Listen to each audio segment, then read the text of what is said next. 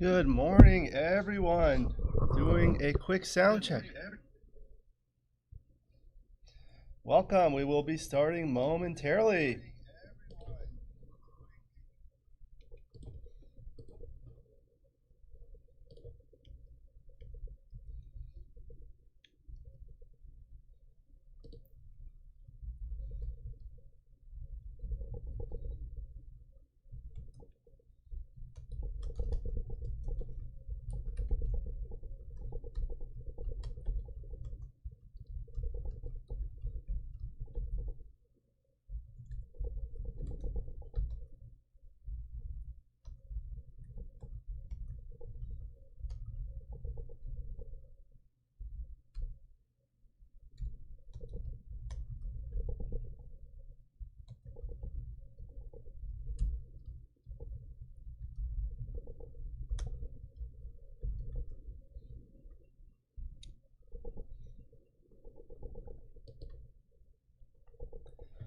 All right, welcome to everyone who's joining us.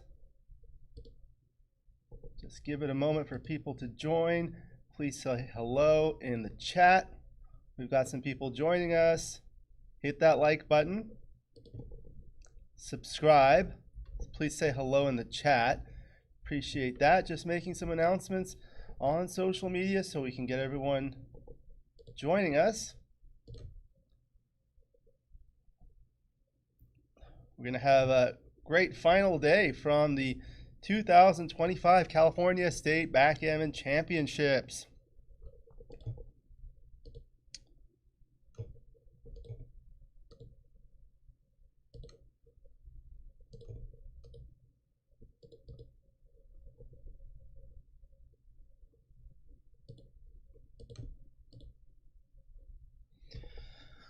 All right, again, welcome back. My name is Alex Eshaghian. It's a pleasure to be here with you. Thank you for joining us. Hope you've enjoyed the stream. I just got a message from Stu. Okay, I'll send him back a message in a moment. So this is the 2025 California State Backgammon Championships, last major backgammon event of the year, the last ABT event. I want to thank everyone, the producer and organizer, Candace Mayeron, executive tournament director, Patrick Gibson. He's been doing these tournaments for 50 years. He is fantastic. Tournament director, Frank Talbot. Intermediates Director, Nelly Jaliovand. Side Events Manager and Finances, Cici Pedrosa. My name is Alex Eshaghian. I'm doing the stream, commentary, and the social media. Follow us on Facebook and Instagram, Los Angeles Backgammon. You can follow my personal YouTube channel, Alex Eshaghian Backgammon. There's a link in the description. I have hundreds of videos, lots of educational stuff, and if you love backgammon, you can become a member of the channel, and that'll give you exclusive access to the most popular videos.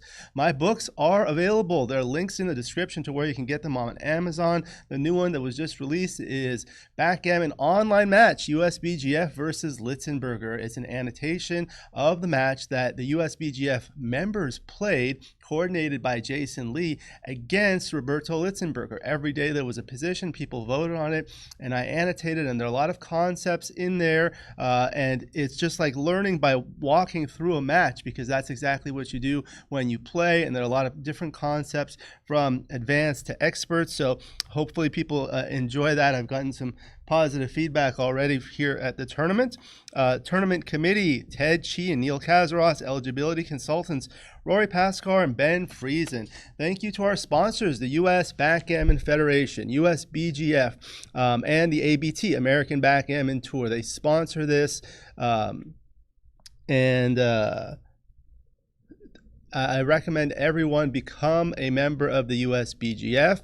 Helps promote the game. A lot of great resources. You're able to play in tournaments, play in live tournaments. We support local tournaments, regional tournaments, playing backgammon, and a lot of educational resources like the online match that you can play. There's Chris Bray's Learning Curve. There's Phil Simborg's videos. If you go to the page, you can see the upcoming calendar. You can see the events. You can see the live brackets in real time, which we'll have here at the event. Other sponsors are Legacy Boards Backgammon, Bill and Carrie Shea, Outstanding board makers. They make open tabletop boards as well as tables. The one you'll see on the stream is called Back to Cali. Made it exclusively for our live stream. It's a beautiful, solid, spalted maple wood. It looks nice on the stream, but even better in person. It has a gray field with black and white points for maximum contrast, and they're nice places. There's space for the checker trays, for everything. It's also designed to fit a little bit more than 10 checkers across from one side to the other. There's six across the points, but from one side to the other, you can fit 5 checkers from each side. And the reason why we did that is because that allows you to zoom in further, and that will make the checkers appear larger and the dice appear larger. So maximum visibility. We're also using the Only Craft Studios matte red and blue checkers. Thank you to my good friend Jim Sutherland from Eugene, Oregon for helping with that. People are really enjoying this. A lot of people have given a lot of positive feedback of the stream, so really thank you. There's a lot of attention to detail, like the checkers, like the board, and the dice as well. We're using the Backgammon Galaxy large size reduced glare black dice. Really important to be able to see the dice. The larger the dice, the better, and the smaller the board, the larger the dice appear. And the Backgammon Galaxy team, Mark Olson and his team, are all my good friends. They created it with a certain different type of resin or something, so it does not reflect, and there's much reduced glare. So people appreciate that. We're using the Backgammon Learning Center baffle box, donated by Phil Simborg. Thank you very much. Great baffle box, very quiet, and people really enjoy it. What else? We've got the Wycliffe Brothers doubling cube. Very, very good. Maximum visibility. It looks really nice on the stream. That's what we want. So people enjoy that. The ZMF LED clock. That one's very visible. People really like that one. And the Match Masters scoreboard by Ace Point Backgammon. My friends Bill Riles and Tara Mendocino make outstanding equipment. They have it available for sale. Want to wish some happy birthdays to Wilson Similio from Backgammon Galaxy. It's Phil Simborg's birthday today, Backgammon ambassador, my good friend. He's been helping with the commentary. He helped give a seminar with Akiko Yazawa, wishing him a very happy and healthy birthday. And we will be featuring his match first on the live stream. It's also the birthday of Fuat Erdog, the owner of FM Gammon. I own an FM Gammon Talat board. These are fantastic. They make outstanding boards out of Turkey. Other sponsors are Bacco Backgammon. They make beautiful, bright, colorful boards. There's a link in the description. I have some of those. We had some custom made that she's either raffling off or selling here at the tournament. They're just beautiful. Also, MK Gammon, Mehmet and Koray Agirbas, originally from Turkey, now living in the Atlanta area. They came by, had some boards. I did a live stream featuring their boards, doing an unboxing. Really beautiful boards. I think they sold out all their boards or something like that. They sent me 6 boards, and I think they sold all of them. Also, thank you to Dice Man USA, another sponsor. Thank you for that. And I want to go through the upcoming ABT calendar. So this is the final ABT tournament of the year, the California State Backgammon Championships, starting off the new year, January 15th through the 19th, the New York Metro Open, run by my good friend Lynn Ehrlich, who had a birthday yesterday. Everyone wish her a happy birthday, please. Then in February, the 4th through the 8th, is the Texas Backgammon Championships, run by my good friends Bill Riles and Tara Mendocino, always on Super Bowl weekend in San Antonio. They have a great time, great destination tournament. Everyone really likes that. Very well attended. Highly recommended. At the end of February, February 26th through March 1st, is the Atlanta Classic. Hello to Dana Nazarian. Welcome. Going through the upcoming schedule. Have you ever been to the Atlanta Classic tournament? You know what? I never have. Okay, well, that one's coming up February 26th through March 1st, run by my good friend Jonathan Hardigree.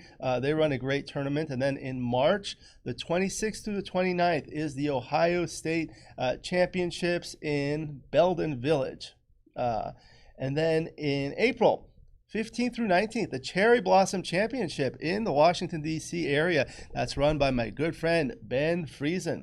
And then later that month, April 30th through May 3rd, the 2026 Charlotte Backgammon Invitational run by another good friend, Jeb Horton. That one's a fantastic tournament. They did it their first time last year, and it was great, and I'm sure it will be great again. Is that one Swiss? Does he do Swiss tournament? I don't know. But please sit down. Welcome to Dana. You've got some good matches coming up. You've got Frank Frigo and Akiko Yazawa. What time do you play? I play Akiko at 10. Okay. And then I just talked to Pat. He said play that first. Play Akiko first. Okay. And then probably Frank at noon. Very good. Okay, so the next tournament next year in May, 20th through 25th, the Chicago Open run by Rory Pascar, and that's a Swiss tournament. Do you like the Swiss format? I do. What do you prefer about it? Well, for me, I feel like I don't want to sound like a jerk, but I win a lot of matches. So like if you have a bigger sample size and you can lose a couple times and still be in the tournament, you got a chance. That's one of the things you see comparing the Swiss formats versus progressive constellations. In a Swiss format, you're going to play so many matches, and it doesn't really matter if you lose your first match or your last match. Your record will be the same. However, in a progressive constellation, the earlier you lose your first match, the more you're kind of set back and the more rounds you have to win to get to the fighter's bracket or constellation or second chance. Right. Having said all that, it all sort of comes out in the wash. It's all good, yeah. When you get home at the end of the weekend, if you say, "Oh, how did you do?" and if you say, "Well, I went 7-3," that's good. You probably, no matter what the format is, you probably just barely cash. Maybe, Yeah. If you go 6-4, it doesn't. Oh, there's Phil, birthday boy. Hello, Phil. Hello. Is it your birthday today? It's his birthday boy. Is it okay if he sits down for a moment, Dana? Congratulations. Akiko says she's not coming. She's scared. Okay. Yeah, she's probably not. Sit down for a moment, please. Welcome to my Are we good on? friend. Are we live? We're live. Oh, we were talking. great. Hello, we were talking everybody. about a couple other things, and I want to. Well, I already wish you a happy birthday, but I want to Thank do you. so in person. Chicago Open is going to be May, and then the Los Angeles Open June 3rd through the 7th here in Los Angeles. Again, run by Patrick Gibson, Candice Mayron. June 17th through the 21st, the St. Louis Gateway Open. Who runs that? Rory.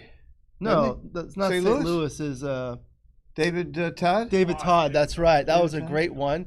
And then July 4th weekend, the Michigan Summer Championships, now run by Ben Friesen. Later in August, 5th through the 9th, Wisconsin State Backgammon Championships, run by Jack Eydelman. The Viking Classic in Minnesota, run by my good friends April and Michael Messick, September 2nd through the 7th. So that is the Labor Day weekend. Can I put a plug in for that? For the Viking? Yeah.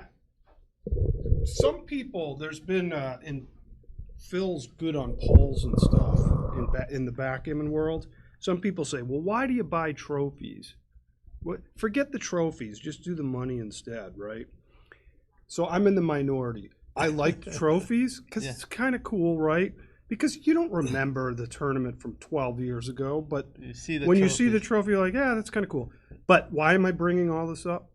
The Longship It's trophy huge. You can't even is fit freaking awesome at that tournament. Did you ever win it? No. and Fogelin beat me like I don't know how many times. One time we were in the finals, I had him dead, and he's won like 3 Longships. By the way, he Denver reminds me also every has time- incredible Denver. trophies. Dan Minardi does a Amazing great Yes, job. yeah.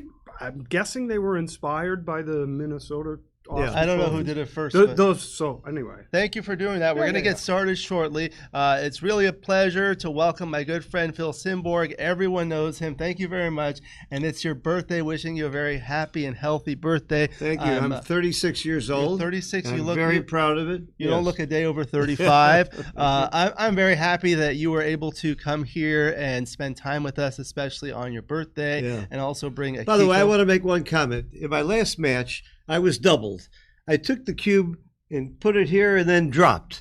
And I was good friends with my opponent. I It know. was fun. And several people posted that was bad sportsmanship. Well, all I can say is a dirty word to you if you can't take a joke. We're out here to have fun. We joke around all the time, and there's nothing wrong with having some fun, especially when you're friends with the people. If you watch, I love watching Ben and Rory play. They're good friends. They're joking around the whole time. Yeah. Backgammon is not just about beating the crap out of who you're playing. We love each other. We're friends. We joke around. Yeah. If you can't take a joke, then you know what to do with yourself. Yeah, so I agree with you. Backgammon's about having fun. It's really enjoyable. What basically the sentiment was is, part of the stream, we're trying to set an example for people to learn. So if they start doing that with people they don't know, then it's an issue. But Wait a minute. people. If I take the cube and go like this and drop it, it's clearly a drop. I agree with 95% of what Phil said. Yeah. The part I disagree with. When I'm playing Phil, I do want to beat the crap. Oh, yeah. for sure. Okay, so we're going to have the main fighters. There are 4 players left. The winner of that will play Robert Virnig in the grand final of the Open. So it's going to be Vlad. And by the way, nobody knows Robert Virnig. He beat me, and I don't know what the XG said, but I was very, very impressed with his play. Yeah. He's no, just because nobody knows him doesn't mean he's not a great player. Yeah, good player. He deserves to be there. From Orange County, California. Yeah. So we've got Phil against Vlad Eydelman. Is Vlad from Chicago? No, Vlad lives in Lake Geneva, Wisconsin. He's a very good friend of mine. I've stayed at his home. I was supposed to go there last Saturday with the Kiko and do a presentation, and the snowstorm came. 12 inches of snow came down, so we couldn't go. Vlad's a great guy. He is a very nice player. He's probably going to beat the crap out of me, but it'll be fun. Okay, and who's going to win in the match? Oh, I'm going to win the match. I mean, there's no question. You said he was I'm going to win beat the crap out of you. I wasn't sure what you were talking about. I have come in second in this tournament twice. I'm sick of that. This time I'm going all the way. I'm going all the way. Good luck. Because Steve Sachs is playing. He always wins this tournament. Yeah, but Steve Sachs got knocked out. And here's your shot. Every seeded player's knocked out. There's nobody left but us beginners. Yeah, it's like the NFL right now. In the other half is going to be Arnold Freeman against Alex Farzan, 2 local players, outstanding players. Dana Nazarian is here with us. He's playing in the semifinals of the Super Jackpot against Akiko Yazawa. I wish we could stream that one, but we're trying to juggle things. Wait a minute, you're streaming the more important people. Yeah. Right. The more important people. Right. There's also a match between Mahomes era is Yeah. There's also Dana's playing Frank Frigo in the Bob Glass Masters jackpot. So we're going to be starting. It's called the Bob Glass Masters? That's what I call it. Okay, I just decided I'm winning it now. Okay. Bob Glass I love Bob Glass. Bob Glass was one of the funniest people I knew. And by the way, he had diabetes, he was fat and old, and he could beat the hell out of me at ping pong anyway. I mean, the guy was, you'd never dream he was a jock. Yeah, yeah. Unbelievable. Okay, so can you go see if Vlad is ready? And if so, let me know. Vlad's forfeiting. I'm sure he's scared. Forfeiting. I'm sure he's scared. Because I've got a few things, like while we're getting ready, there are a few things I was going to talk about. Yeah. By the way, thank you for all you're doing. A pleasure. Not just the streaming today, but all the education you're doing, all the promotion you're doing online. I used to do a lot of that. I don't have much time, and I don't need to because you're doing it. Oh, thank you. You're doing a great job. It's a pleasure to have including the book here. Here, come sit here, please. So we were talking about. Is this the only one you have here? That's the last copy. I'm going to buy it. Okay, I'll get it for you. Okay. My pleasure. Okay. I'll pay double. He contacted me first. I got one. Sign it for Dana. So let me see who's joining us in the chat.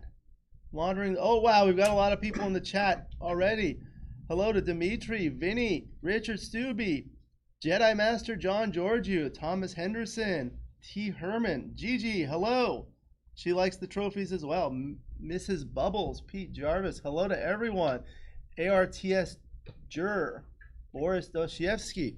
I'm going to sign this for Dana, and then I'm going to talk about some of the rulings so we can have a discussion in the chat. Don't put the money on the stream. Please go over there. Oh, okay.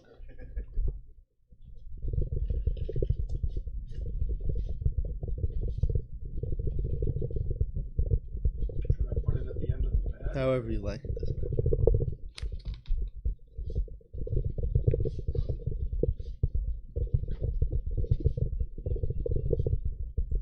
So there was a ruling yesterday. Sometimes people roll 2 dice on the first roll. They're 2 different colored dice. One corresponds to one player, one corresponds to the other player. So what happened was one person rolled both dice.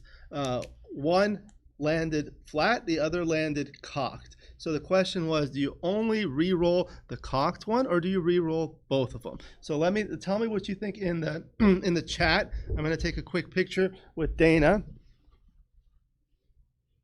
We'll get one of these too. Oh, okay. Please do. Step back. And let's stand over here so we can see that in the background.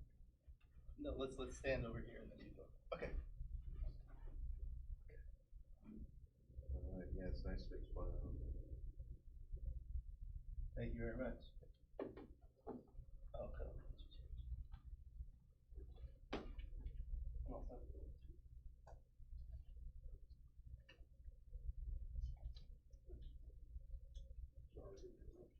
How was your dinner last night?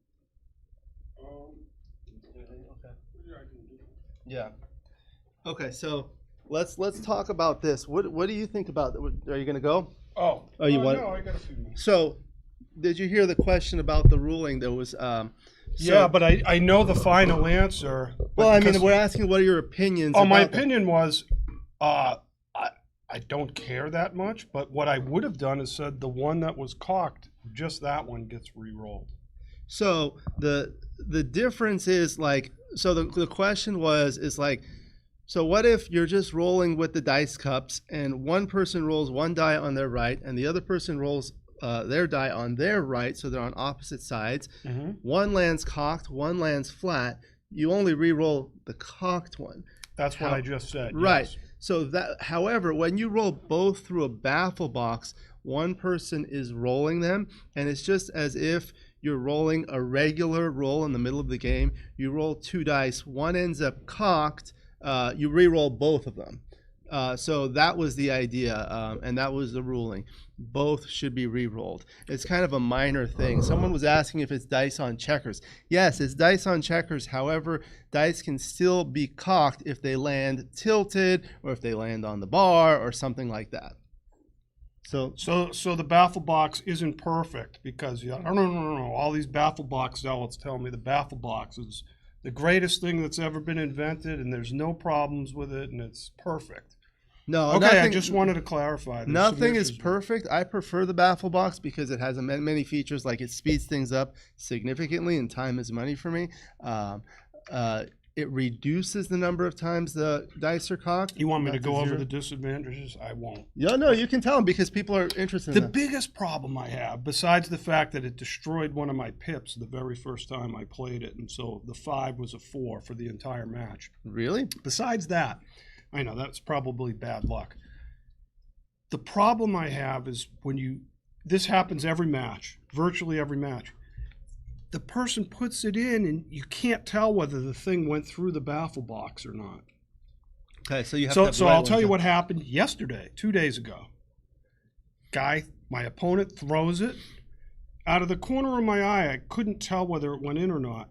He immediately picked up the dice without saying anything, put them back in and threw boxes, and cubed me on the next turn. Yeah. And I'm sitting there like, what just happened? You're supposed to confirm with the opponent whether it was cocked or not. That's my biggest problem. Yeah. Well, let me go check to see if they're ready, and we're going to get started shortly, okay? Did he hit his clock? Did he reset his clock? Hey, how are you doing? No, he just Threw the dice. he threw it, went down, grabbed it, threw it again, threw boxes. The next roll, when he cubed me, he hit his clock. But usually, a lot of times when people have a bad roll, they hit the clock so they don't lose the time. Yeah, that's a side issue, but That would have indicated. It would have been your first clue that he was trying to read up. No, I would have slowed down the process. I'm not saying he did anything wrong, other than he probably should have checked with me. Yeah. I'm just saying, he honestly thought it didn't go in, and he was probably right. Right. I'm just saying it's not perfect. It's far from perfect. I would say that not accusing him of doing something wrong, but it is an opportunity for someone to exploit with bad intent. The problem is it just Sure, puts the, yeah. The problem is it puts Yeah. the doubt in Dan's mind, right? I Well- mean, if it gone through first, if there weren't that re-roll, you'd be like, oh wow, you got double. The analogy I use is politics. If you're a righty, you can't find anything wrong with the right side, but the left is all effed up, and then flip it around, of course, that's the case. So I'm like, can't you see the flaws on both sides? So, you know, there's many flaws to go around. But I don't know, I'm kind of old school. I don't like the baffle box. Sorry, I know I'm in the minority. Some of us don't like us. I know. I don't know. And the pip story was true. The first time I ever used a baffle Dice on box, checkers valid. You like the baffle the box? middle pip on my 5 Whatever Phil wants to do. disappeared. Usually it's the baffle I was box. wondering why I Your wasn't hands, throwing just so any you know. fours in the Please entire match. put the checkers And then in the guess tray. where I The found it? cube, once you accept In it, the please bottom put it of either the on this baffle side box. or on that side. If it goes So I'm beyond that, scarred it's not for life. visible. Okay. Yeah. When you put the checkers on the bar, don't stack them, spread them. Yeah. When you have more than 5 across, when you're stacking them up, try to stagger them so it's visible. I see. Yeah. So before we start, I'll just take a picture of the two of you shaking hands. I want to probably talk to him. Hedging. Okay, is this yours? Yes. Okay, I'll put it in your side. Yeah. Yeah, we're talking on the camera.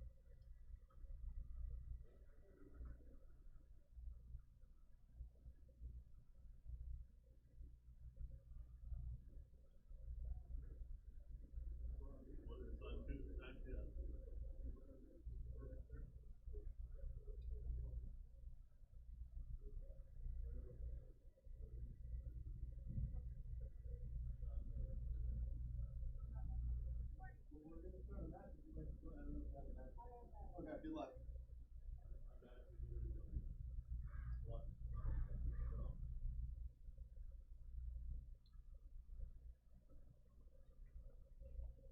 All right, so just looking for the players.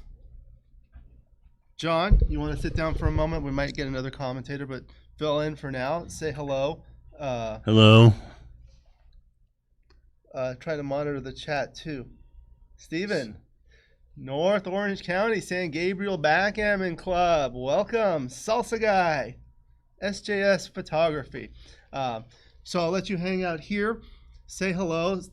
Tell the viewers what you've thought about the tournament thus far, how everything's going. I'm going to go look for the players, and we should get started shortly. It's going to be a 9-point match. Okay. Hello, this is John Vietor speaking. Really enjoying the LA tournament and the wonderful players. A room full of very nice people, and enjoying the commentary. A lot of very exciting matches. A lot of very exciting mistakes, and a lot of very intriguing blunders and errors made by the top people all over the world. So there you go. It's really intriguing. Makes you feel humbled to know that I alone are not making all these blunders and errors, and happy to continue learning and upgrading my game from watching all these fellow inmates. Anyway, Normally I would. I've given there you away go. so much. Which side do you want me on? This side? No, not The Phil. good I side. might Okay. scratch that. And he's on the bad side. All right. Anyway, Can't think of anyone I'd rather be playing for lots of reasons. Phil Simborg and Vlad Eydelman. Is it Eydelman or You're my Eydelman? buddy, I you're don't know. fun. And you're the better player. If I lose, I won't feel bad. I'll feel happy for you because I own you in the Calcutta. And you're my. I can actually hear them. Okay. We sit down. They can hear us? Hands, Vlad Eydelman. Okay. smile and pretend like you're happy. There we go. I'm just gonna check your camera, Phil. All right. Yeah, make sure my camera works. That's important. Okay, so Vlad will be playing the red checkers. There we Phil Simborg will be playing the white checkers. He's Oh shit! Did I the can't birthday swear? boy today. please don't All right, I won't swear. Thank you very much. I have to say, this board's unbelievable. Mm-hmm. It's nice. So how are you going to celebrate your birthday? Other than winning. That would be fun. I've come in second in this tournament twice. I'm tired of that. It's a schlep to So I'm go going to through make the sure I final. don't come in second by losing to you. Don't. Look, you and Rory had a tight match yesterday. Me, Roy? Oh, he had me. You can't. I heard He the had me. update, and you're down 8-6. Yeah, 8-6 Crawford. Then I got into a back game with 9 checkers back. And he hit me too much. And then he What's left me a that triple mean? shot. I hit 3 of his checkers and still barely beat him because he escaped. So it was an unbelievable I game. only found out because I got a text. Phil Simborg's actually from Florida. Oh. It was a fun match. It was a fun match. Well, I'll tell you, Rory has my number. I don't think I've ever beaten him. You shouldn't be drinking Roy's a that great stuff. He's player. going to wire himself He up. really is He's good like, in spite of his. Never mind. All right. what's Phil drinking? You shouldn't be drinking that stuff. Some It's sort of coffee. got too much caffeine in it. You'd be here. All right. Well, yeah, I'm happy. They I will watched be you in starting Calcutta. shortly. I got faith So in you, again, man. Well, let's say you bought This is Roberto, birthday boy I Phil told him Simborg No, who else from is on your Earth team? You have a good against team. Vlad Eydelman from Wisconsin. Gus, yeah, Gus Uh, is a very 9-point match, open fighter Very semifinal. highly The winner educated plays the winner of Alex I- I never Farzan heard Gus Conte. and Oh, he's- Arnold Freeman, first two of all, my he's good really friends. close friends with Joe Russell. They were partners for No, they're years. talking. Let me just say hello to the people in the chat. Gigi, Marianne Meese, Amy, thank you for joining us. Marianne Meese, Seeger, Kathleen Castro, hello. I played on this. Hello to everyone. German board. Thank you for joining us. Let's see how many likes we've Yeah, got. felt like it was- Volker Wenslaw board. We've got over 60 people watching. We had record viewerships. We've got 25 likes. Let's see if we can get that up to 100. We'll have a stomach, Please. have short hands, Yeah, you know. short hands. They might be able to hear us next door. I don't want to get in trouble like we did yesterday. Yeah, and the gallery, people in the gallery try to keep your voices down, please. So we both made money already. You mind just That's walking good over there and news. letting I don't them how know much they we've can made, start? but it's good news. Okay. You got it? My Thank you. problem is I hedged Okay. 20% with Ben. Ben's a sneak Yeah, attack. He knows and I was all the lucky. I angles. was lucky to beat him. He was beating me too. My toughest match. This is a actually Dice was on Florida. Checkers My valid toughest tournament. match was, So if they land flat, Zimbabwe match. no reason to reroll. Oh, no, I just want to make sure people get a good look at Steelers my versus face. Ravens. I saw Vinny's new board. The Steelers colors by Eric Schmidt. All right, brother man. All right, here's how they do this. They want me to go first. And we you are do it off. here, and then you roll. Fine, fair enough. Okay, so let's do it that way. Let me get up. All right, good luck. Good luck. I hope one of us wins. The whole thing. Phil's going to roll one. That's a 6. Place it to the other side. Hope you can see the dice now. 6-4. So usually you can split or you can make the 2-point. Running is better when you're ahead in the race or at DMP. 3-1. This is the one where it's slightly better. Or actually, they're pretty tied to hit and split. Or you can make the 5-point. Double 1. Can't move there. So there's 2. There's 2. Makes the bar point and the 5-point. Oh, wow. Double 3. I think I make the 21 and hit loose. We're going to have people of many different levels. So I'll tell people. So the 21 point is an anchor when you own a point. When you have 2 checkers on a point, you own that point. 6-5. He cannot this come is in. Definitely a cube. For Quick Vlad. cube. Definitely a Look at cube that. for Vlad. It's a So let's see what he's going to do. Then I'll do a So- friendly one of these. Oh, People- He's gonna people pass don't it. Like when I do that. He's going to pass it. That's his way of passing. So for the novice players, One's that when big you one. offer a double, your opponent can either take or drop. If they take, you continue that game, but now the stakes are double, so the winner will win 2 points. Or he can pass, give you a point, and you start a new game, and that's what Phil did. He also took his hat off, which I don't know Oh, how wow. significant that is. 6-4. Letting us see his full head of hair. 6-4, Vlad makes the 2 point. 2-1, going to come down and slot. So there are 24 triangles called points. That's where you place the checkers. So with the 4-1, he goes 24 to 20, just like that, and 23-21. Doesn't want to slot. Doesn't need to. 5-3, so probably come in on the 5, on the 20, and hit loose on the 5 point. I never did care much for the 2 point, 6-4.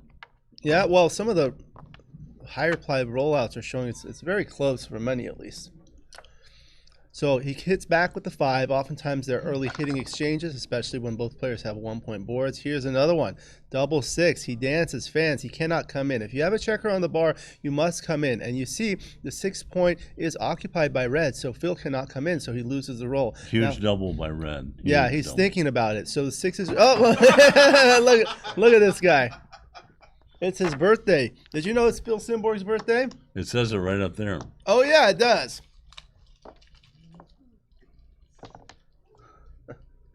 All right, maybe we can stream the next match quickly since this is going to be done soon.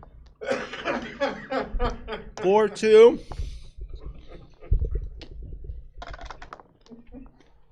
Double 1. So glad Makes we're both so Helped me entertaining. last time. Some people like my jokes. That's why I have so many friends. 5-3. So this is where you have to come down. You don't make the 3 point here. You split. You don't? No, because you break your 8 point. You don't have enough checkers in the zone. 4-1. I would make the 8 point, unstacks the midpoint, just like that. What did John Giorgio say?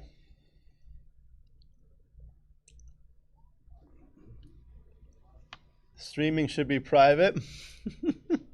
Thank you to John. I don't know if you're transcribing this match, but feel free to do so. John Giorgio is my good friend, the Jedi Master. That 4 was terrible, by the way. You would have brought it down. Favors. Oh, look at this. 13-9 and 13-11 was so much better. I make the 20 point. So There. you can make the There. 20 point. That's called the golden point. It was coined that by Paul McGreal. Now Michi calls it the They're all clearing good. point. When you own the 20 No, point and the they're opponent all owns the good. 4 point, I'm not such as complaining. here, blue can make the 20 point. Red has his they're 4 point. And what happens is when you've anchored ahead of a Wow. point, the priming value of all that week, 4 I had point no idea what to is do. decreased. Play it. So I think it's pretty clear to make the 20 point here. You can make the 9 point for a solid 5 prime. It's already made. 20 points already made. Blues You're 20. talking about Blues blues. 20 point.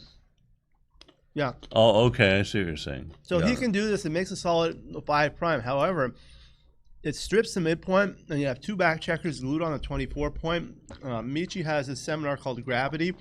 If you have few checkers on the midpoint, you really need to get the back checkers moving. 6-3 is going to pop out and probably bring one down. Oh, thank you for your comments about the board. And I've actually written an article about streaming and the color choices. And this is like what I recommend and what I do. And I'll walk so away. far, I'm the only one who listens to that. Okay, so blue just doubled red just now, and red passed. I don't agree with the pass because I think red still has Hello, Richard Stubbe. plenty of play going. 24-16 by John George. Is it Thurman? Is it Mr. Thurman from Northern California? That's why my PR this time was 10:59 in the BMAB because I take those things. Yeah. 6-4, so he's going to be up in the race. So you do that. 5-4. I think I step up. My cube Try to get PR that. was minus.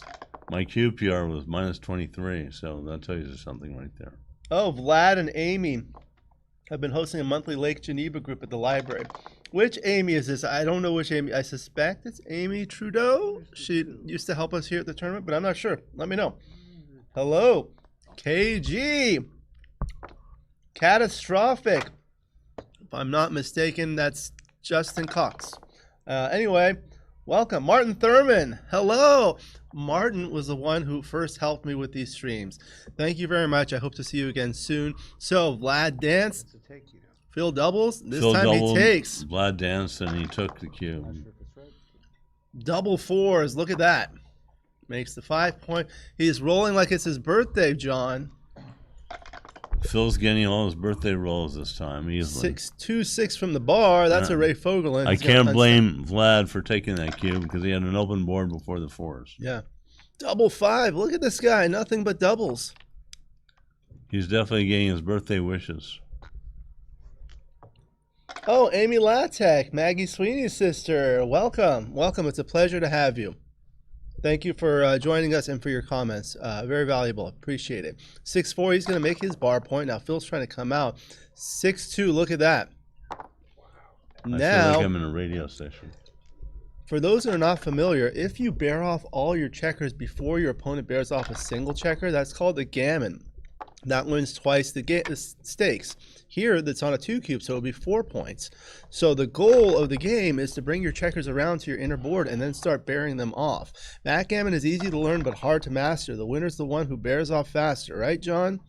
That's correct. That's correct. So you bear them off. Now, Phil is blitzing, trying to win a gammon. Vlad needs an ace, doesn't get it, rolls a double 3. At least it was a double, John. 3-1, closes the board, and just step up.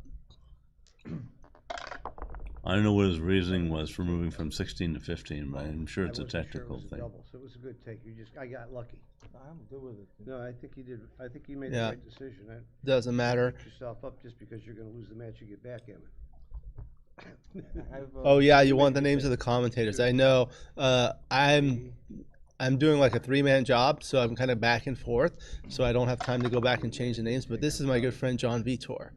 Now he can play that. No numbers. Leave a shot next. I'm curious as to why he has to hit the button every time. Since he's closed out, why doesn't he just let his clock run? Why does he have to hit his clock every time? So his delay time resets. I never knew that. Yeah. You can do that like when the opponent owns the cube, he technically has the option of redoubling. Obviously, he's not going to redouble in this position. Okay, double 4. Trying to save the gammon. 1, 2, 3, 4. Textbook Blitz by Richard Stubbe. Thank you to Richard Stubbe who's helping out with the commentary. Really appreciate it. 6-3. I think this is going to be a gammon. What do you think? I agree. Certainly. So that gets him. That's going to get him to 5 points. So the score will be 5-2 after this game. That's the absolute score. More important is what we call the away score, which refers to how far each player is away from winning the match. So that is Jin. So with 5 points, this is a 9-point match. Phil is 4 away from his goal. With 2 points, Vlad is 7 away. So Phil is leading 4 away, 7 away. The reason why that's important is because unlike in a money game or unlimited, where you play to, you can win an unlimited times the stakes. Here you're playing to a goal score. So winning additional points has no additional value. They're superfluous, okay? And there are certain scores that are more valuable target scores, such as 1 away Crawford, 2 away, and 4 away, because you can win the match easier from those specific scores. So 4 away is a very good score because the double gammon wins the match with perfect efficiency. So point counterpoint. If someone makes the 4 point, 3 point, any point, and you roll a 6-4, you make the 2 point, except if the opponent rolls a 3-1. Hello. Hello, welcome. Nice to see you. doing commentary. So Vlad's running. Oh, Richard caught the early flight. Thank you. Thank you for joining us. Hey, Matt Patterson. Yeah, Phil's on the other side. It's his birthday today. 6-4 for Vlad. Okay. He's got only 1.5 checkers back. I would bring that around and then maybe step up from the back just like that. What do you think, John? I slightly prefer 13-9 here, I think. Okay. Rather than stay back, only because just gives him a good 3 to do what he wants to with it, and a good aces. Okay. That's just me. That's just my own. 5-1, 3-1. I think I come in and make That's the why 10. That's why I have an 8.9 PR for checker play. So that's why that helps. How do I close the streaming board? Oh, May is asking, how do you close the streaming board? I have help from Candace. One of the things I really like about these live streams, oh, why not make the 5-point? He didn't. He could have made the 5-point. I think you played that a little too quickly. Yeah. I agree. He should have made the 5. You know, that's why they're here and I'm here. Yeah. You know what I say, John, is like one of the things I really enjoy about these live streams is the chat, the interactivity, and the fact that the viewers can interact with each other as well as with the commentators. I really enjoy that. That's another misplay. I would have brought 2 down there with 13-9, 13-8. And I think bringing those 2 in are just cramping his style a little bit, and I would have kept the 8-point. You mean for Vlad? Vlad, that's correct. Yeah. Yes, he misplayed the 5-4. Yeah, but then he breaks the midpoint. Maybe that was his concern. Steven doesn't get our joke. 4-2 makes the 2-point. Now he's got a 4-point board. Both sides have a 4-point board. So the likelihood of failing to enter or dancing on a board is proportional to the square of the number of points owned. So with a 1-point board, it's 1 out of 36 rolls can't come in. With a 4-point board, there's 16, 4 squared. So that's how you do it. Double 4.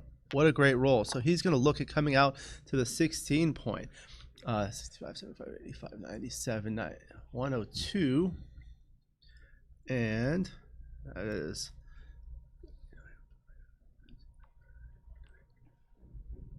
95. 102.95. It looks like red is ahead by 7 pips. So does that mean you should stay on the 20 point? I think you still come out. Oh, Gigi Goyette says hello to John and thank him for the excellent commentary last night. Thank you, Gigi. Appreciate your comments at this time. I feel like I'm in a radio station right now, but that's quite all right. I'm going to continue this overview and commentary. And is it 102? 100. Marin Rose, welcome to the stream. I think I was mentioning to you we had my good friend also from the UK, Jeff Hall, Mr. Shirt. He was joining us. He was on the commentary, and we were saying how lovely his wardrobe is and yours. Double 1. Okay. So, ahead in the race. I would come down to the 12 point with 2 of them, and I would move the front guys to the 9. How about safetying the blot 15-13 and then doing that? Yeah, that's true. Probably don't want to have a loose spot out there. 5-3. He's going to slot. So this was kind of the concern with not going all the way to the 16 point. Maybe this was right. I'm not sure, but it's like he's running out of time to kind of move things along, and he might crunch his board. He's waiting for what Kit Woolsey calls the eventual doubles. If you wait long enough, you'll eventually roll a double. So blue is looking for like a double 6 or a double 5 to get out of dodge. I wish I had a pillow for this chair. These chairs can be really hard on the, male anatomy. So Yeah. 3-2. I might make the ace point here. Thank you, John, for the transcription. There are approximately 100 to 150 grandmasters in backgammon in the entire world, but there's only one Jedi Master. Antoinette says hello, John Vietor. Hi, Antoinette. I never quite got into the Star Wars trilogy that much, so I don't really get the Jedi relevance, but that's just me. Oh, that's 40, 66, 76, 84, 84 for red. This seems like a huge jump 47, out there for 67, Phil, 77, jumping 80. to the... 80 to 84, is it? Pip counting presentation. I did a video on pip counting. Cluster counting. I can definitely see that's 42 plus 5 is 47, 13 is 60, and then 20 is 80. So I get 80 for blue. Good double. Let me see. 40, 66, 76, 80, 84 for red. 84 for red. Okay, Yeah, so blue, so what's that? blue's 47, 80, 67, blue's 80, and 77, red's 80, 84. 80 to 84. Wilson's law. You double if you It's don't easy double. take for red. You're the other guy. I'm never sure. No, blue, red Oh. is doubling. KG has a question for John Vietor. Speaking of Vietor, who won the prestigious Vietor Cup this year? Kent Goulding won. Kent Goulding, the legend. Take for a big mistake. Hall of Famer. All right. He and Steve Sachs had quite a finals match. Jake Jacobs is a fast counter too. Gigi wants to learn how to do what? Count pips? I mean, I have a video you can watch. It's like pip counting, and it teaches you like the cluster counting. So a closed board is 42 pips. So blue has 42 plus 5, so that's 47. Then another 20 on the 20 point, that's 67. And 13 more than that makes it 80, right? So a red's board, if you place that 3 and the checker on the 3 and the 1 together, that makes 4. So that basically you have a spare on the 4 and you spare on the 6. You put both of those on the 5, and now you have a closed board minus the 2 pips on the ace point. So that's 40 pips. 2 on the 13 point is another 26. So that's 66 plus 18 more is 84. So that's how I do it. I mean, I do it faster, obviously, in my head than speaking it out loud, but that's how I do it. I learned that if you put the checker on the ace and 3 together on the 2 point, that's basically the same thing. 4, yeah, so, exactly. I learned that technique. So that's Symmetry. 8. Symmetry. Cluster counting. So that's a genius way of counting, in my opinion. Very good. This is a tough. Oh, hello to Doron Claxton from South Africa. Thank you for joining us. Doron is doing an outstanding job. I was watching his stream from the tournament in, I believe it was Cape Town, South Africa, or was it in Johannesburg? I can't remember. I didn't realize Johannesburg is so far from Cape Town. So I think especially at this score, I would take this. Yeah, I don't know. Well, he passed. I'm curious as to how blue would have played, red would have played double aces there. That would have been an interesting play for double aces if he got what he wanted. Play 3 to 1 and then 13, 12 with 2 of them probably would be my guess. But, okay, new game. 6-4 again for red. He seems to really like that 2 point every time. Well, it's good when you're trailing like this, 4 away, 6 away. I just find it puts 2 of your men out of play so early. It does, but it does create a second interboard point. So now he can unstack and hit. A checker on the 9 is a very valuable place for a checker because it gives you a lot of good attacking rolls. Ben Friesen. I want to thank Ben Friesen very much. He helped a lot with the stream last night. I had left for the night, so he was by himself with Stu and Nick. Thank you very much. There were some technical difficulties. I think now Ben sees the thing I was telling him about the camera. This camera is nice, but it's very sensitive. Anyway, Brandon Macklin. Yes, sir. I like coming out 24-18 with a 5-1. I think that stacking play earlier was wrong. Yeah. Okay, so he's going to slot, looking for a 3 to hit there. He can hit, but then what about the 6? Hello, Doron, and hello to Brandon Macklin. Happy to have you. Thank you, everyone. Oh, Johannesburg. The tournament was in Johannesburg, but if I'm not mistaken, Doron, you live in Cape Town. It's hard for me to keep up with all the chat in the live chat as well as the match, but I'm trying. Regardless of that blot on the bar point, I still would make the 5 regardless. I still would go 8-5, 6-5. I'm not going to worry about that checker on the bar point right now because when we make that, we don't have a good 3 afterwards. 3-2. Okay, so now he can hit, and he continues. All right, Vlad's looking to come in 4-1, so comes in and he can hit. Now, where do you hit? If you hit on the 9 point, you break the midpoint. If you hit loose, you leave a direct shot, but you slot that point. Yeah, I would not give up the mid here. I think he'll go 8-4 here. That's my choice. 8-4. 8-4, and I think possibly 24-20 might even be better than 13-9. I don't know. 3-1, great roll. He gets to come in and hit.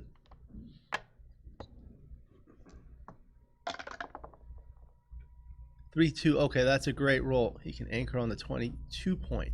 Michi calls that the butterfly anchor because early in the game, Phil is helping him. No, that's not legal. That's why you shouldn't touch the other person's checkers. Well, you want to play it over? Nope, I missed it. Welcome to everyone in the gallery. We're happy to have you. Just the mic can pick up the voices, so please keep your voices down. Thank you. 6-5 for Phil. So just bring him around. He's up huge in the race. Vlad has a double anchor back game, but his forward position is kind of front loaded. He's got the 2 point. His midpoint is stripped, so he doesn't have timing to keep those 2 anchors. He might be able to upgrade. I would be tempted to go 16-5 to duplicate the 4s and to start the 5 point, very crucial golden point. That's true. However, it slots his 4 point. I think you really need to get things going, and you want to make that 5 point with one of those checkers from the 6 point in these types of games. So 5-2, not good. Maybe slot 2 interboard points. 2-hour flight from Cape Town to Johannesburg. Right. Thank you. Hello to New York City Backgammon Club. Is she here? Remy was here. Did you know I met Remy for the first time ever in person? It was unbelievable. 5-2. So is this for Ren? This is for blue because the blue's light is illuminated on the left side.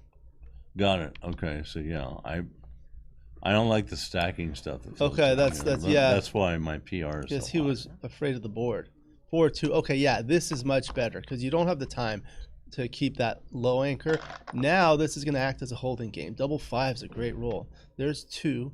There's 2 more. Okay. Now he might have a double. He might be able to cash.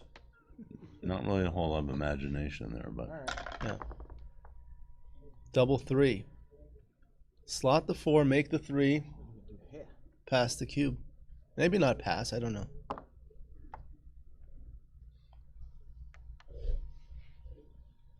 Yeah, thank you to Matt Patterson. He helped a lot. He does an unbelievable job for the USBGF. Thank you very much to Matt. He's counting those checkers. 94 for blue. Oh no, it's 100 for blue. There's an extra checker. Well, it's actually, if you count 1, 2, 3, 4, 5, 6, 7. 6 and 8 is 14, so you count 14 times 7 comes out to be what? It's 100 pips. 4, 1, 7, 86, 90, 100 pips. 1, 5. No, 1, 5. 44, 124, 128, 138, 141. 1 is a problem. 41 pips. But the thing is, he's got a lot of awkward rolls. So you see how the 2 anchors are 2 points apart, and all the other checkers that blue has are also 2 points apart. So, like, how is he going to play 3s? That's a very good point. I honestly don't know how he's going to play 3s. So, like, all of his numbers are duplicated. Like, you roll a 6-3. You roll a 5-3. You roll a 4-3. 4-3, I guess, plays. Any 3s, and I See, guess like, so. 1s are not good either. This is what will happen if blue decides to double us. He'll pay for 3s. And I think he gave himself 3s just now. Yeah. With that blot on the bar point.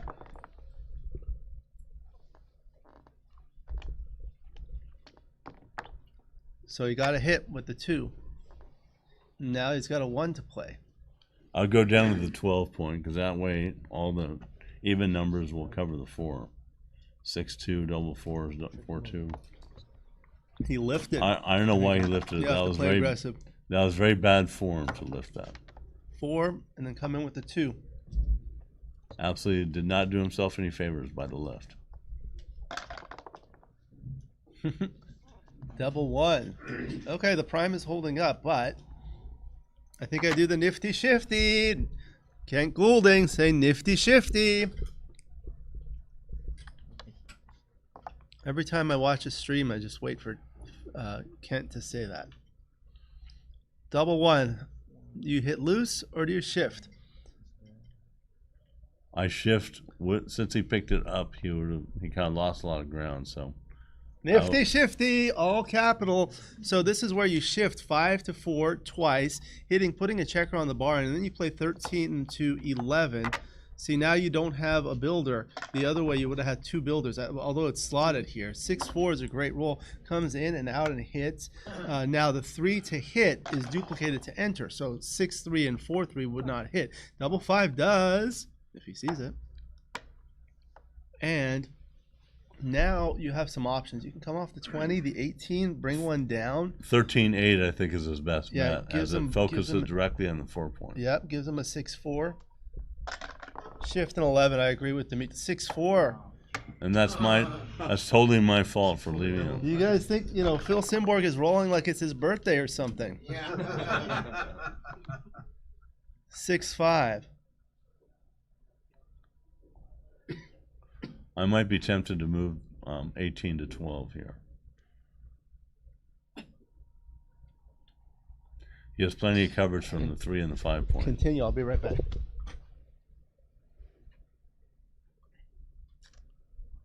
And so let's see what he does. What's that? In this individual game, who do you see having the advantage, if any? God, it's so hard to say. I think Red's got really good coverage of the outfield, and Blue has a lot of very inflexible. Do I look good? That's all that matters. Put something in front of you, you'll look better. Okay. Red dancing down 6s.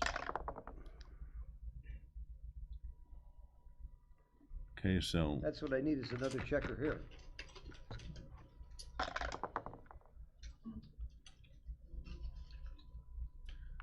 here you should come in and go out to the 16 point with a 20-16 is the play here. Oh, thank you. Happy birthday. I'm 81. He doesn't have any Happy other to good be here. fours. All right, that's awesome. You're the best, man. Now, what was that about? There are 2.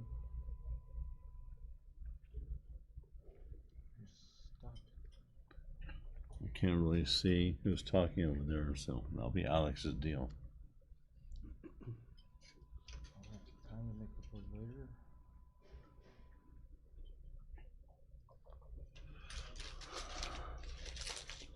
Come on, hurry up and play your 4.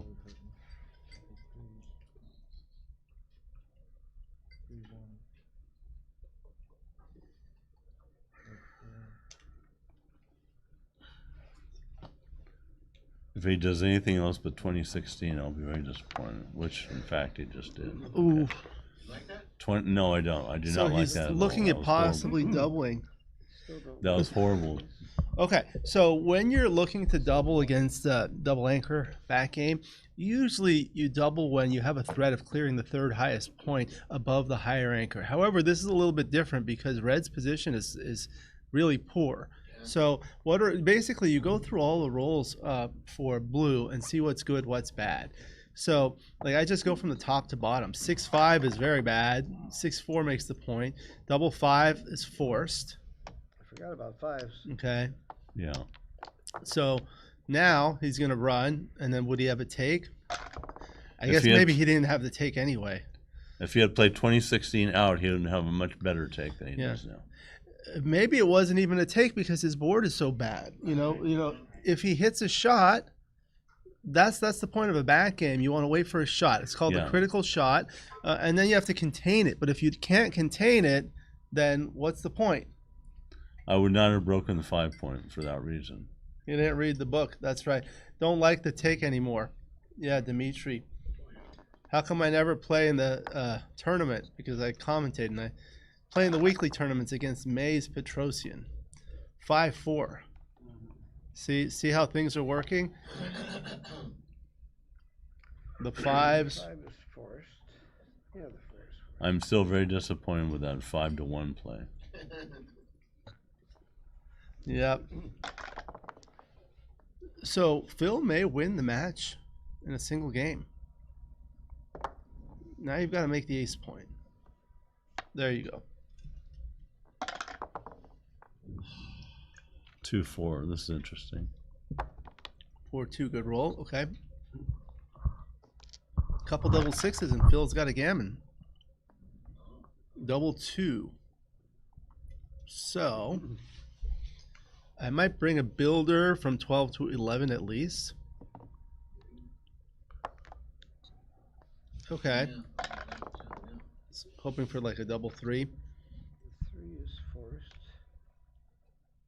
Did he play three like that? He went from 4 to 1 and 4 to Ooh. 2. 4 to 2. Two. Oh, Phil's thinking about leaving a checker on the 6 point because of his double blottage. yeah. He knows of the ones that duplicate, and he knows that the ones can hit and also make the 4 Cover point. that's right. So there's a bit of a duplication of aces here.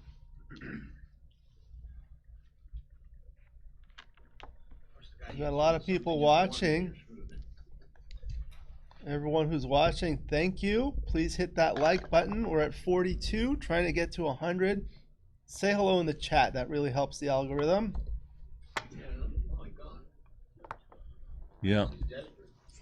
Well, this may have been a little premature leaving the double blottage there. Now he's redoubling to 4. Nice game. A nice game. And Phil is passing it. Phil passing that right now? I'll tell you right now. Phil passed the redouble. That game?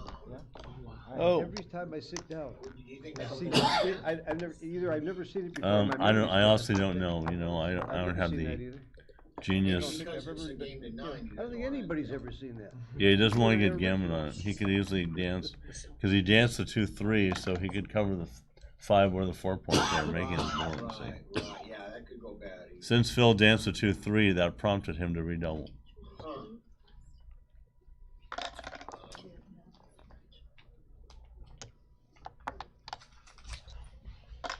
Yep. It's a bigger part of valor.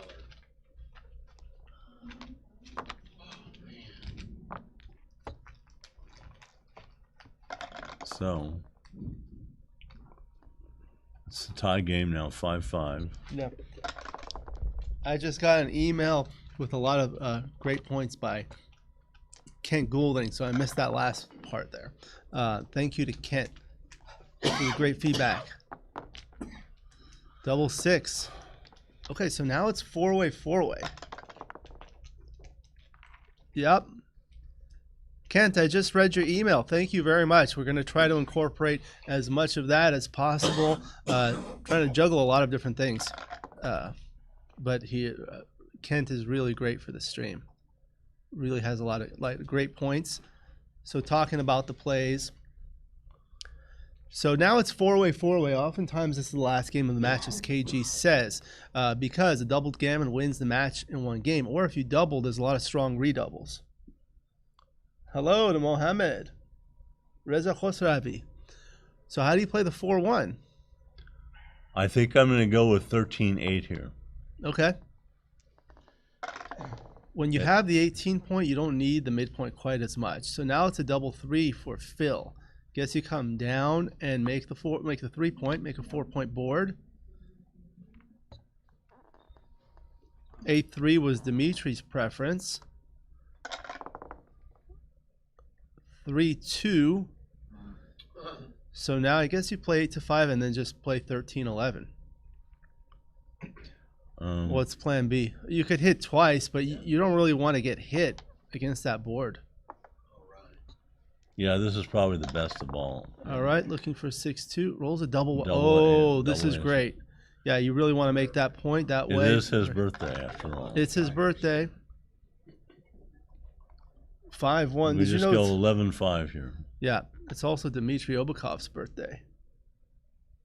KG is the encyclopedia backgammon. Okay, I would have unstacked the 6 point a little bit. 6-4. So you can break the 10 or you could break the 8. So you do this, Vlad can hold his 18 point for a little bit longer and you'll have more difficulty clearing that one. Clearing the 10 point. 4-1 plays deep. 3-2. So he's got to shift like that. All right, so that gives him a 6. John's got the pip count. Thank you. 4-1. Now you cover your ace point. Make the board. 697 to pass. Okay, so this is the double falcon when you bring 2 out there. Although it's not really a true double falcon because there's not a double direct shot because red no longer owns the midpoint. But he's coming out 3-1. Now he makes his 4 point.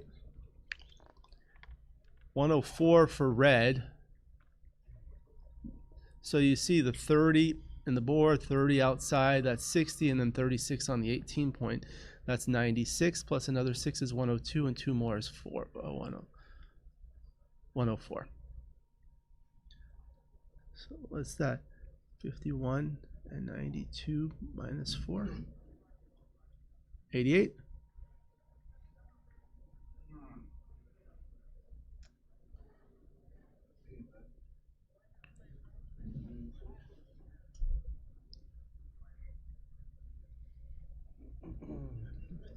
Mind if I use XG for a Yeah, second? we've got 89 to 104. Call a friend. I don't have any friend that would tell me what to do here. So it is Now that important I'll to be get it able to right, count I don't pips need that. quickly because sometimes you need to know it like in a race or things like this. And if you can't do it quickly, you're going to spend a lot of time.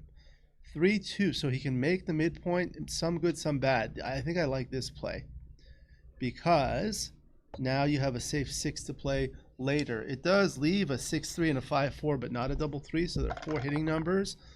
That's not one of them. 2-1, I would just slot the 3 point there. You don't want to break your structure. I mean, this is good for the race if you're ultimately going to race. Okay. So now it's 92. I think you learned from the last time you left the double spot on the 5 and 4. They received a shot right after that, and he was unprepared to deal with it. So he's trying to be extra cautious. If he slots a point, he then gets a shot. He doesn't want to leave himself overexposed. Cube is coming, and I take is Dimitri. Okay, there you go. So he doubles. Immediately takes. You lost track of the pip count. 6-3. So there's the 6, and you do some sort of shift inside. Like that, or you could have even played 6-3. 3-2. Makes another innerboard point. Those spares allow him to play comfortably. I think I play 6-4, but I don't think it's a big difference here. Double 5. Okay, bring him around. 68, 76. 38, 68. Still down by 8 pips. That's not. He's playing double 6. Nice play, though.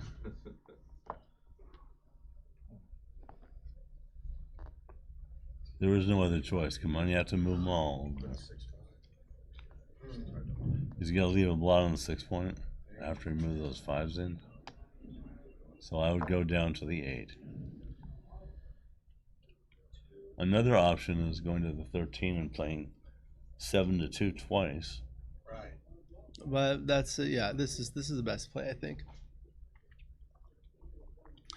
The nice thing about this is he owns a 2 cube at 4 away. Should red roll another nice double, he's gonna have a strong recube. Phil is taking a sip of his frappuccino. Way too much caffeine in those things. I'd never touch them. Is it? Makes me shake. Oh, you Makes should my see heart what- go pitter patter. You should see what I can't drink coffee at all anymore. I used to. Really? I had 1 cup of coffee one day and I just regretted it immediately. I'm not a coffee drinker by any stretch of the imagination. All right. So now this is a race. 3-2. Bring 2 off the 8 point. When you're bearing in, you try to bear in and create a nice efficient bear off structure with the most number of checkers on the highest points. That allows you to bear off more quickly. I recommend, if you're interested in learning more about that, read Backgammon Boot Camp by Walter Trice. That was an outstanding book. He talks about that kind of thing. So I come in with the 5, fill in the gap, and the 4, bring it to the 4 point. So the spares are on higher points. That way you waste fewer pips when you bear off. 5-1. So I think you can come in with the 1 or the 5. Not a big difference. He wants to leave that blot on the 4 point so it absorbs the 4.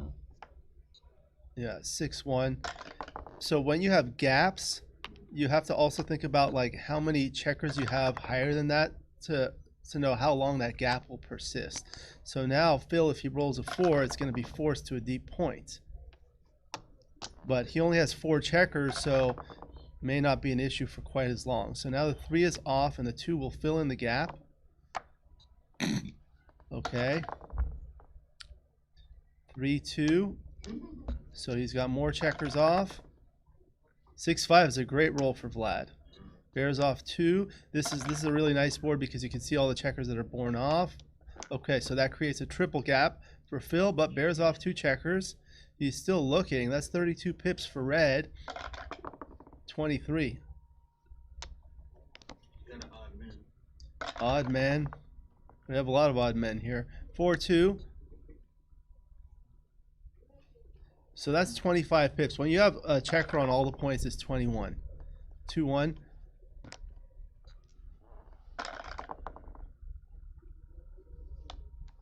So he has to play both. That's 5 checkers, 5 checkers, but he's on the high point. 6-3 is a great roll. Bears off 2 checkers. He may have a redouble. He may have a redouble. 4-5. I don't think so. He's got Okay, a so lot of maybe misses. not. Maybe not. He has a lot of misses, the 3s and 2s. Well, so I just think about all the rolls that are like really good. 6-5, 6-4, even 6-3 and 6-2 Yeah, is this close. I think it's just a little bit too beaverish for me. But look, so if he rolls a 6-5, 6-4, 6-3, 5-4, 5-3, oh, he passed it. Nicely done. You see all those rolls and he doesn't roll a double, so he passed.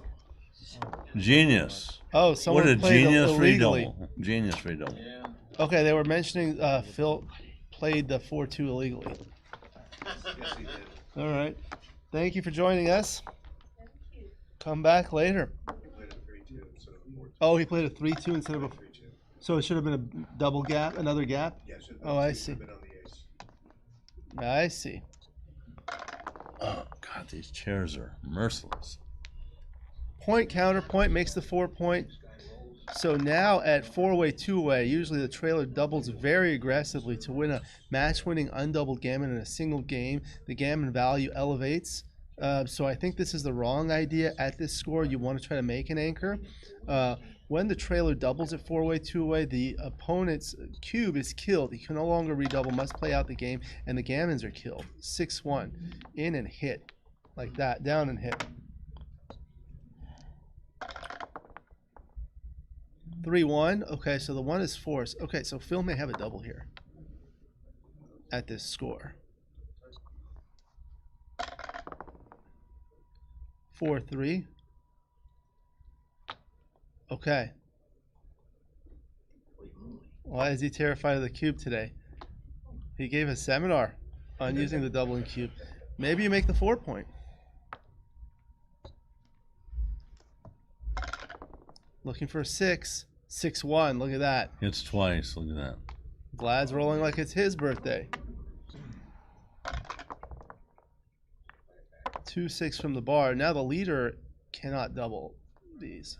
I mean, it's legal to double, but it's hard to do. You might make the 5 point. I don't know. This is a tough decision. I would highly consider making the 5 point. Yeah, I would too. I think making the 5 is keeping you alive. This does put 2 on the bar, brings another builder. Dance. 6-4.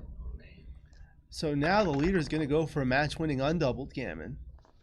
3-2. So you can either bring 2 down or step up from the back and bring 1 down. 13-11. I certainly play 13-11, and then I probably play this one. I might have done 10-7 there. 10-7. Yep. Double force. Oh, look at this. Can't Phil's. come in. I think Phil's birthday is pretty much yeah, over. birthday's over. Phil's 6-5. birthday is pretty much winding Okay, down. make the 5. No, make the 5 point. Make the 5 point. He needs to prevent him from anchoring. Yeah, but the 5 point is so strong. Based on the match last night with Rory, I strongly think that he has strong back game potential. So Okay. Phil turned that around like nothing. 6-3 pick and pass. No, 8582. I don't know about this because now you're in a blitzing position and you've got all those checkers that are no longer builders for the point. Yeah, 8582 is the best way to go there, I think. I would have pick and passed. Okay, 6-1. Another thought here. Listen to this. 10-3 hitting on the 3-point. Puts 3 in the air and prevents him from anchoring. Yeah, I don't think I would do that. It's a little merciless right now with the 3-point board over there, but that's powerful if it works. I would do this.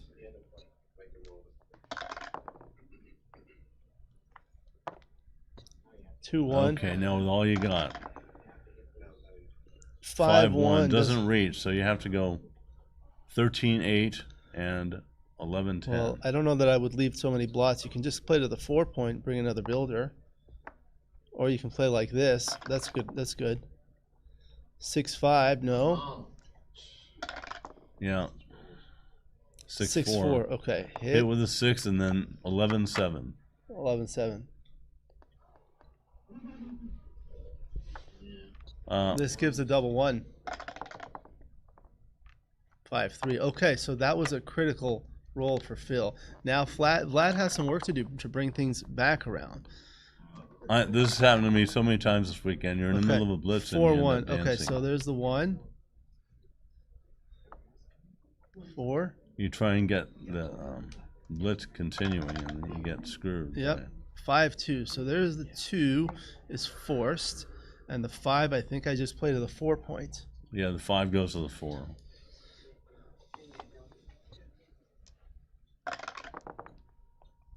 Four one. Okay, so he can hit, and that does a lot for Phil because now those 2 back checkers for red are kind of stragglers. Oh, I don't know that I would do this. You just lack the wood in the zone. You have like a million checkers back. How are you going to get them around? Now, what are your thoughts on red doubling from here? No. Just curious. That's my short answer.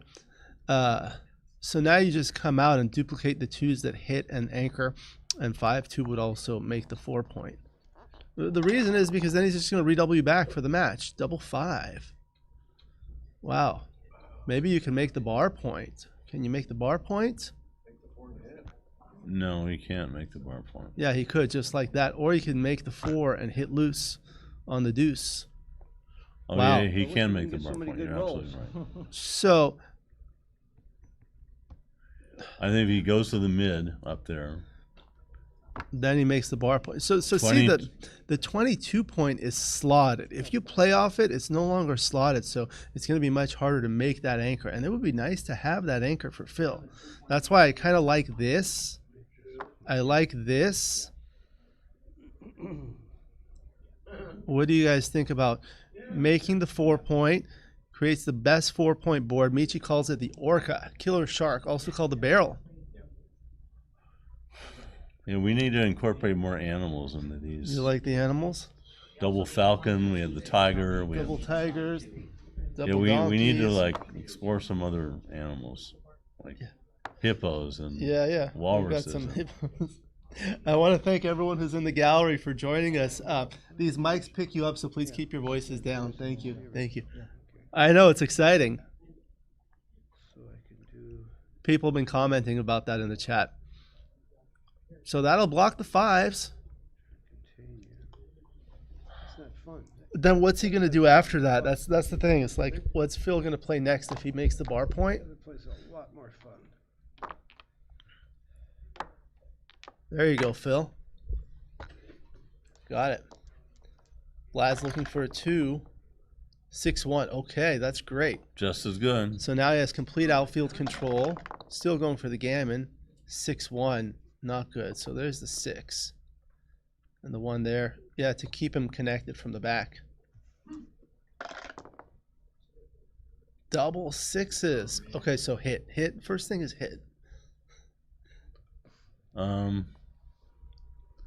Hitting I comes think to the we need 6 to go point. just 18 to 6 and then. Yeah. And then 15-3. Yeah, the first part of it should be hitting for sure, because you really don't want him to make that second anchor. That really, it's much more difficult to Baron against 2 anchors than a single anchor. Yeah, by like 11-5-2 is pointless, so let's forget about that right now. So you play that, and now all you want to do is bring things home. So you can play 18-13, and then you can play 11-5. That'll give you a double coverage, but you don't want that. You just want to bring things home. I've got to use the restroom. Use it wisely. All right. So, he's not hitting. Would you guys hit? How many people here would hit? Okay. 6-4. Wow. I think I bring 2 up to the 18. I don't know. Yeah. Hey, Jerry. You got the Starbucks coffee? All right. Now he's trying to bring home the straggler. 6-2. The 6 is forced, and the 2 he'll certainly play 6-4. You're not going to play. I mean, you could play 5-3 to duplicate the 2s, but that's duplication for duplication's sake. So that just gives the opponent good super jokers. 6-4. No, he'll bring it around from the 18 to the 8. So he's looking for a 6-1, 6-2, 6-3, 3-1, 3-2, 2-1. We'll make the board. Double 3 will do it. He's considering doubling. I think I would just keep playing. What do you guys think? How many people would double here? No, you just roll. How many people roll? Roll. That's what he does. 5-4. Okay, so bear it off.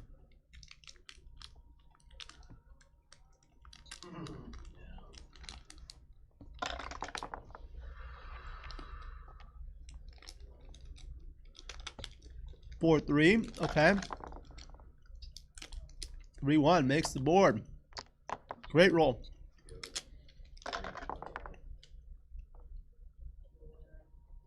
6-2.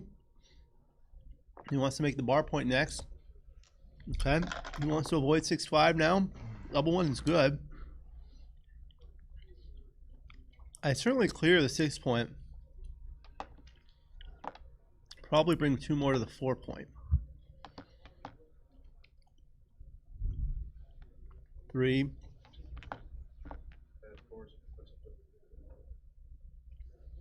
Yeah, this one's reasonable too. Yeah, so he has an even number. 4-3 comes in. Okay, Vlad's looking to clear everything. 6-1. The 6 is forced, and the 1 will play 5-4. You don't want 5 checkers on the highest point, because then large doubles are problematic. Double 6s. Okay. Gotta go.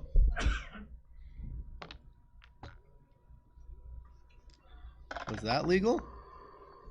Okay. 3-1. Welcome back, John.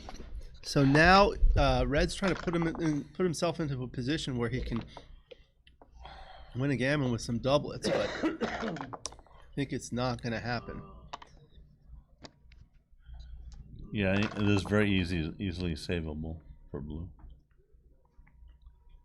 5, and then there you go. Hello, welcome. Hello. 5-2. Double 2. Okay, so that should save the gammon. Now you should double them out. 1 away, 4 away, Crawford.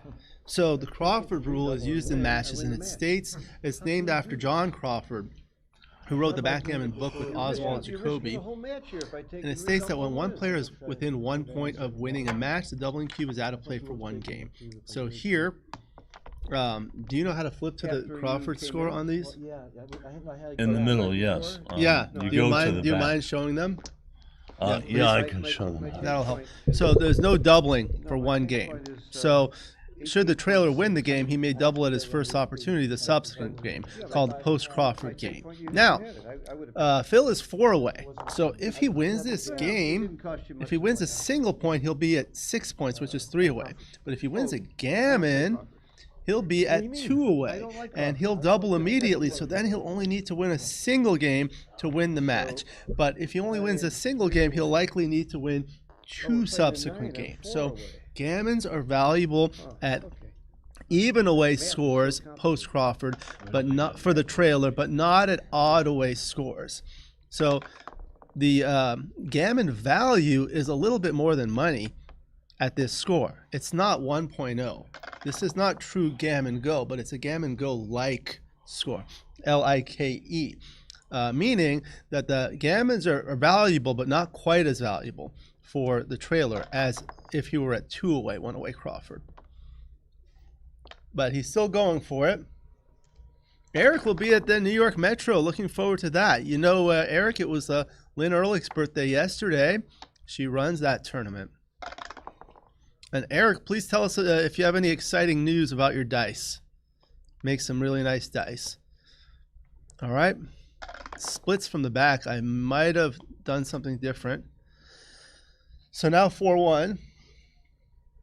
Oh, Neil Kazaros, no plans till San Antonio. Welcome. We miss you.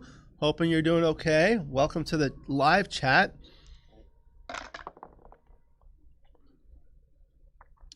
$6-2 for Phil. Come in and anchor. Oh,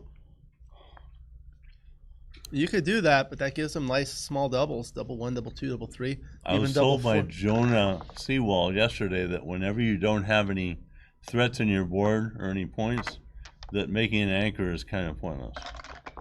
Yeah, but he has like a million checkers. Look what happened. Like when you have so many checkers in the zone, I mean, you could have made the anchor, you know. Yeah. There wasn't much of an upside of like splitting. That's the thing. Yeah. 6-5 can't come in. Vlad is terrifying. 6-5. So I bring it around to the 11. Or you know, you they're could, actually making the ace point on his head might be seriously considering. I would not do that at this score. I would I would probably play 24-13. Yeah. You want to just bring things home. It's like a DMP-like score, which stands for double match point. You know, that means there's no doubling. The game must be played to its conclusion, and when it does, it's ultimately a race. So when you're racing, you just bring your back checkers home. Looking for a 3 to hit or double 6? Double 6. So I hit twice here. I hit there and make the ace point on head, and now you're in a blitzing position because you have all these checkers in the zone. You have 12 checkers in the zone. And you want to just close them out. His best pathway to victory is blitzing. There are 4 primary strategies to winning a game without the doubling cube in backgammon. The first and most simple is the race, so you just bring your checkers around. Second is a prime, so you block your opponents. The third is this is a blitz, where you put them on the bar. And the fourth is contact, when you have an anchor or multiple anchors. Breezy, bright and open. Phil danced again. Another double 6. Oh, no, this is his. Okay. Wow. So that's 2, and now you make the bar point, just bring more wood into the zone. I know you don't want to leave him the double 4, but you don't want to play 13, 7, 8, 2. Another thing is playing 13, 7 and slotting the 4 point. That's another thing. What do you need to slot the 4 point for? I don't know, just make everybody nervous and excited. Crushing roll.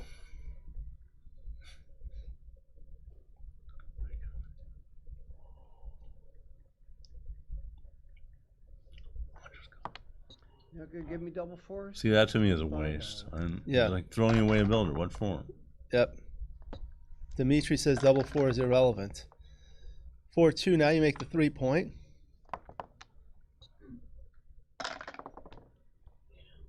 5-1. Not what the doctor ordered. 6-5, 2 down. Okay, you know, you're going to leave the double 4, but so what? Reintroducing... If you bring 2 down, your next double 6 leaves a double shot. Yeah, he's trying to avoid the double 4s here. That's one. Yeah, but I mean, you think about your opponent's next rolls, but then your subsequent next rolls after that. So like the double 6 would have been really bad. 6-2. So what? You're gonna play? I would play like this and 5. I'm not known for being a coward when it comes to checker play, aggressive checker play, but I do like 6-4 here. The other thing he could have done is played 7-1 and 13-11, but a little bit awkward. I tend to get like hypo crazy when it comes to hitting. Watch out for double 6, Vlad. 5-2. That's a great roll. It puts the spare on the 5 point. Oh, that's too far. It's really awkward when you have 3 on the 6 and 2 on the 5. Then rolls become very awkward. So 5-2. There you go. 5-2 for Phil. So the loser will go into the fighters bracket. 6-1. The 6 is forced, and then yeah, I would play 2-1. Just spread out the checkers. Does leave bad rolls like 6-2, double 5, double 6, double 4, double 4 There's for double Phil. fours. That was his number. Then don't win the whole What is he saying? Because I own you. All right, you come in. It looks like a You make the lecture. Phil's lecturing him on something. Phil is Fool lecturing. around. Play like you play with Whenever he points his finger like that, I know he's lectured. So like a lecture finger. I'm trying not to jinx myself. All right. This is the fighters. Open fighters Oh, semifinal. shot time. Shot time. Oh, yeah. and he doesn't even take a checker off. Yes, KG, this is the fighters. It says at the top, open fight. What is he talking He's about? lecturing about the baffle box. Baffle box. That's his own baffle box that he makes. And he's somehow lecturing him. Right? www.backgammonlearningscenter.com, and you can set it. He's trying to sell him He's a taking baffle apart box. the equipment. So Phil He's trying to sell him a baffle box. Phil donated this baffle box It's for the turning stream. into product placement here all of a sudden. 6-3. Party is over. Oh, he's hoping he rolls Unless a he double rolls one. double ones. He's trying to tighten it up. See, yeah, product placement. Okay. There you go. 6-2. Okay, There you handshake. go. Party's over. Congratulations. I'm going to check out the next one. I'll let you guys continue. Oh, lucky you drew me. Phil, you're Do it. you're ambassador for the game. I enjoyed playing you. You were fun. Good luck. All right.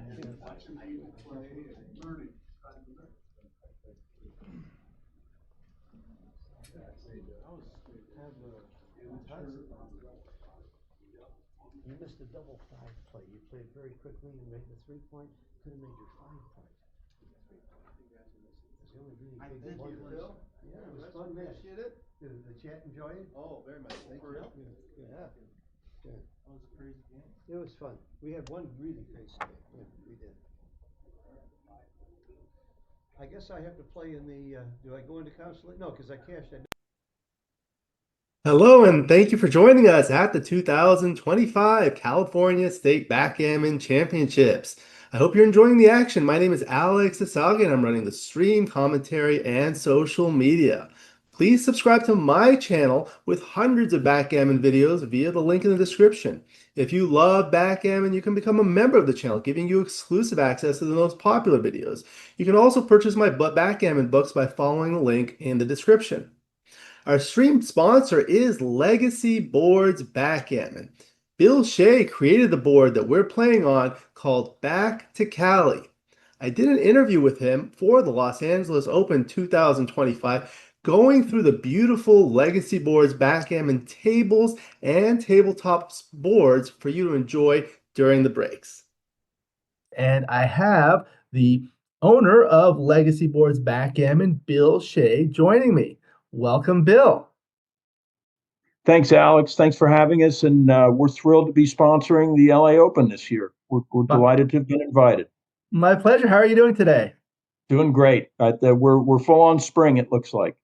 Yeah. So for the viewers, these are some of the most beautiful high-end luxury boards, and we're going to talk through them, but I wanted to show some pictures of some of your boards. A lot of them are on the website, but we'll start by showing the viewers some of those, and maybe you can go through and give us about like a one-sentence overview of each one. Absolutely delighted to. Yeah, this is All Hands. It's a beautiful poplar piece with really striking playing field, blue and white, and then dark blue. It stands out. It's absolutely beautiful. Great little piece. Blush was my wife actually made Blush. Got a little bit of crocodile in there, and again playing pieces and dice and doublers that beautifully accent the leather and the playing field. Canyon. Canyon is a sycamore. It's a pretty unusual piece of wood, but just amazing. The wood's the star of that show. Citron is another heartfelt piece. Just really beautiful colors. It'll stand out in any room. It's a great little piece to play. Clean Slate's another one. Very sort of regal colors, burgundy set against that gray. Really nice little piece to play. This looks almost similar to the board on the stream. Very similar. Not quite as dark a playing field as Clean Slate. Will be a little bit lighter, but very similar. And yeah, we'll have photos. Well, you'll be able to see it during the streaming. Yes. And Crush is a favorite. That's a table, and just it's obviously Orange Crush for those of us that remember the beverage. The colors just told us that's what we needed to name it. A really neat piece with great natural accents to the wood. One of my favorites. We actually made that for a New York interior designer, and just a really dramatic piece of wood set on a beautiful table base. Really fun piece. We still have that piece. It's still available on the website.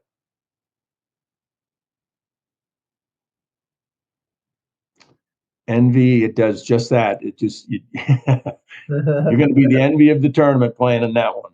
Really neat little piece. Again, we throw some croc in there that just accents really nicely.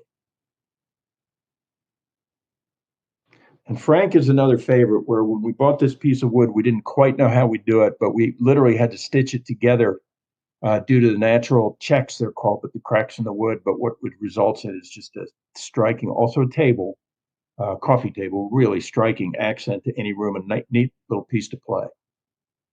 Yeah, we were talking about that on social media. It looks like almost the shape of a football or something like that. And it's I guess it's not an ideal for one person to sit in one direction and the other to sit, but this is more of a piece of art for me.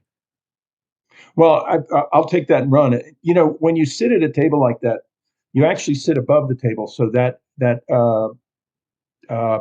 I'm losing the word, but the irregular shape of it really doesn't affect you that much when you're playing it. No, it really doesn't. We've played it, and but what it does, to your point about, we hope somebody does see it as a piece of art, but maybe a good way to sort of introduce the stuff we do. But we really try to maintain. That's from the crotch of a tree, which you can see on the right side. That's a big growth coming off the tree, a trunk coming off the tree, and what it does to the wood is really tough to match. It just gives incredible accents and colors, and just an explosion of colors. And then we were able to tie in the bow ties, which just offset everything and really, again, accentuate the natural aspects of the wood.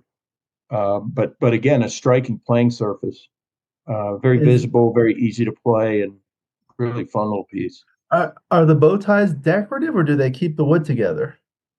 They do a little bit of both.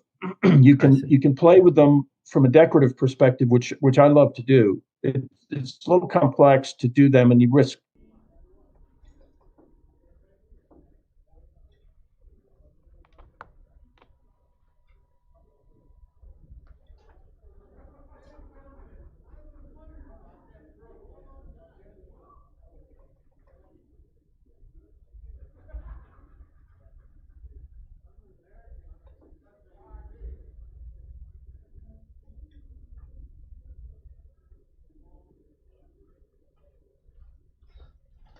All right, everyone, we're going to have our next matchup coming up soon. I'm going to put a poll in the chat.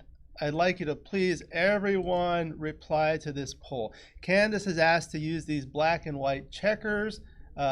Personally, I hate it because I went through a great deal of trouble to find good checkers for visibility. So I'm going to put a poll.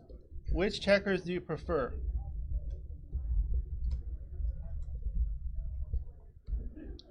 So we're going to put red and blue, black and white. So I'm going to do whatever the audience likes. So please vote. And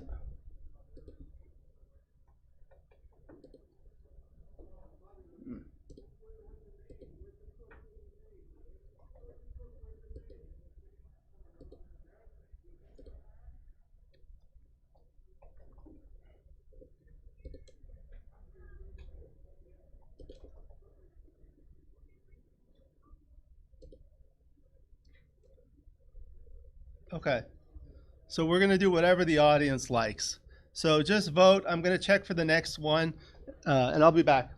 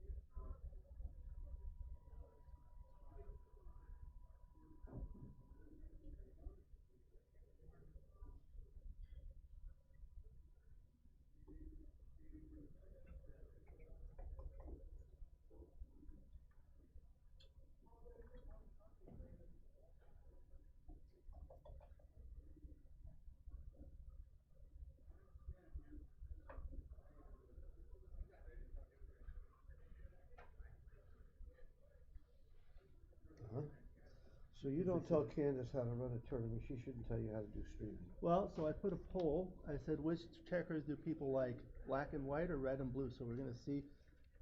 These are nice because it says this, but I have this on the corner on the stream too. And also, there's that. What's your preference, Phil, for the stream? I'm a great teacher. You're a great streamer. I think you should be deciding, and nobody should tell you what to do. Well, I specifically selected these for visibility, and these are like black You'll on have some black, glare. black on black. Oh, and there's glare. And there's That's glare. really bad. So we'll see what the audience. I would just likes. say the glare is not good, so don't do it. Yeah, too much glare, people. Yeah, I mean, she hired you, and I'm sure she's paying you a lot of money to do this. So, yeah.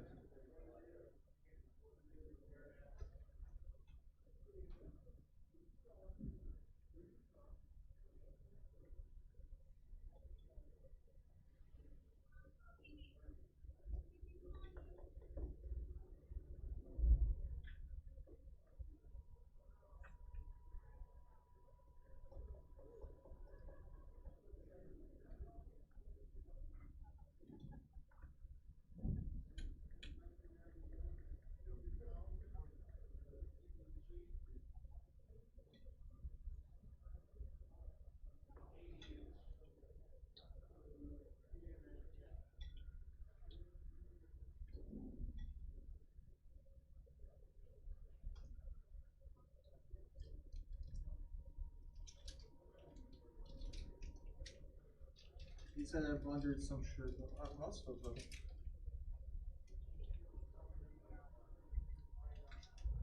Yeah. No.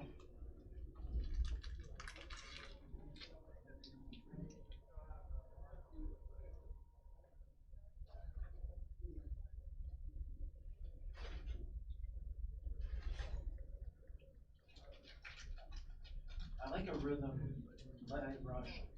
Was it trucker blunders or a few blunders?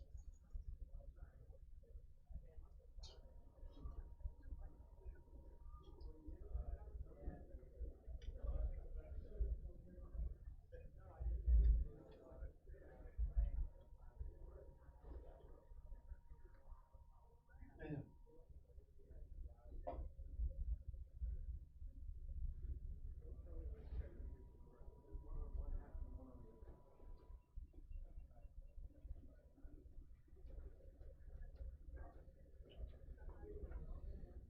Look on the board.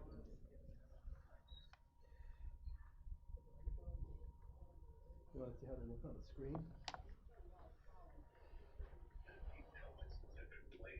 No, I'm trying to understand what, I rushed. I noticed I was going too quick. Let me just imagine I'm at home watching on my computer. Exactly.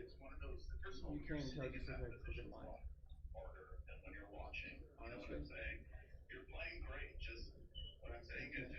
You can't read the graphic. Can't read that graphic. The graphic on the checker. Like, that's it, right? The black one? That little thing's supposed to be the state of California, right? Yeah.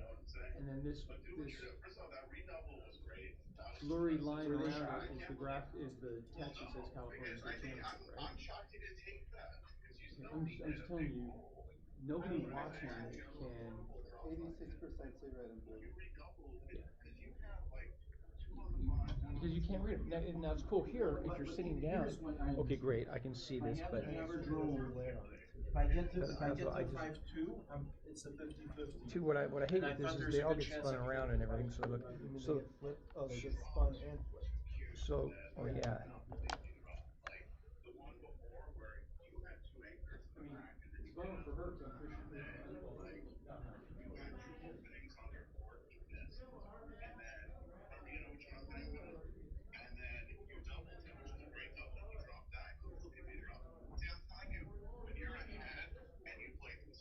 it's almost like better to be behind in these situations because you're not as, you know what I'm saying? You don't have much to lose at that point, you know? That redouble was what was it? Yeah, I could not like, What did they say was a blunder to trap? it was really rare. One of the guys is really smart on the thing. The other guy was just like, oh, I would have played this whole, well, maybe that's why I played a 9 or something. And then, like, the one guy is actually good. The other guy, Alex Eshaghian is very good. He has great skills. yeah. What did he say? What was his name? For the most part, they both said you played very well. I mean, like I said, there was the only thing at the end, I think you were getting a little bit too nervous about leaving him a shot. Like, you know, you kept like making on that last game. Like I kept saying you didn't want to leave him that double 4 shot. But by doing that, you were kind of like, you know, burning checkers or being afraid of bringing stuff down. I know, right? I'm like fucking traumatized. Were they saying that was too conservative? No. Look, they make some comments here or there. That's not a big deal. But it was right not to hit.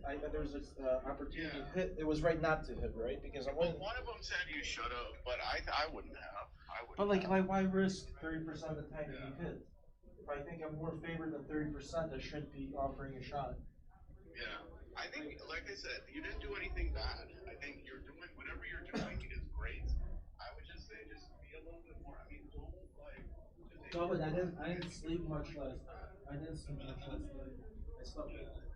But you know, you're doing great. Don't listen to your uncle. You're doing a great job. I'm just saying, take an extra second. Like you played that double 6 perfect where you hit him on the wall. Put him in the air. You know. That was the right. They said that was the right play. Yeah, they said that was right. That was right.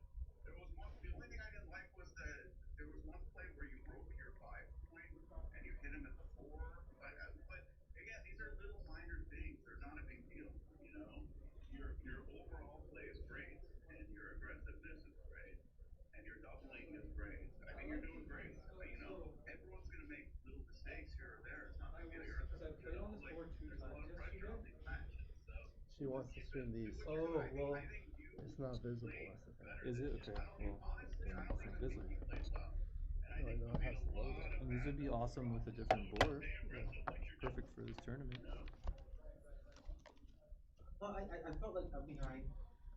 I've been behind the whole tournament. So I just the said, viewers let me get back to the requested game. this. So Can it's you not please take these off and replace them with the red and white? that cube. I wonder that take. Was it a take? Would you have taken that cube where I got gammon? They requested what? yes. Because Oh, didn't yeah, really no have shit. much going on at that point. He had no fucking home. No, and he was at the beginning. He just kept rolling like. First of all, apparently it's his birthday today, so they kept talking about that. But he just kept rolling double 5, double 4, double 5. Like Yeah. that game that he gammoned you, it was almost like he just How you puts the doing? shit out of you with all these doubles. So no, that was a good take. That was a good take. And the best play I think you made was that Friesen. But again, I was shocked that he To me, you saw it, doesn't he? No, well, it's scary because you look at it like in a 50-50 position. This is for game. And if I had 5-2 or better, what did I have? I had 5-2. You had 2 on the 5 point and 1 on the 4 point. So average roll is an 8. Okay, so let's say you got, Let's even a 7. Let's even say it's a 7. So if it would be a 7, that would give me a 5-1 to 5-2. Good morning. If I rolled a 5-2, that's a 4. No, I'll be there in just a moment. Yeah, give me about 5 minutes. As an average roll, I'm favored if he doesn't get a double. So I Yes, but he has 17% of the time he gets a double and wins the match. right. His theory is probably like, there's no reason for me to go for it all year, you know. But there was also another double game that was surprised he dropped. But that's what I'm saying. It's a tense situation, you know. I just think at this point, because you're playing against people that are so good, you just have to take sometimes, especially on the doubles, just take an extra second. And don't be afraid to leave like a block there. I think my doubling my doubling was more or less okay, but you just check the Yeah, no, it's great. It's not, no, that's what I'm saying. A couple of the plays that you made, I think you could be like the first, like, you know, like you guys started at 10, it was 5-2 at 10:08. Like in 8 minutes. Did you hear me say? I said this might be a very short sprint. Yeah, I mean, I think you were just like most of you were just like, it's just like I was just saying to myself, just slow it down. You know, you got this. You just, you know. But you saw that I did slow down. I played really conservative once I got that lead. Yeah, no, you did right. I'm saying like, especially when you roll the doubles, take a second to look around. For the Like, clock, so at what's let me there. show you There was guys. Oh, another nice, double yeah. six you The played. score was 5-5, and They wanted you to hit. these were the clock settings, so 8:32 and 5:05. Yes. Just please sit on there. I want to make sure. They wanted doubles are sometimes hard to play because there's so See many if you prefer options. single chair or double chair. I wonder. Most people wonder. Yeah, double chair. I'll go get your water. Because The there's biggest so wonder. many different ways to play them. Yeah. It's not hard to play a 3-1 or a 5-2. I just finished. I'll bring fresh water for both of you. Well, think about it. Can you bring 2 waters, please? It's kind of cold in here. Oh, your jacket? I didn't bring it because it's been warm the whole weekend. You want me to give you my jacket? No, because I need something light. Anyway, after this match, if I win, I'll go get a jacket. Okay. If I lose, then I don't need it. Please sit there. I want to make sure you show up okay on the stream.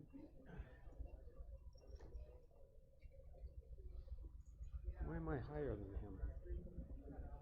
It's about the same, but once you sit down, it'll go down. Yeah.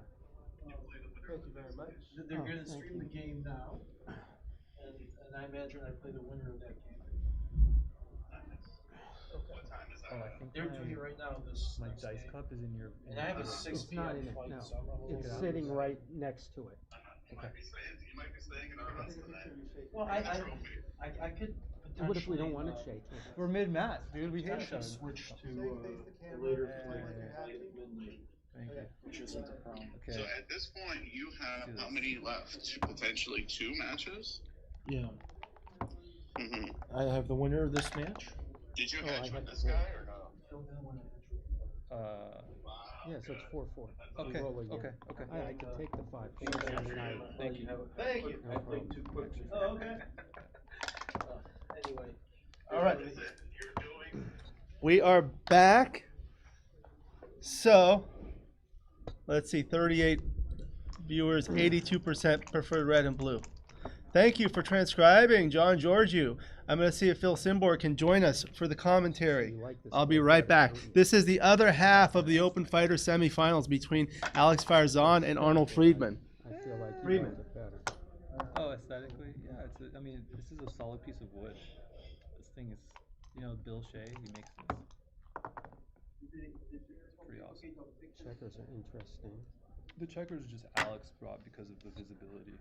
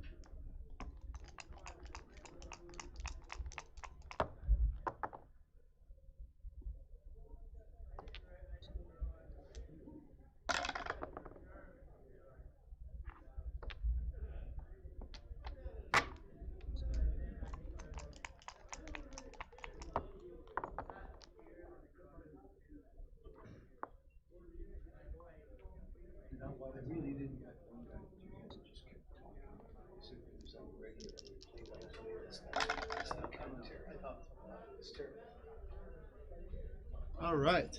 Are you referring about to yourself or somebody else? All right. So we're back with Phil Simborg. So this is the other half of the Open Fighter semifinal, because between Alex Farzan playing the blue checkers at the top and Arnold Freeman playing the red checkers at the bottom, both strong players out of Los Angeles. And I'm joined by my good friend Phil Simborg, birthday boy. Welcome back. Thank you. I'm sorry to be here.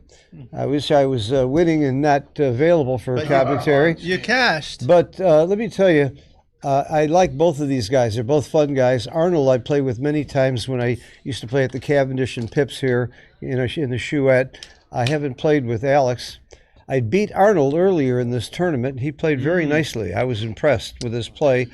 I watched Alex play earlier, and I was not as impressed with Alex's play. As I think Arnold is a better player, I believe, but I don't think either of these players are as good as the next two matches they have to face, but that doesn't mean they're going to lose. Maybe it was just that match, because Alex is a very strong player. He is. Yeah. I saw a couple of mistakes I really didn't like, but maybe I'm being too critical. Alex is a strong player, huh? When he played Rory, I saw a couple of blunders. I could be wrong. I was wrong once before, I forget. You've never been wrong. I thought I was wrong, but I was wrong. You were wrong about thinking you were wrong. Yeah. So the cube has been turned, and this is not a bad position. I wouldn't mind having the cube here at 4-away, 4-away. The big thing about 4-away, 4-away, as you well know, is the gammon value, but there's not a lot of gammons in this position unless somebody gets really unlucky. And there's strong recubes. Marty's the recube take point is 33%, so it makes it, it's not as high as the highest at 4-away, 3-away, where it's 40%, but that means you can redouble faster and drop faster, so it is I didn't see the cube, but I'm sure it was this is an easy take. If he doubled right now, it would be an easy take. Oh, so people were asking about this. So this is the continuation of the match. This is not the first game of the match. So they were playing their match while Phil was playing Vlad Eydelman. And since there was nothing on the stream, I asked them to join the stream for the remainder of the match. So it's not 0-0. Thank you, everyone. Yeah, it was nice of them to switch, too. And I corrected the clock, so it's not. They've already played up to 5-5. So this is correct. That we're picking up this match halfway through. That is great organization and great sportsmanship by the players to allow that's the super joker, and that's the game unless he rolls 6-1, or there's a lot of doubles rolled. So that was a huge swing roll and a huge equity, winning 2 points here and getting to 2-away, 4-away. Are you 60-40 there, or is it 65-60-40? Something like that. Yeah. It's the best score to be losing by, because you got such a strong double. If there's any chance of gammons next time, if Arnold should be playing gammon go from the very beginning of the game, right, and Alex should be playing gammon save. And what that means, if you have an opening roll, let's say you have a 3-2, if you're Arnold, you bring 2 down. If you're Alex, you split. If you have a 4-1, same thing. You slot with a 4-1 if you're Arnold, and you split if you're Alex. So it changes the opening rolls. That's why it's so important before a game even starts that you think about the score and what's going on.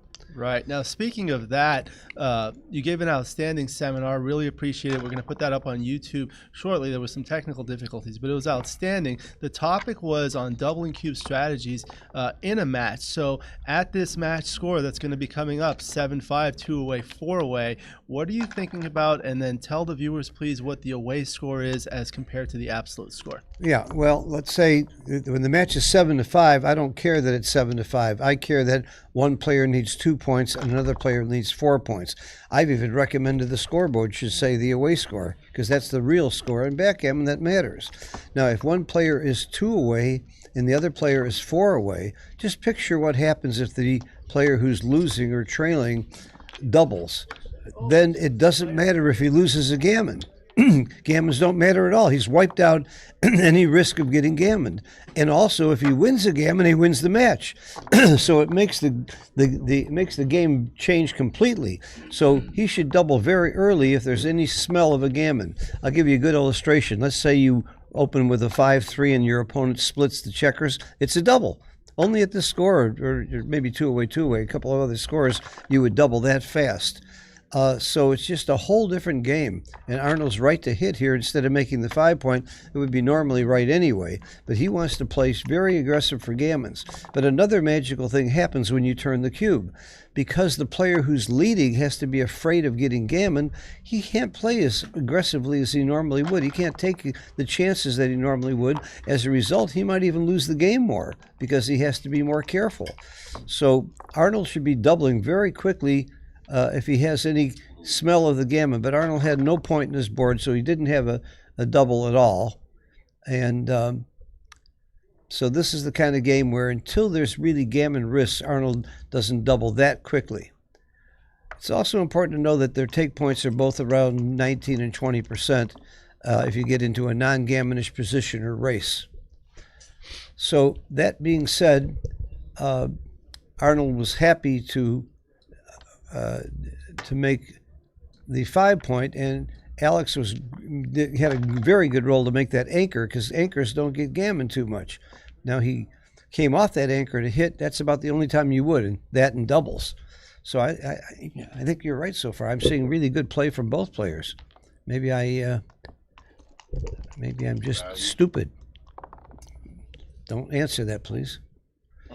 Ooh, this is really fun. I think I just make the point because I'm playing gammon save. I think I make the 9-point because I'm gammon save, and I don't know what else he's looking at. What else is he thinking besides making the 9-point? Okay, nothing wrong with thinking, but he made the 9-point. Making points is what you really want to do when you don't want to get gammoned. Hitting and going for blood might be totally different for the guy who needs the gammon. Yeah, you make the bar. By the way, both players can't forget that aside from all this talk about gammons, you need to win the game. Winning the game is very important, too. For Alex, if he wins the game, he's one away from winning the match, so it goes to Crawford, and he has an artificial advantage to win. So Arnold, of course, wants to stop that from happening, because if he can win the point, it's not so much that he wins the point, it's as much that he stopped Alex from winning the point. He's thinking about hitting. If it wasn't gammon saved, the hitting would be a no-brainer. But what other 3 does he have? Oh, that 3. That's safer, but I would have hit. I absolutely would have hit. I still want to win the game, and I would. Am I allowed to say that I would bet the play? I don't know. I'm not allowed to say that? Gentleman's bet. Well, a gentleman's bet, because no matter what I say, somebody's going to object. So I'm not even going to worry. I would bet the play. 3 is what hitting on the 5. I would bet a penny on a gentleman's bet, and I wouldn't pay on the screen because that's bad. That's a fupa. I did that in Miami, and I had no idea it was wrong, and I was pointed out, and every time I'm pointed out that I do something wrong, I try not to do it again. Yeah, except for my marriages, that's worked. I keep getting married over and over again. Keep doing it wrong. Well, that's what they say. Okay, so we know who's on roll, which I really wish there was a way that marked it. But if you look at the clock, you can see that Arnold's on roll because it's his clock that's ticking. And because it's gammon go, he might think about doubling here.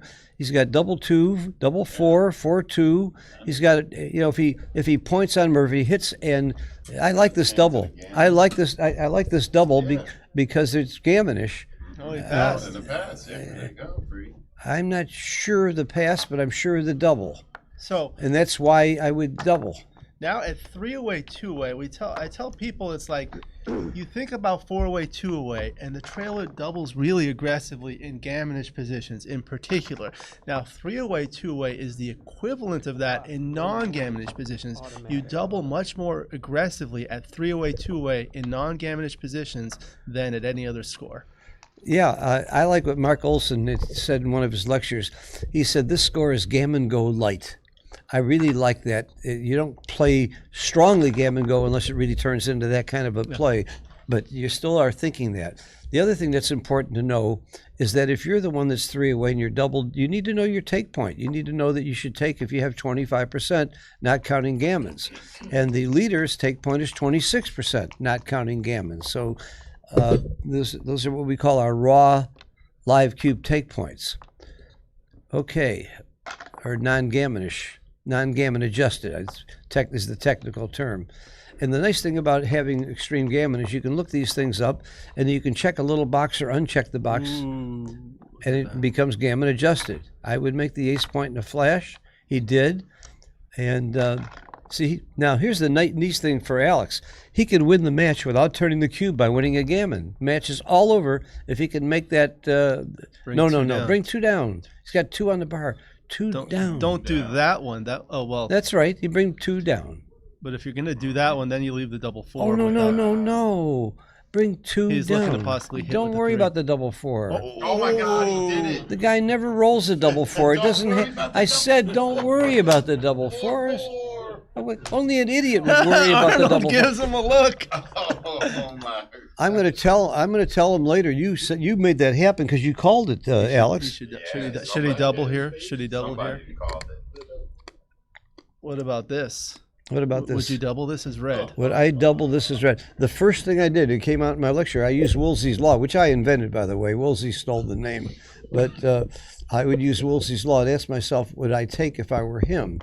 And I would not take, or I'm not sure, at least I'm not sure. That's all you have to be is not sure. But I don't think I would take, because it could be gammonish. Well, he's got 1 on the bar. He's definitely going to have 2 on the bar. This is really gammonish. This is a hard one to take, so that's why you give the cube. Arnold. See, the goal in backgammon, everybody thinks your goal is to win. That's not my goal. My goal is to aggravate the hell out of my opponents, make it as hard as possible, make them sick. I want them to feel pain. You learn that in life. That's right. Same thing in life. When you play any game or sport, in tennis, do you hit it to him or do you hit it where he can't get to it? You try and hurt your opponent. This is a zero-sum game. One guy loses and one guy wins. This causes pain. You can see the pain. Gigi Goyette says, "Happy birthday, Phil." It might be a take. She says you can say whatever you want. Gigi. It's your birthday. Thank you. Oh, I can say whatever I want? I have Gigi's permission? You just said the most dangerous words that anybody not ever on the said stream, but not just in on general. the stream. Okay. 4-2 hits another one. You know, she's the first person that ever said that to me in my life. Say whatever you want, Phil. Those words are never spoken before. Thank you, Gigi. Shut up, Phil. Yeah, shut up, Phil. I hear a lot. Margaret Sweeney likes this cube a lot. 3-2. Great roll. Great. I'm not sure that was a take, I must tell you. Yeah.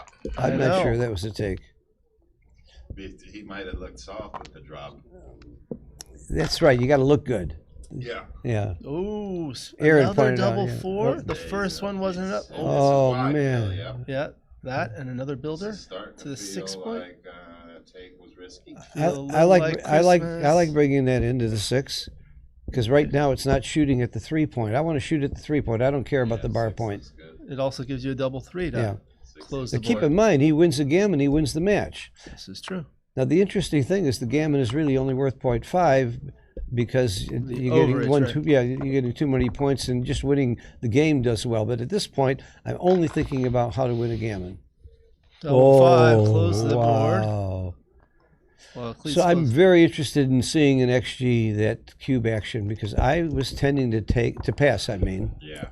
but I'll tell you the reason I lost in the Another one. in the main was because I took a cube at 2 away, 4 away that was tough and I got gammoned. I still haven't seen whether I was right or not. I got to look that up. Yeah, he's gonna be kicking himself. I was afraid to look it up. I This might is- have gone to the 6 and Yeah. the 5 and the 4 on that Yeah. last one, but not sure. Can I talk about money winnings from the tournament? I would go to the 4 point, I believe. Because I just got paid a bunch of money for losing. It was really fun. I went up. Even though I lost my match, I took what they call 4th, 5th, and so will the loser of this match, and it was quite a bit of money. I'm not unhappy. Plus, I've had fun. It's just a great tournament. Okay, that might help save the gammon and gives them a chance. With that many checkers back, The bad thing is you get gammoned a lot. The good thing is you'll get that shot before it's over. When you have 4 checkers back, 99.99% of the time you're going to get a shot before it's over, and the shot will help save the gammon. He might get crunched though. Yeah, he may have a crunch board, but he still probably will save the gammon if he hits a shot. He's got a little bit of time here. That's a good there. roll. That's a great roll. Now he's not going to crunch. By crunch, Alex means that his board will lose his 6 and 5 points, and then when he gets the shot, it's not as good. Kent Goulding says an ace-point game will get a shot or two 90% of the time. It was actually close. Wow. Well, Kent's wrong because I always leave it 100% of the time. I thought it was 99.9. Yeah, that's 100% that I leave I leave a shot. I have 99.9 leave a shot. But if Kent said so, it's true. 5-1, that's not legal. Not legal at all, but they didn't catch it. They're legal move, but it probably doesn't matter. If you were able to hang. I'll tell you this though: if he gets off the gammon by 1 pip, that illegal move could be a monster swing in the match. He rolled a 5-1 and played 5-2. They played one illegal. I thought he played a 6-1. Yeah, 6-1. Yeah, 6. He played an extra That's pip. my joke, Phil. All right. It's So subtle. he's going to have to hit the shot, or he's probably going to get gammon and lose the match. I love that double by Arnold, and I'm not sure I liked the take. It was a pass. Oh, BMA beat Iran 113 pass. Is that Amir Eshaghian? Yeah, I thought it was a I pass. believe that's him. Amir, That's gonna Amir leave a is shot. watching from Iran. That's so nice. Amir has been one of the best players in Iran for one of the best players in the world for many years. Him Amir and Arash Eshaghian. Afrouzian and Amir Yeah. Golagolab. Ooh, big miss. He's like a G1. Yeah, there's one thing I don't like about Amir. He's such a nice guy and, He's a very and nice humble, and I just can't stand that. You're not used to people I'm like not used. that. I just like people who are cocky. I'm used to Carter and my Chicago guys. You play in New York too much. That's right. Make the point and come in. There's no reason I mean, to come is off. there, you possibly save some gammons with a double 6. Nah, you got to go for the shot. Oh, that's terrible. Amir says hello. Terrible. Thank you. Terrible. Thank you. Welcome. Wow. Now he has to come off with 1 because any 1 leaves a shot. Welcome to Amir. Khosh Ahmadid. Oh! Wow. The crowd goes Alex wild. cannot believe it right now, and he knows He's looking has for a just big lost. double. 6-4. You know something on a That's double gin, 1, right? it might have been right to take 2 off and That's leave gin. 2 on the 2 point. I don't think so, but I think it's Jim. Sometimes it's right. Sometimes it's right. If you'd roll double 6 or is double 5, gin. the only thing that Probably stays, very yeah, little risk, though, yeah. yeah, very little risk. Yeah. I had that exact 50 play right. yesterday, and I made it and took him off, and it was right. Yeah, yeah. But here he's probably got the gammon anyway. Yeah, no risk, yeah. Yeah, in my play it was right because the guy had a run. Fantastic play by Arnold. By the way, Arnold's such a nice guy. They both are. It's happy to see him go forward. He's going to play my buddy Vlad. Vlad is one of the sweetest people I know. He lives in Lake Geneva. I used to live in Chicago. I visit him. I stay at his house. So and Arnold is just a good guy. So we're going to see a nice match between these two, and the winner will be in the finals. It only have to win once. Now, people object to that. I think it's great because the guy who has to get through the fighters bracket has to play more matches by a lot, and a single final, the player that didn't lose a match got some extra money for it, and also it's more exciting for the fans to see a single game finish. They did that in Monte Carlo. They switched a few years ago to do that in Monte Carlo, and I think it's the way to go. Wow, tough. What's your opinion on the take? I would have passed, but I'm not sure. I don't blame you for taking it all. You don't look that stupid, so I think you did fine. But I wasn't sure, but I said I would have passed. By talking to Alex, you played very well. Other than that, have a seat. But obviously, that's the big turning point there. Did you know that it's bad to get gammoned at that score? No, I learned for the first time. And I watched you play your match earlier with was it Rory? Yeah, with Rory. And I thought I saw only like 1 or 2 plays I didn't like, and that's That's not much. When I look at my own matches, I see 10 I don't like. I had a really bad play in the Crawford game. That's probably what you're talking. That's the one I was talking. Yeah, but the rest of the time, you played very well. Oh, thank you. I mean, for your intellect, you do very well. It's really great. By the way, good news. I lost my match too in the same round, and I just collected a big envelope of money. So don't forget. I wanted to win so I could play you in the next round. So since you lost, I don't care that I lost. Yeah, I threw it because I owned Vlad in the Calcutta, so I didn't want to win. I lost on purpose. Okay. Yeah. Well, I'm curious to see what people say about the cube decision because, Did somebody put it in? It was a pass, I think. I have. Amir Eshaghian, who's one of the top players in the world. I know him. Yeah, Amir said it was a pass. Yeah, so I think it is a pass. So the reason why I took is I had a 4-point board, but having a 4-point board, really, it's good if you want to get a gammon, but I don't need to get a gammon. And so he's got full outfield control. I have no anchors in his home board. Like, why should I take that cube? Like, why risk it?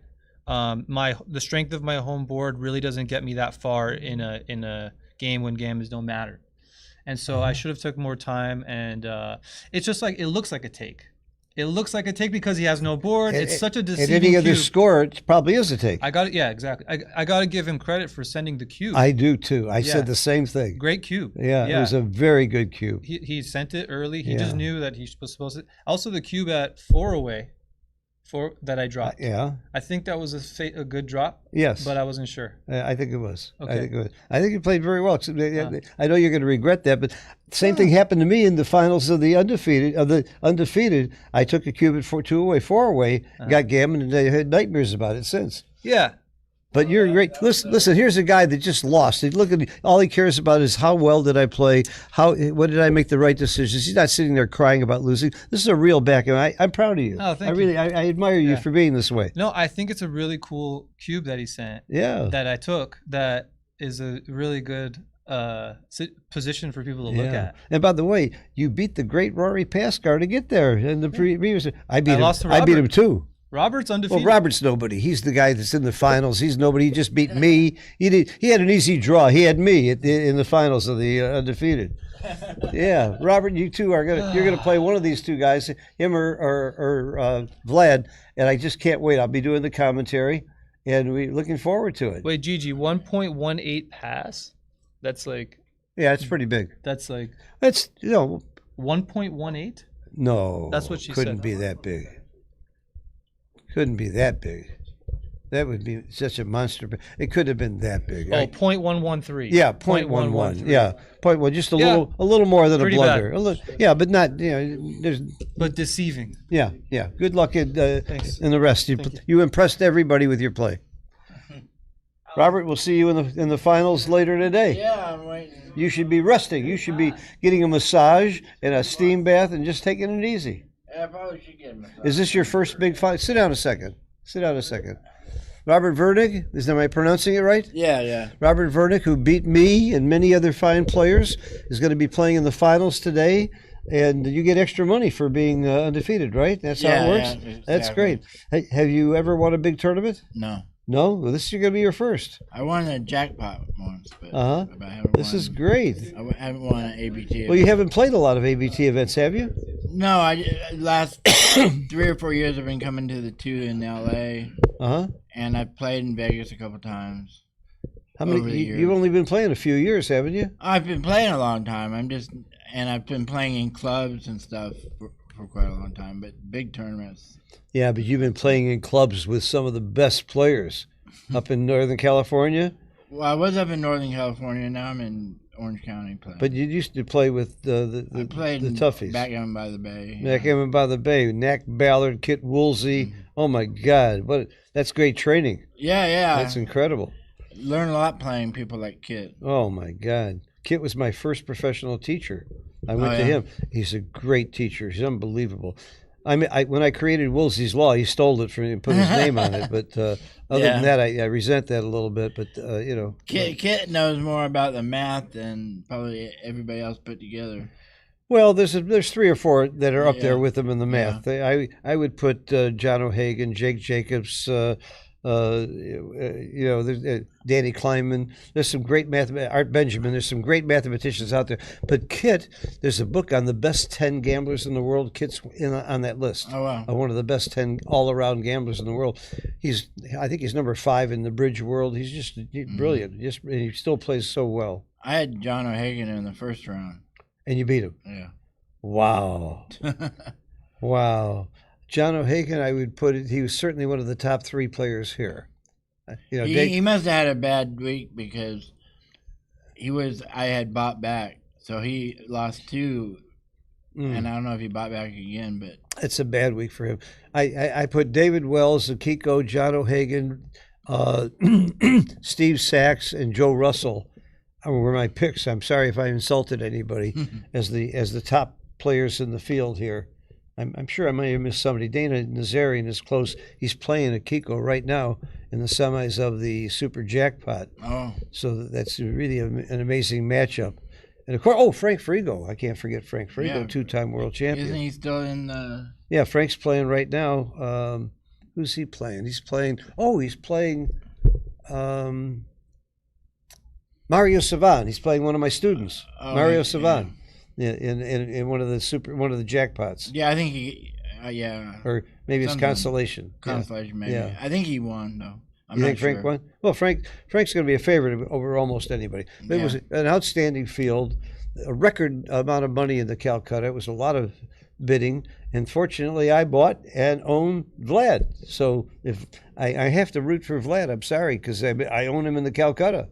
Mm-hmm. But if you take second, I'll make some money too. I get good sense of satisfaction when I can play and compete with, these big names and people that are. I didn't scare you at all. No, I don't get scared. Oh, I was trying to intimidate you, and it didn't work. It didn't work at all. Did you look at the cube? I don't know. The cube you gave me a 2-way, 4-way. Did I have a pass? I didn't look at it, but I thought it was a pass. You thought it was a pass? Yeah. Yeah, probably was. I thought I had good enough game. But... I know. I was glad you took it. Yeah, that's a good sign. If you're glad the opponent takes it. Well, good luck in the finals. We'll see you later. All right, thanks. Good chatting with you. You're a good guy, and I hope you win. Whoever you play is going to be a good guy too, because I really like both Arnold and Vlad. They're both really gentlemen. Everybody I've played has been good sports. Good sports. Yeah. Yep. Yeah, there's a couple of jerks in Backgammon. They don't happen to be here this weekend. Yeah. There's only a couple. All right, we'll see you later. I've been in clubs, and you seem like you end up with one guy in a club that. There's always one guy or 2 guys. That's right. But it makes the rest of us look good. Right, yeah. All right, bye-bye, everybody. Appreciate everybody else. Okay, we'll see you soon.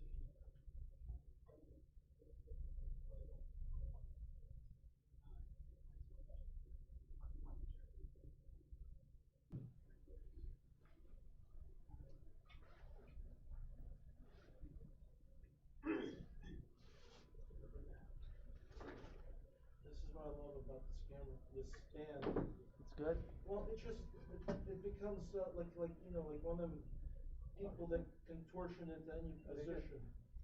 Arnold is here. Yeah. This is Vlad. Arnold, nice to meet you. Vlad, congratulations. Nice to meet you. Where are you from? LA. Nice. I'm from Chicago. Nice. You wanna walk outside for a second? You want edge? No, I'm just gonna play. Don't have. He doesn't like the edge. Okay, then we'll play.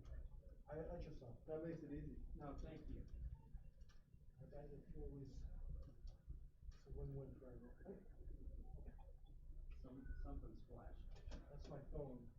Oh, we're gonna make details here. It will be in my bag here. I'm just gonna let everyone know that I'm being screened. Yeah. Sounds good. I don't know who the right now is. So I'm not. You don't have friends, it makes it easy. That's the key. Thanks a lot.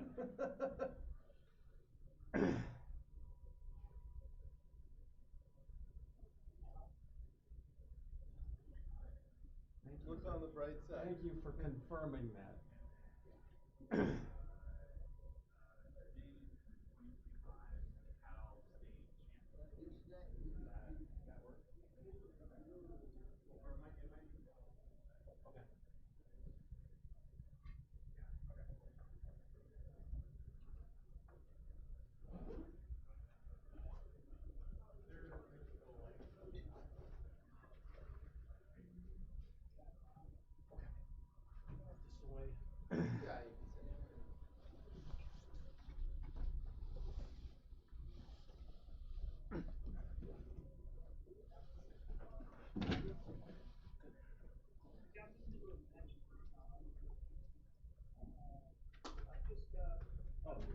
I have extra for you.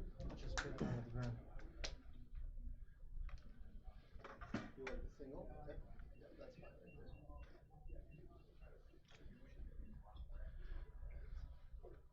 Please shake hands, face the camera.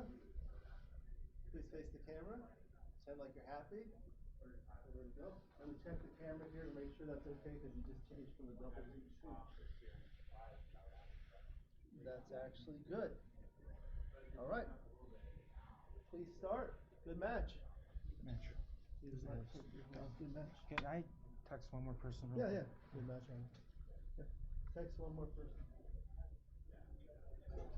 What number do I text to get some friends to text? 911.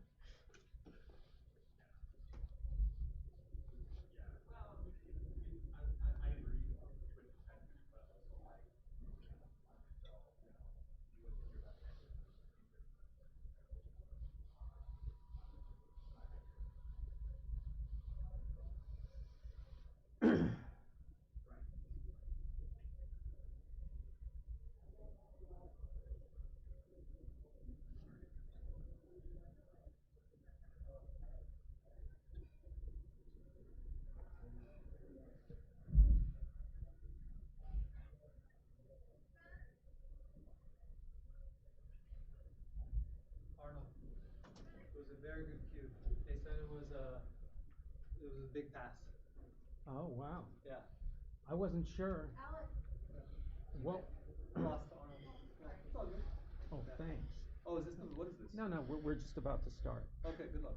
But yeah, I wasn't sure if it was a cube or a take or a. I didn't know any of it. I thought it was a great cue. Okay, Congrats. good. Thank you. Good luck again. Good match. Good luck to the winner. Yeah. For sure. Okay. What are we doing? I rolled and I moved over. Yeah. Well, Sorry.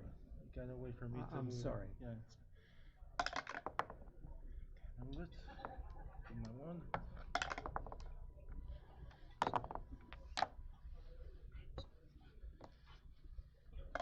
All right, I guess I'll just watch this. I need to drown my sorrows in watching more.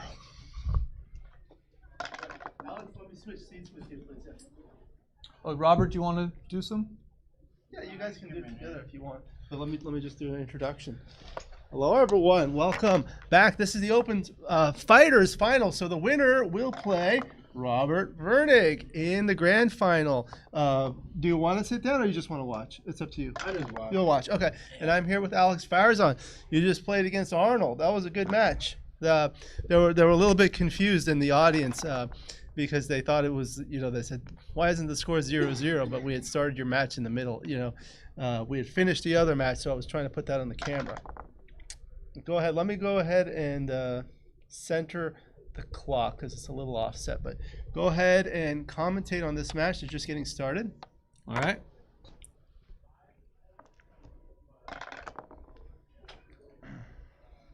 Two, three is a good shot. You just come down, go 13-10, and then you make the bar or the 4-point on your next roll. You shouldn't go 8-5. You want like that spare on the 8-point. So I don't like this. 4-2. What do? You can hit, but you have no covers. But I guess it makes sense. Okay, fan. It's not a cube. There's just not enough checkers there. 4-2. You could hit the other checker. You might as well. All right. Quickly does it. 3-6. Okay. 6-1 would be great for Arnold. Double ace. You can make. Sure. I would have considered making the advanced anchor. Blitzing is not great because you don't have enough checkers in the zone, and now you pay the price. 2-3, you make the advanced anchor. You really need it. Yeah. At some point, you have to give up on that. He should have. Offense. 5-3 is a great roll. You make the. What are you thinking about? What? No. What is that? I would have made the 20-point. That's a surprising decision.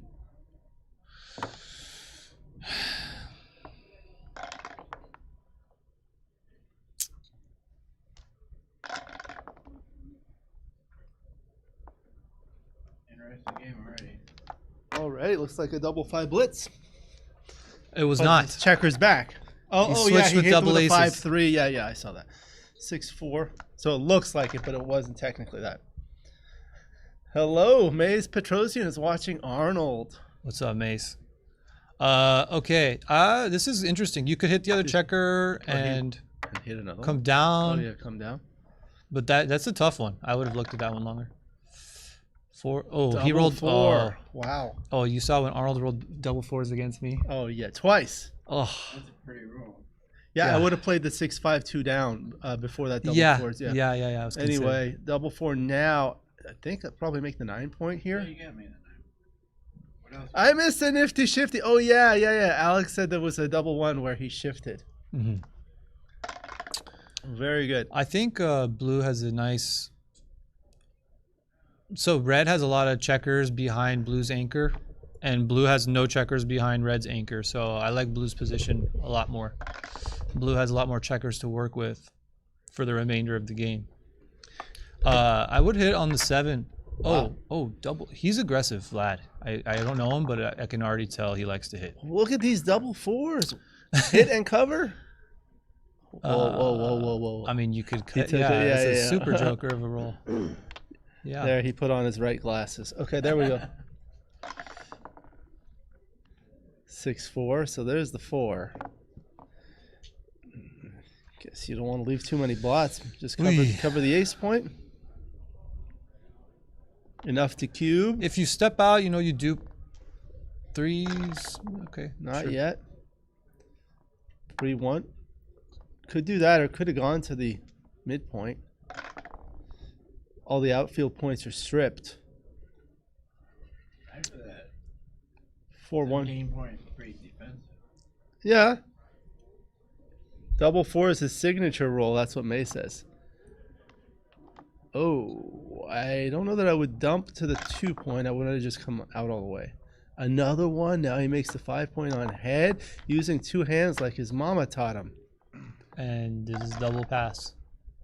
Up. Still double pass. Yeah. I mean, red had some work to do bringing things around. Maybe not pass, but I would double. I would double. Look at 3 checkers on the ace for blue. Oh, 4-2. What do you? Ooh, you make the 11-point.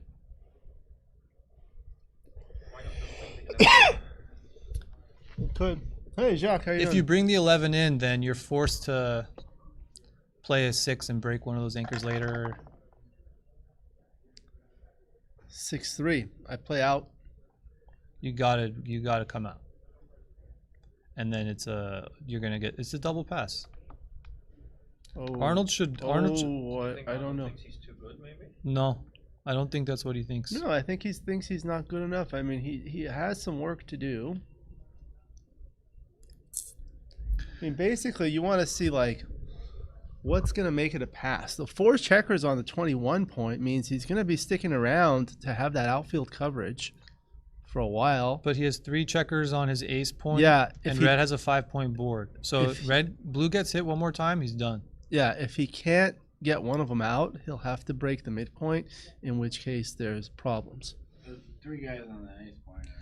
I think he had a cube like 2 rolls ago, but this is still a good cube, and he passes. Yeah. Very good.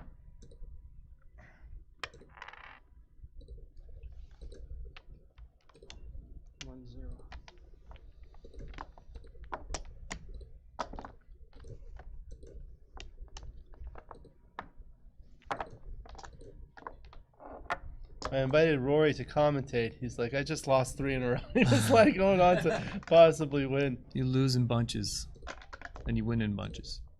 That's you how it want is. to win in bunches. You want to win in bunches, but you win in bunches. I would rather leave 4 tourneys in the first round and then win 1.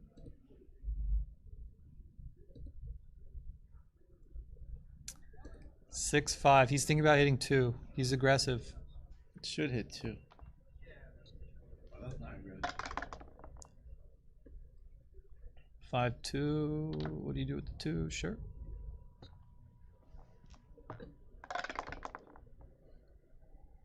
Three, 4. Yeah, I like this play.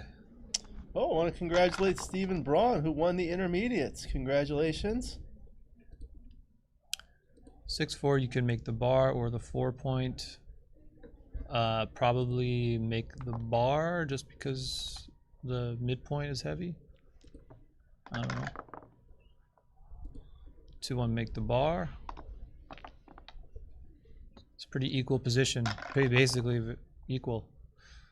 Okay. 4-3. I think you should make the 10-point. And step up from the back? Yeah. This. Yeah.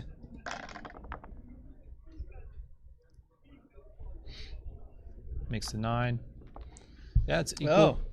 Jacques Stambouli stepped aside, but Steven Sukup said hello. Do you know Steven from North Orange County? Mm-mm. Really nice guy.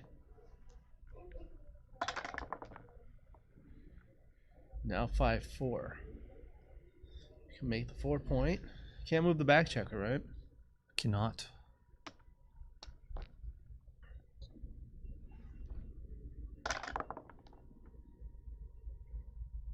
Okay. I think I step up and play 6-5. With the 1, you should play 6-5. That's Yeah. for sure. All right, looking to pound. Double 2 could make the point on head. Yeah, you should. It might be even right. For sure. Otherwise, he's got direct shots. Yeah, this is a nice roll.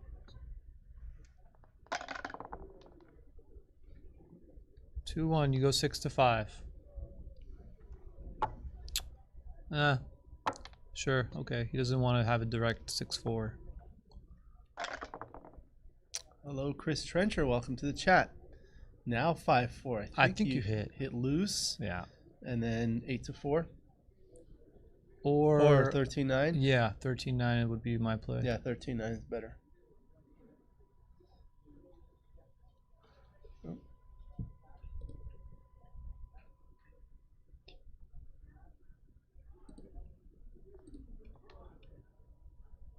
Oh. Oh no. Very passive play. Oh. I take back what I said about him being aggressive. And double 5. Double 5s would not have played this well, I don't think.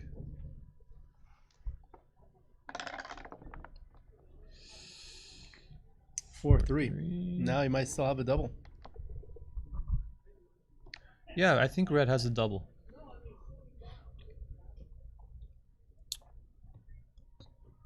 And He takes. I like these takes. 4-3. Hit and step up. Hit and step up. Oh. He's trying to not leave a blot, but.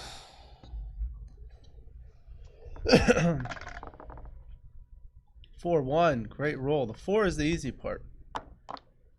The 1 I probably play 3-2. Oh, he wants to leave it indirects. Okay. I would do that. Yeah. 5-3. Roll. Now I see why he doubled. There are gammons. If blue fans. Chris Trencher would have spent more time. Yeah. Chris is very deliberate. 2-1. Oh, what a roll. He straightens the baffle box before he makes the play. Now it's like 6-5. All right, so he's looking for a 1. Double 4 hits. 5-3. None of the above. I would say this is 63.6% gammons. You're as accurate as Phil Simborg. Now it's 75%. Here in Los Angeles, we play fast. Okay, so there's the 1 he can hit. Oof. And then bring a builder in. There you go.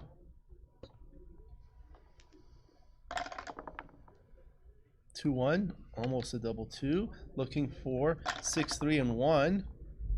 3-2. So there's the 3. And then if you play to the 14, double 4 will cover, right? That's what you kind of think about. See, this isn't not as good. 4-1. Arnold's looking for 4s and 1s. 3-2. None of the above. Play around. Can't move the back checker.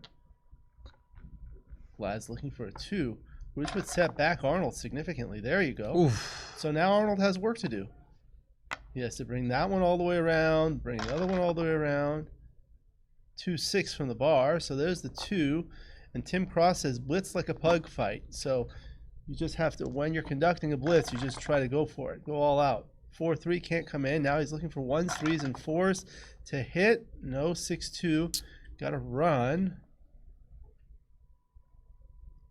Yeah, Mays says Patrick Gibson is the fastest player in Los Angeles. He won the speed gammon. That's an inside joke. Double 6s. Oh, 3-2. Okay, there you go. Very good. 80% gammon.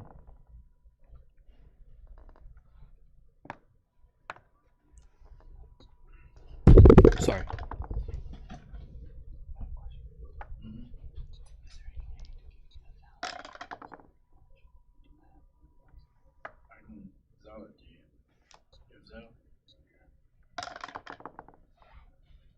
Double 6. Great roll. 1, 2, 3, 4. He may have some backgammons in here, which gets him to 2 away. Gammon gets him to 4 away. Oh my goodness, that leaves a shot. Robert, are you ready for your match? It's almost ready. Looking for the 4. No, 6-2. 6-1, so there, and 3-2. So that's a 0 position. No shot leaving him. Okay, so that's Jin. 6-5. No, he misplayed that. Played it illegally. Yeah. 2 doubles. No. All right, so that's going to be 4 points. So I would keep 1 back just for PR, but it's not a big deal. The BG chances are pretty close to zilch.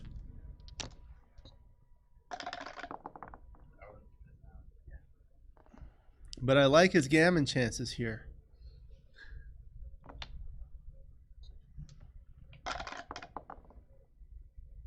Especially now.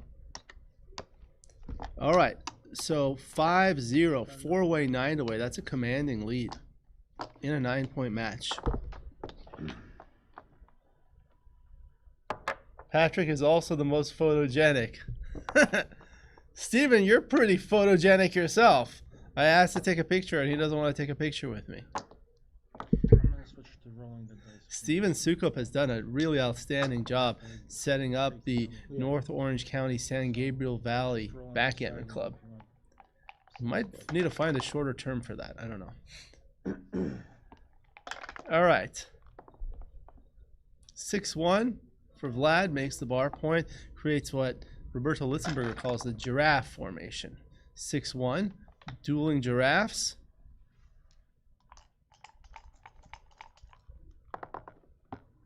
6-2. So usually when you make the bar point with an early 6-1, most of your sixes are played down. But here he can play out. I would go 13-7. Here you don't make the 3-point down and split. Mm-hmm. So you can split against this. As a matter of fact, a 4-3 for money in reply to a 6-1 is correctly played 2-up. Because you want to try to put pressure on those stripped points. I would just play safe here. Yeah. That's kind of like your game plan is just to like get your checkers home. What else are you gonna do? You can make the 5-point, but that leaves a double shot. Ooh, this is kind of aggressive. Like if you get hit back, you know, you're just a dog in the race. It's clearly the wrong play. Leaves a good double 4. 2-1.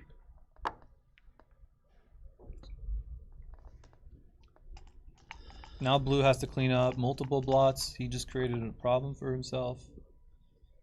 And now you can point on head, actually. Yeah. Still like, or you can 17 return shots, something like that, or like 15 return shots, something like that. Double 2 doesn't hit. That's right. Double 3 doesn't hit either. Oh, okay. Now you want to be aggressive with this big deficit. This is a difficult decision.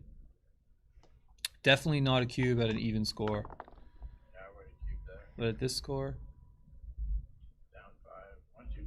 Arnold, sigh of relief. Yeah, like I was just sending cubes to you. I did the same thing. Yeah, Chris said it would have been a double pass. Every time Arnold rolls double 4s, I'm going to have trauma. Look at this guy. Chris said it was definitely a cube, especially at that score. I don't know why, but I feel like double 4s are like the joker of all joker rolls. Yep, oftentimes. You got to hit loose. Double 4 and double 1. Yeah. Okay, so if red doesn't hit, blue should double. And he hits 4 5s. 5-4. Well, where does he hit? You can anchor. No, you definitely hit there. And then bring it down. No, I would have come out with 1 because now your midpoint is stripped and blue's on the bar, so it's unlikely to hit a return shot if you step out. When the midpoint is stripped, it's more of a concern when the 2 back checkers are all the way back. Where they're kind of advanced there, it's not as big an issue because you're able to bring them out. Sure. So that's the 5. He's got to come out with the 6, or he plays 1 down. So that leaves 2s, 9s, now and 10s. Now you're just volunteering shots, basically. And 5-2. So I guess you hit on the outside and play another 1 down.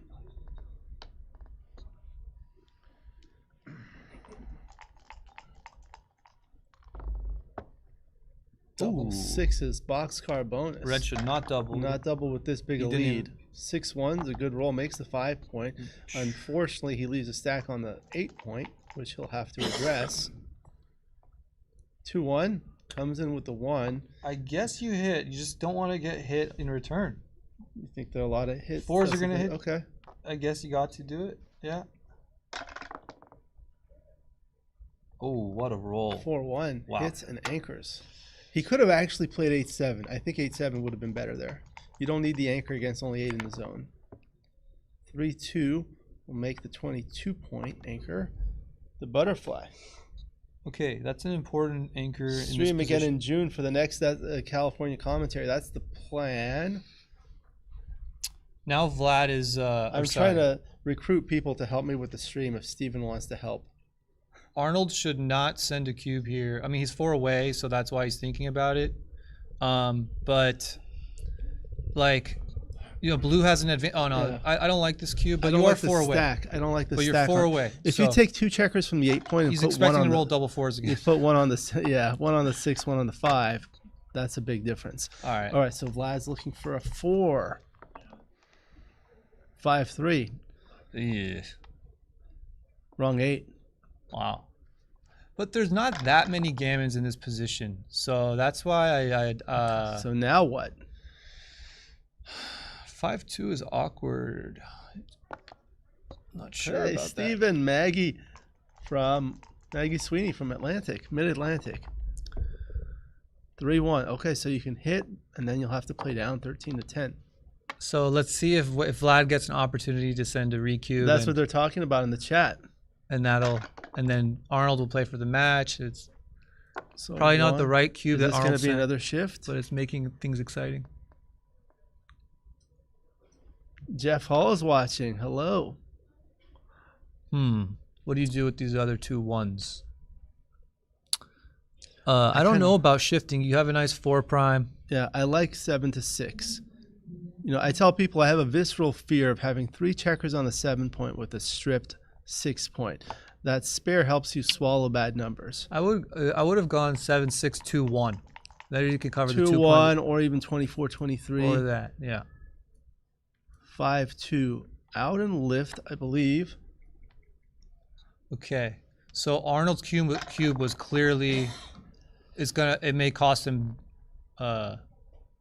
because Arnold's gammon chances are gone. This is an awkward and roll. this is almost like an even game. I think I cleared the 8 point here. 2-4 for red. I mean, you can make the ace point, but then it leaves a bad 2. I mean, you could play 5-1 and then 8-6. Oh, this is interesting. Blue should be thinking about sending a cube here.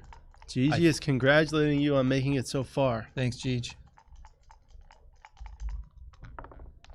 Please recube. They're requesting a recube.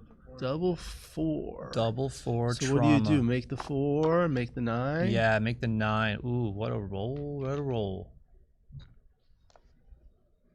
Hello to Jerry Unger joining us. Oh. Double 5. Chamesh, right? 2 and 2. It's honestly not the best roll. It's not as I good think as this it is looks. a double pass. This is double pass, I think.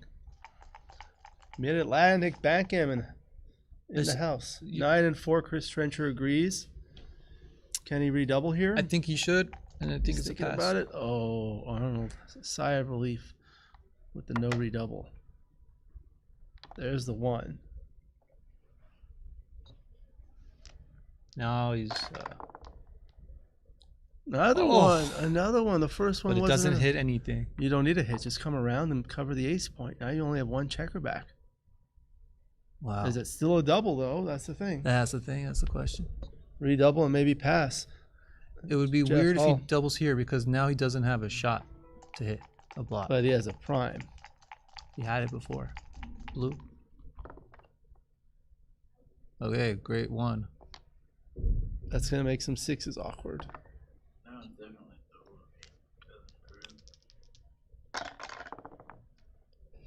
6-4. Oh wow. Joker. That's the right 6. Looking for a 1 or a 6 or a double 5 actually. 12 numbers. Gonna hit a third of the time. Double 2. No. You can make the 5 point. 1, 2, 3. And then I think I played 9-7 like that. Another builder. And it slots the bar point. 6-5 comes all the way. And now red's a pretty big favorite. But that 0.6 away might be problematic. We'll see. Yeah. So go all the way and slot it. I think you want to slot it. Best way to make it. The fastest way to make it is by slotting it. Another one? That's going to leave a shot unless he plays really awkward. Wow. So he can break both of those.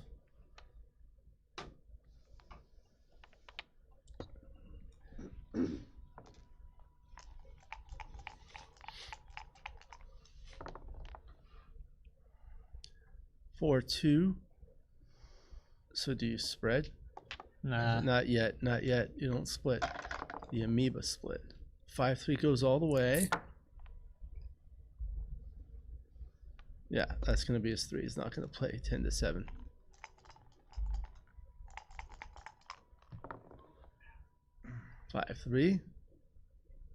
cover, and now you can play it to 5 instead of slotting.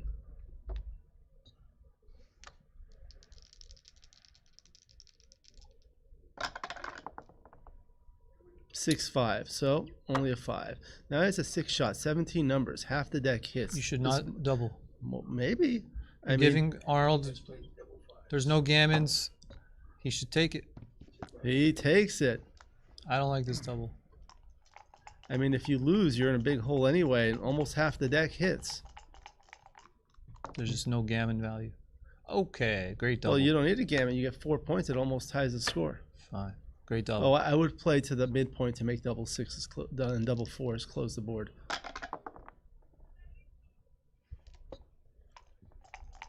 Wow. Maybe slot the ace point. Slot the ace point and get another shot. No, you just... Slot the ace. Oh, yeah, yeah. Maybe he'll slot it now. Do it. I hope he sees it.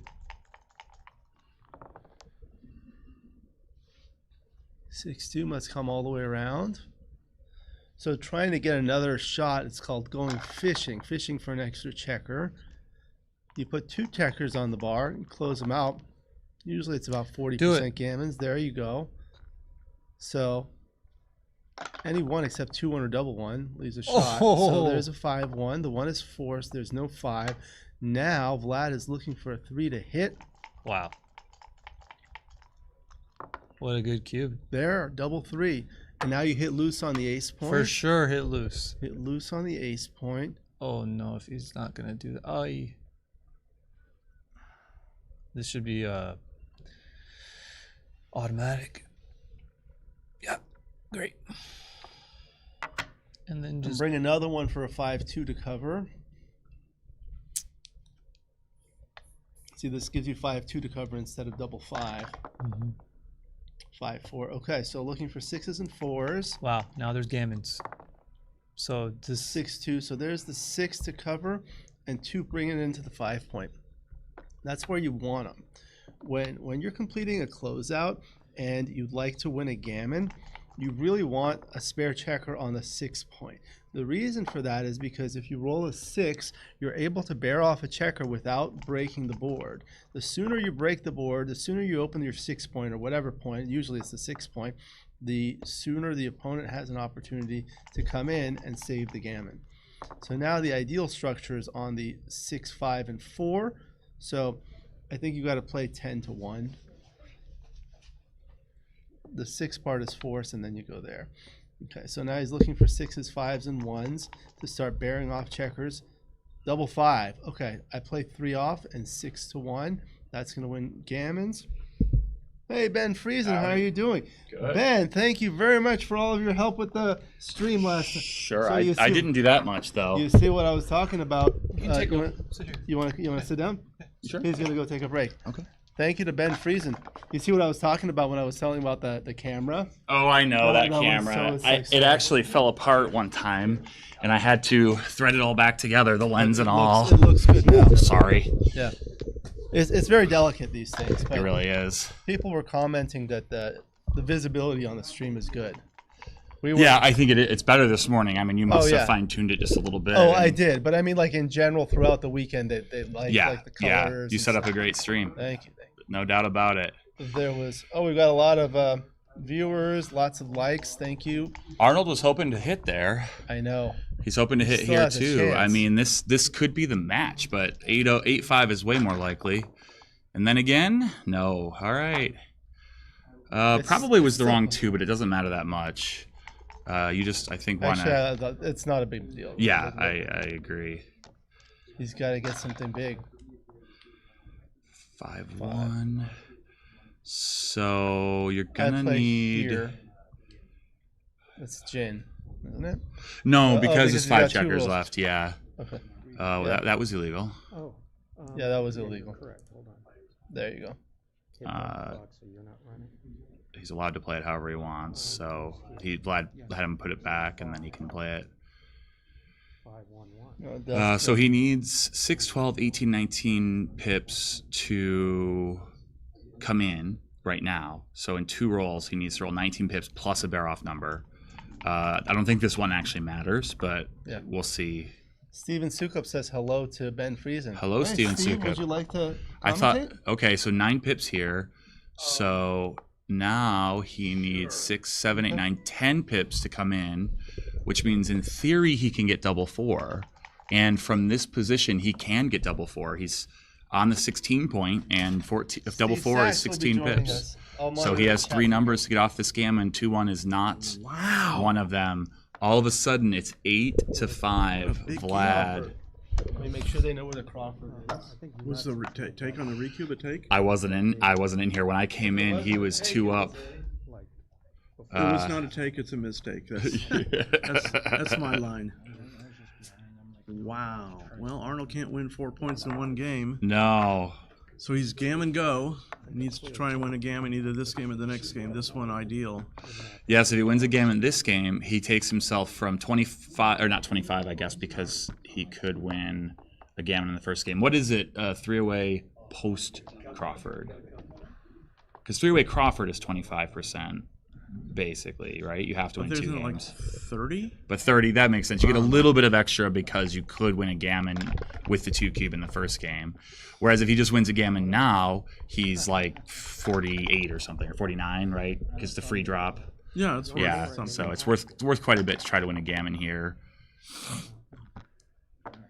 5-2. I don't think he's playing gammon save so much that he doesn't do this. Is that right, or should he not be splitting at this score? Yeah, that does put him at some kind of risk of getting blitzed, double 3 and double 5, but I'm not so good on my openings. Me either. It's one of those things that I know if I want to become a grandmaster, I should do, but I just don't want to get into the nitty gritty yet. I'll do it one day, I suspect, but right now I'm more focused on organizing and traveling. 6-5 would have been nice for him, though. Oh, it still is. So certainly he's up in the race quite a bit, but it means the gammons go way down if Vlad can make an anchor, and this probably counts. Well, this doesn't make any sense. Well, I mean, I don't know what the race count is, but he's got to take himself off the blitz, and he didn't. Yeah, if he would have ran, he would have been down by 2 pips. Oh, that's so totally it would have been much stronger than leaving yourself the potential of being blitzed. And he fanned. I mean, this could cost him a full game. Let's see what happens. Massive swing. Well, he's going to hit and bring one checker down. The 3 points just definitely wrong because you're trying to blitz. I mean, that's a question. Yeah, attack. Yeah. Okay. All right. Double ones is going to save him some headache, but he's still in much worse shape than he could have been. But that's backgammon. We don't know the dice that are coming, and we just make the best play we can find. Wow.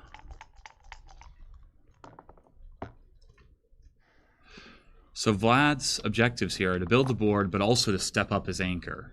Do you agree with that? Or do you think he should stay on the 1? I mean, he doesn't have that much of a promise to. He could make an anchor and escape, but 2 checkers back on the primed on the 24 point. Not a favor to be gammoned. That's fair. And he still has a chance to roll double 6 or even 6-5 and get out if he does not get primed in. This is not great. Yeah, it's kind of an awkward number. It's going to leave some bad 6s, I think, unless he does 2 in. I wouldn't do that. Well, let me just think. If you bring 2 in, then any 6 leaves a shot except for 6-1 and 6-6. But I think I probably still do this anyway. Yeah, this was my autoplay, but I guess there was consideration for 5-3 twice so that you had a clean 6 to play. Yeah, but then it gets really stacky and kind of inconvenient. So I think Vlad should be making the 2 point here just because there are immediate shot leaving numbers. Yeah, this is the wrong idea, but I mean, he's trying his best. Yeah. So interesting. What should Arnold just bring 2 down? I mean, I think you just bring 2 down. Because now if he hits, he's got to come off the anchor, and he's got lots on the other side of the board. Right. Whereas this way, if he hits, there's a lot of numbers that hit and cover, and now you're kind of the aces stuck. are diversified, and so now Vlad's going to make a 5-point board here, and Arnold, leaves a shot with double 6 and 6-5. That might be it though. 6-2. 6-2's okay, but now some of his 6s are bad again. Yeah, I wouldn't re-roll. Yeah, I'm with you there. one of my favorite lines actually is whether or not I would re-roll, and all that's a reference to is, that maybe a number doesn't look like it's amazing, but you can recognize that it's actually better than average, and so you wouldn't want to re-roll because you rolled better than average.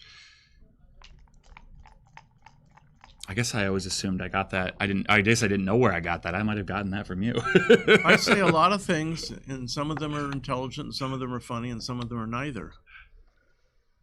So, so 5-1 is a pretty darn awkward number yes, here. It is. The 5 is obvious, so you don't want to play.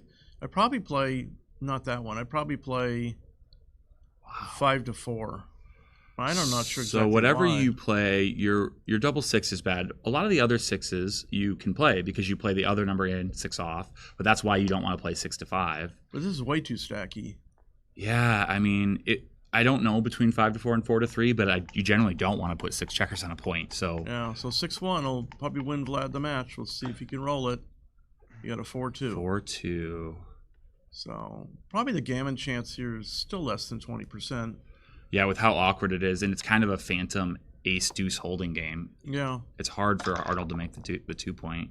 Then again, sometimes he just makes it. Very good shot. You leave the 6-1, right? You've got enough. The I board's would because, broken. and it's not like it's DMP. Right. You can win a gammon, so you can win a few extra gammons, and so you leave less shots in the long run by making the 2, and you win more gammons because if Vlad rolls a 6, then you can attack him if the opportunity is right.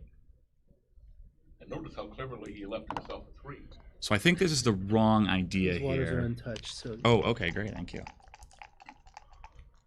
The commentators are touched, but not the water. Some of them are touched. Yeah, exactly. Chugging my water. 5-2 was okay not exciting, but not for Arnold. This is where he wishes he had the 2-point. Yeah, I think that was, especially considering the extra gammons you need to. I would not have. I would just made the 3-point, left the 2-point, left the shot. Well, now you got to clear, right? His position is crumbling, but Arnold's stacked and stripped. What a great shot! You're gonna make the 2-point for sure. Now, this is maybe this right? is for sure. I didn't see the 6 checker there. Yeah, I still would make the 2-point. Yeah, the 2-point is going to be a liability forever. Look at this. But when your opponent's got no board, you can be very aggressive with the bear off. Now he really has no board. Yeah. All right, so Vlad should play the 3 that are forced and then look at the 4th just to save himself mental effort. By that I mean that you always have to play 2 off the 4 and 1 off the 3, and then you can just look at the other 2 and decide which one you want to play. Yep, I tell my students that all the time. So 3-2, you just have to clear, right? Yeah, you don't want to leave a shot. Yeah. And then you're hoping to just get a freaky kind of hitting number that slows Vlad down and pick up a gammon. Certainly there's some great doubles here, otherwise he just takes checkers off. Sorry. Oh, God, they both got to go through, Arnold. What kind of shirts you got on today? Is it a vegan shirt? It's an Earth Day shirt. Earth Day. All right, 6-2 is pretty easy. You just Arnold's take been one a off. vegan for like 37 years, one of my best friends. So you definitely are staying for the shot because 2s leave shots. Most 2s leave shots. 6-4 doesn't, though. Certainly if you have a way to just clearly get off the gammon, you're going to run here. And this probably is that. Yeah, you don't want to waste. It's hard to win the game anyway. Yeah, even if you hit, you can't contain your opponent. So running just saves enough gammons and really doesn't cost you that many wins. I mean, your wins go to 0, but it's you just don't have very many anyway. In every roll you wait, you're risking dramatically more gammons. They both have a lot of time on the clock. Both fast players. Well, also the 8 points helped. Oh, that's true. Yeah, I was thinking the same thing earlier. That wow, they've got a lot of time. Oh, still possible. Gammon value on a center cube at 4 away. Crawford is a little higher than money. It's not like 1. That's true. It isn't 1. I mean, the equity doesn't double, and that is the key with gammons is when your match winning chances double, or I guess double is the max, right? I think double's the max. Then you want to be very aggressive with it. So Vlad can still get gammon if he rolls double 3s here. It's the only number that doesn't take a checker off. What about 3? Oh, I see. 3-6. You play the 3 in and 6 off. And 6-5 as long as he plays it correctly. So let's see if Arnold does the trick. I know he's aware of the trick. Oh. But let's see if he actually employs it. I'm guessing no. But I might Tell be the wrong. viewers what the trick is, please. The trick is when you need an odd number of points and your opponent's at one away, you wait to double until try and trick them into dropping, because they have a 2% take with no gammons considered. What is the gammon value? I don't know. So the gammons are still relevant. So the trick works really well when you end up in normal positions. But if it gets too gammonish, then you don't want to lose your market and miss a cube. The trick does work really well. It's something that I think only a handful of top players do. But a lot of people, they just underestimate or overestimate their take point. They think that, oh, this position's hopeless. Well, in backgammon, hopeless still has 5 or 8% a lot of the time. Yeah. So let's see what happens. 5-3 for Arnold. Well, we're going to find out in a moment whether he tries the trick. Maggie Sweeney is enjoying the commentary. Hi, Maggie. I miss you. I haven't seen you in months. I hope you're doing okay. Now we're going to see right now whether he doubles or just waits. Oh, good. He's doing the trick. I always find this entertaining. It's entertaining. Yeah, absolutely. That's the right way. Funny enough, it also improves your PR quite a bit, but that's not really the reason to do it, or not the only reason. Vlad might be sitting here wondering whether Arnold forgot or if he's trying to be tricky. Or he just might not have any idea. I don't know. Vlad has a lot of experience. Oh, wow. He wasn't doing the trick. He just didn't do that roll. Yeah. Anyway, so can't lose too much by doubling here. Sure. So we'll go to the 21.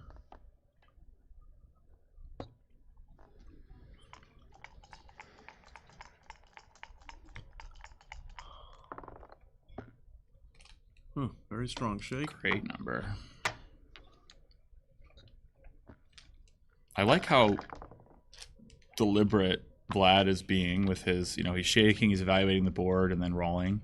When you're in the semifinals of a big tournament, it's easy to be frazzled, and I think a lot of just mental management is good. Just taking your time, trying to be deliberate about everything you're doing. Doesn't mean you're not going to miss stuff and make mistakes, but you don't want to try to keep your nerves down.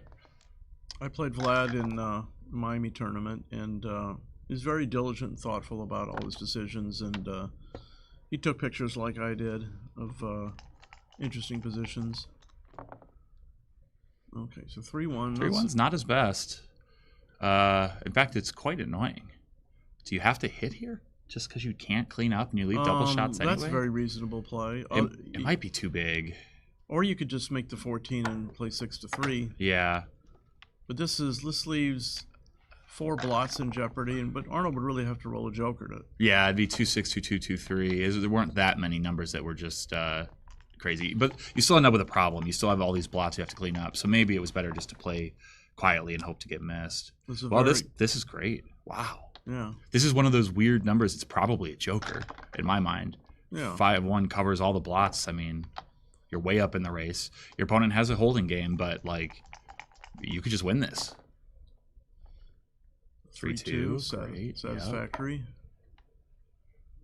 So Arnold wants to get a 7 or a 10 or something to get one of those back checkers out if he doesn't roll. Well, that's not very good. I actually would come out here. I would just come out and play 8-5 because... Yeah. That makes sense. You're not really worried about getting hit. You're not worried about getting gammoned. Vlad's got a blot on his deuce point, and Arnold missed the opportunity. Plus, Arnold put a piece out of play to the 3-point. And he's gonna end up coming out here anyway, right? Like he can't just keep holding back. No, I mean it's not terrible, but it's not ideal. Just slot your 4-point. Yep. But it's less promising than it could have been. So Vlad's got 3s to hit, 3s to cover, deuces to hit, 5s to cover. Thank you. And what a great shot for Vlad. He gets to clear his 14-point if he sees it, and he does see it. And now Arnold's got a holding game, which is a reasonable chance. I think with his race deficit, he might only be 20 to 23% right now. What do you think? Oh, I don't know. No, it's still early. I'd have to count the race more carefully, but I think probably Vlad's higher than that. I mean, 10, 13, 8, 11. 75. Oh, okay, so now he's going to cover and slot and bring the last one in. Vlad's got flexibility. He's got a spare on the mid, 2 spares on the 8. So this shot's not going to be coming right away. Oh, this is a walk-off home run. Yeah, so he was only up by actually 25. So Vlad was better, was not as big of a favorite as I thought. But the double fives, I mean, now he's... And Arnold's got to be disappointed, but he's still got a smile on his face. He's a good-natured person. And, well... Yeah, that's hard to do. Somebody in the audience was just saying that he might win this match having only won 2 games, and that's just pretty incredible. Efficient. Oh, another great shot. So you're going to bring them all in, strip the 8 Do you point. consider... No. So you have to play the last 5 either off the 6 or the 8, which means the double 6 is going to be bad either way. So you might as well clear the outside point while you can. Yeah. Falafel once offered me like 20 to 1 on a play like this. Oh, really? And I said, "Oh, I guess you're probably right. No, thank you." Steve, how can you play like that? One of my favorite falafel stories is he stayed up all night watching tennis, and Jacob Rice gets up in the morning, and Falafel says, "Stick, did you see that match? They went to 50 sets or whatever it was. It was the big match that happened where they went just on and on and on." And Stick says, "No, they didn't. It didn't happen." And I was like, "Yeah, it did." "No, it didn't happen. It went over 3 days." It did. And Stick said, "I'll bet you whatever you want that it didn't happen." And Falafel backed down because he knows he Stick doesn't is believe his such own a mind. tennis. He's such a tennis player that he believed it, or tennis expert. Stick is Jacob Rice, great guy, great at backgammon. Never wants to travel because he's a bum. Oh, he'll be in Vegas, hanging out, and there's a tournament in Vegas, and they're like, "You gonna go?" "Nah, I can't be bothered." Yeah. I'll go to trivia. That's about it. I've been on his trivia team. We finally won recently. I think you were there when we won. Yeah. I think every time you've been there, we've won. No, but thank you. But I'm good when they have geography categories. Just call me Carmen Sandiego. All right, he's waiting. I'm not sure I agreed with that last play. Vlad left him 4. Why wouldn't you slot there, Arnold? I don't get that at all. All right, but this... Oh, I see. Maybe he's... If Vlad clears, then maybe he gets home with 1 fewer piece. Yeah, Arnold's really gasping here for a chance. So 6-1 followed by 6-1 followed by 6-1, and Arnold's there. So Vlad rolls a clearing number. Now Arnold needs to go. Vlad has 10. He only has 1 off, so if Arnold rolls double 5, double 6, he gets a piece off. He'd still be an underdog, but he does have a chance. 3-1's not going to do it. Arnold's probably like 7%. Didn't we just have a conversation? Some positions you're still 7 or 8%. Yeah. This if this was the other way around, he would still have a take. Oh. Yeah, he really needs to roll doubles now. Let's see for the fans a little 1-2 or 1-3 action. Oh, look at that. That's just great. Bound and determined to win this match and go to the finals. Vlad's going to the finals. Robert Virnig. Yeah. From Orange County. Awesome performance by Vlad and Arnold. Obviously, a little bit of a lopsided match, but that's backgammon. He'll be disappointed, but he doesn't get upset. He's a real gentleman, good sense of humor, and but he's about to lose to Vlad Eydelman from Wisconsin, it appears. 4 off, 2-1, 4 off, 2-1. I think that was his last chance. Okay, well, great job, guys. And we didn't have to work too hard. We got paid by the match, easy not one. by the hour. There you go. I like that. So we really had good... Wait a minute, you get paid? I in candy. We got paid in candy. I'll take it. I'll take the it. 1 Snickers. It's just a K. It's just a K. I don't want the K. That was fun. Good job, Ben. Nicely done. I may come back depending on if Speedgammon started for the final. I think Speedgammon starts at 1:30. So. That's what I've been told. Yeah. It's over. Robert, who won? Vlad. All right. He got him. Robert.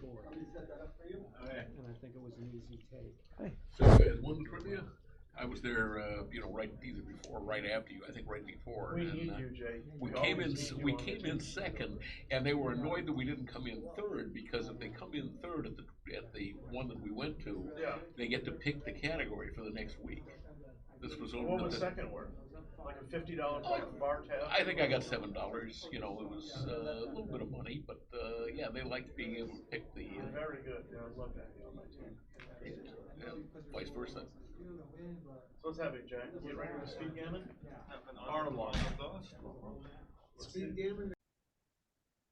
Hello, and thank you for joining us at the 2025 California State Backgammon Championships. I hope you're enjoying the action. My name is Alex Eshaghian. I'm running the stream, commentary, and social media.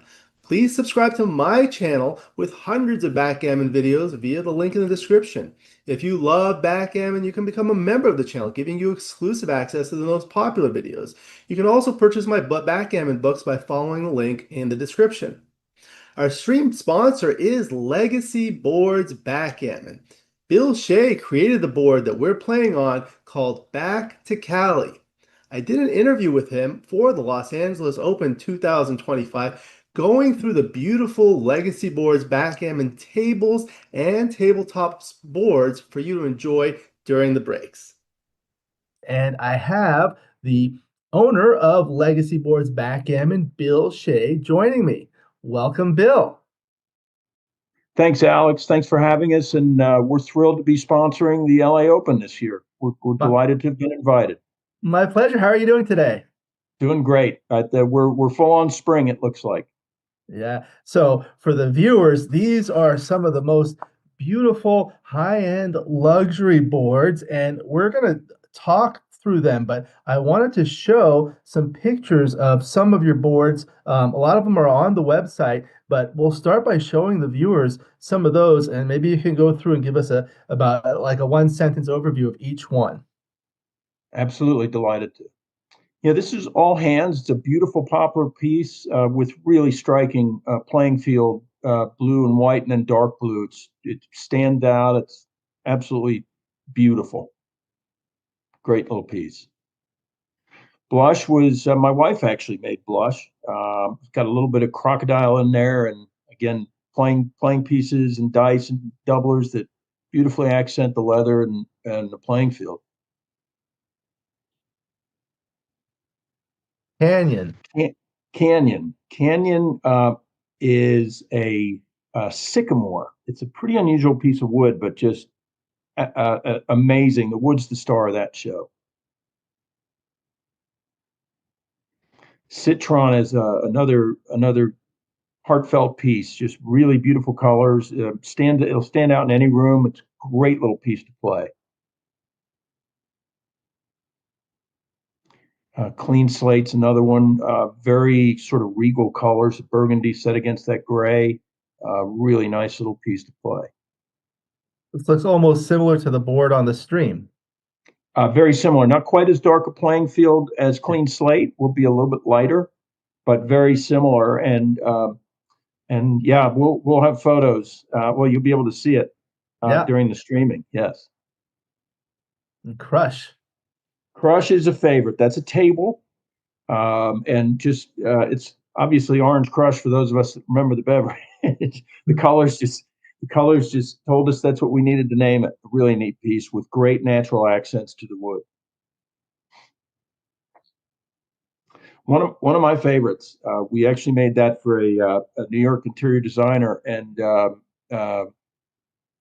just a really dramatic piece of wood set on a beautiful table base. Really fun piece. We still have that piece. It's still available on the website.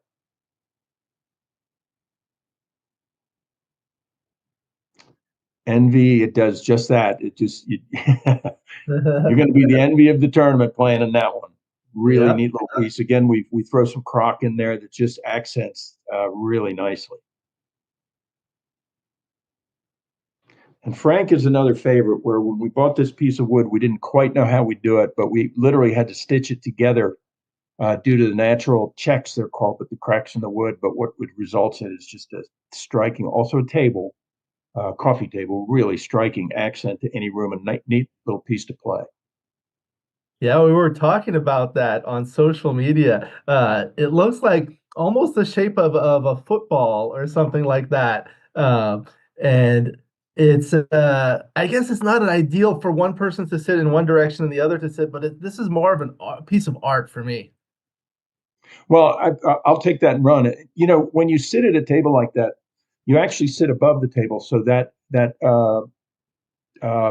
I'm losing the word, but the irregular shape of it really doesn't affect you that much when you're playing it. No, it really doesn't. We've played it, and but what it does, to your point about, we hope somebody does see it as a piece of art, but maybe a good way to sort of introduce the stuff we do. But we really try to maintain. That's from the crotch of a tree, which you can see on the right side. That's a big growth coming off the tree, a trunk coming off the tree. And what it does to the wood is really tough to match. It just gives incredible accents and colors and just an explosion of colors. And then we were able to tie in the bow ties, which just offset everything and really, again, accentuate the natural aspects of the wood. But again, a striking playing surface, very visible, very easy to play, and really fun little piece. Are the bow ties decorative, or do they keep the wood together? They do a little bit of both. You can play with them from a decorative perspective, which I love to do. It's a little complex to do them, and you risk the wood doing them, but they do stabilize the wood a little bit. When we buy our wood, the wood's gone through a lot, and it's all designed to remove some of the natural flaws, some of the natural elements that a tree goes through before it's cut down. It dries it and stabilizes it, but it also, as it dries it, it produces the cracks a lot of times because the moisture comes out, the wood cracks. So we use the bow ties to stabilize it a little bit more and make sure that in a piece like this, it's not going to come apart, or continue to dry and get worse in those cracks. We try to leave it for its natural beauty, but up close and personal, it's a really fun thing to be able to add those artistic elements and stabilize the wood at the same time. So it's a little indulgent. Very good, very good. We'll go on to the next one. Gramercy was a piece that we did to sort of show off, and it needed what are called splines. Those are, again, to stabilize the wood on the left side. Those are two very small checks, but maybe a better example of, let me be a little artistic in how I stabilize the wood. And there's actually more of those on the underside. So a lot goes into that, and probably, you probably got 15 to 20 hours worth of work in stabilizing the wood before we even start making the playing surface. So a lot goes into that, but the result is a really neat, striking, added accent to a backgammon board. Next one. That is Hang 12. It's got a shape it's a cherry slab, and most often the wood and the wood's accents, we don't start on the leather until we've finished the wood for obvious reasons maybe, but we obviously don't want to get any of the finishing materials on the leather. So by the time we put the leather in, the wood's told us what kind of leather we should use, what colors. And this certainly did that. But when we were finishing the wood, it took on the shape of almost a surfboard, which LA folks know those well. But sitting on, it's a table. It's got really neat, very contemporary legs, but it's got rounded edges on both ends, hence the Hang 12 name. Most of us remember Hang 10, but a play on words. Yeah. High roller. High roller is it's a bar height table, and in this one we were able to bring in some really neat leather. You can see there it's almost, folks familiar with cowboy boots know it as verdigris, but it's that stitching on a cowboy boot, and the leather has that accent in it, and it really gives it a very sort of masculine, cool feel to it, and the leathers, the gray and the tan leathers, just fold in beautifully to the wood and to that verdigris playing field. And then we can have a lot of fun with the checkers, as you see we did there. Right. Lucky Strike's a brand new one. My wife made that. My wife makes boards right alongside with me, retired nurse, so to speak. she's too young to retire, but she's doing this now. But her color sense is remarkable, and it's a beautiful little piece. It's a black walnut, but the playing surface is just explosive. It's so pretty, and then the checkers really accentuate it nicely. Mistress is another favorite. It's you talk about colors integrating to the wood. This one, again, we finished the wood in advance of using the leather, so we really were able to maximize the look and the coordination of the leather integrating to the wood just magnificently. Carrie, my wife, made that one as well. Really pretty piece. Also a table.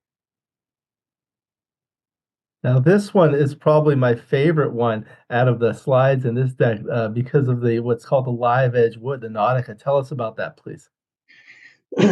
Nautica, that is it's a maple slab, and when we got that piece of wood, it had so many unique attributes to it. What you see towards the left there are actually, those are bug holes. Bugs live in trees, and that's one of the things that we get rid of through the drying process before we acquire the wood. But also rot and sort of degradation as a tree ages.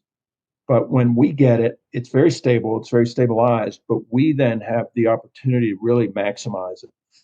And as you can see, that here is so dramatic. And the table base we put it on it's a very stout, really impressive table base, but it just reeks of that sort of nautical feel, and almost a compass-like rig there underneath it.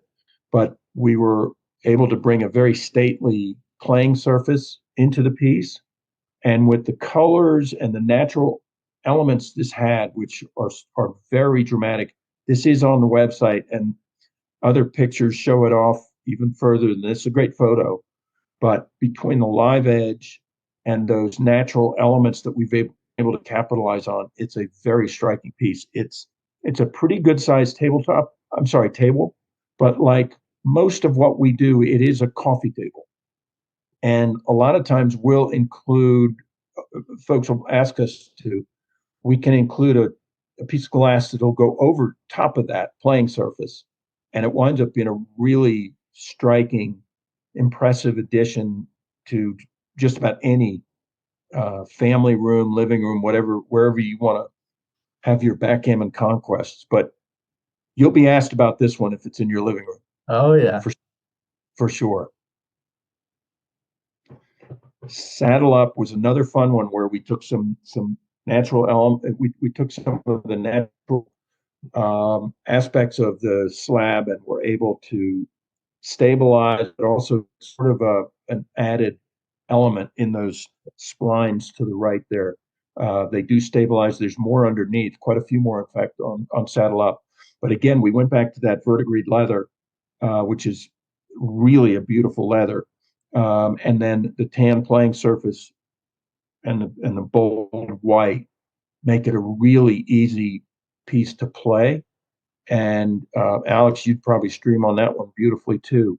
But it's a very strong, really striking piece. That's a tabletop. Beautiful.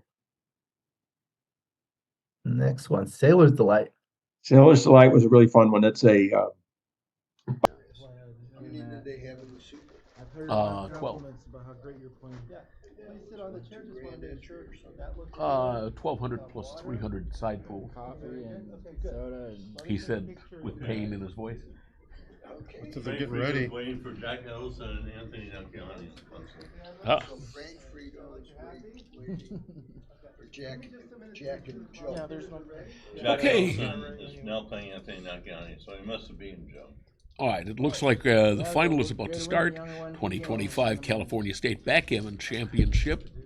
I am here with Roberto Litzenberger, and we're looking at the final between Vlad Eydelman of Wisconsin and Robert Virnig of California. Vlad came back through the fighters bracket to play Robert in the undefeated. Yeah, Vlad was quite excited. I was just talking to Vlad outside. He's been studying his game, working hard, and this is clearly the biggest match. Now, I walked in late, so it was 8-5 Crawford, and they were saying that Vlad, if he won, which he did, would only have, he had to win 2 games. So I'm guessing that he was down 5-0 and won an 8 game. Is that?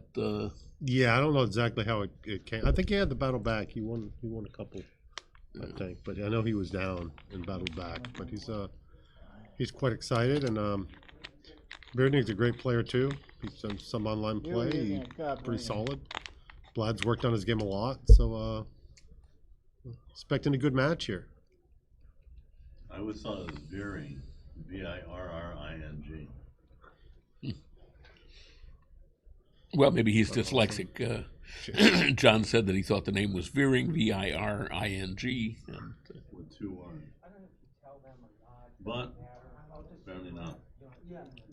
He knows how to spell his own last name, so it's not to me. But I'll try to monitor the chat. I'm pretty bad at that, but I'll try to monitor the chat when we're going working through.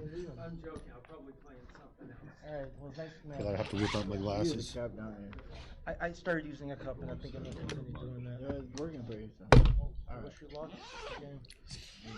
It slows me down a little bit.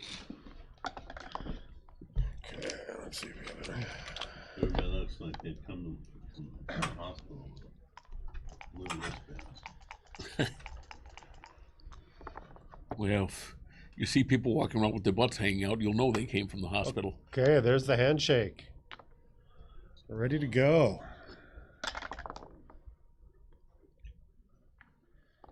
In and hit. I meant to ask you, did you want to hedge? Pretty standard. I don't know. I don't know Robert's game enough to know if he's kind of has an aggressive style, passive. I don't really know. So we're gonna find out here how they played this out. Yeah, I saw one match of his last night. I didn't come to a firm conclusion about his play. I mean, he seemed to be playing solidly, but as far as tendencies, I'm just not sure. Okay, good shot there. Can't ask for more than that. In, hit, and cover. Yeah, I remember Robert Virring played in the Vietor Cup last year. I remember seeing him. Okay, 2-5 is not his best. Would I do that, or would I just come out? I'll move up to 22 myself with a 2. Oh, he had a 5, but... with the back. There it is. Nice advanced he had anchor. a 5, John. He's got both 5 points now, so that's nice and solid. He's kind of in command of this. He'll probably just make the 3-point here. I don't see anything cleverer. Yeah, 3 points. I mean, I guess he could make the 11 and splits. That might not be so bad. I think the 3 point's really underrated. It's a very great point and all around. I mean, even and making the split play, leaving 4 blots would probably not be.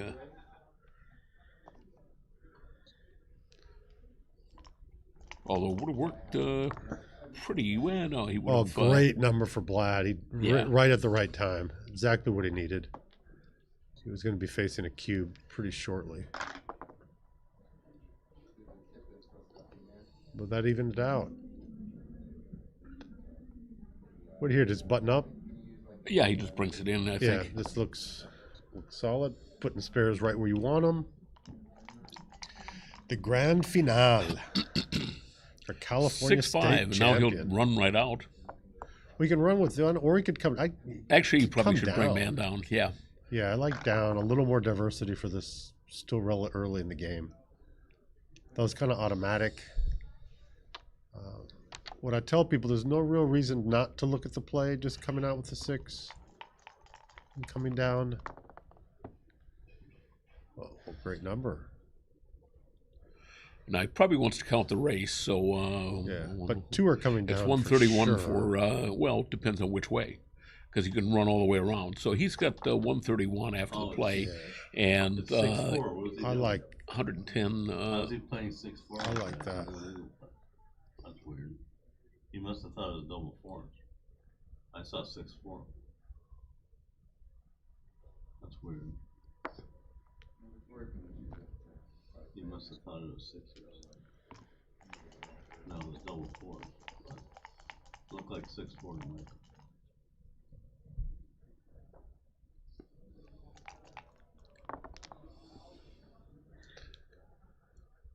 Okay. Now he's thinking, does he hit or not? And I think you do hit, right? I mean, he's not that far ahead. Yeah, and hitting lets him clear the point at risk, but minimal risk. Yeah, he has to fade a 2, but even if he is hit, Hey, Alex, what was that last it's not one? all Was it 2s, 6-4 right? or double fours? It was double fours, John. Double fours. Yeah. I just walked in.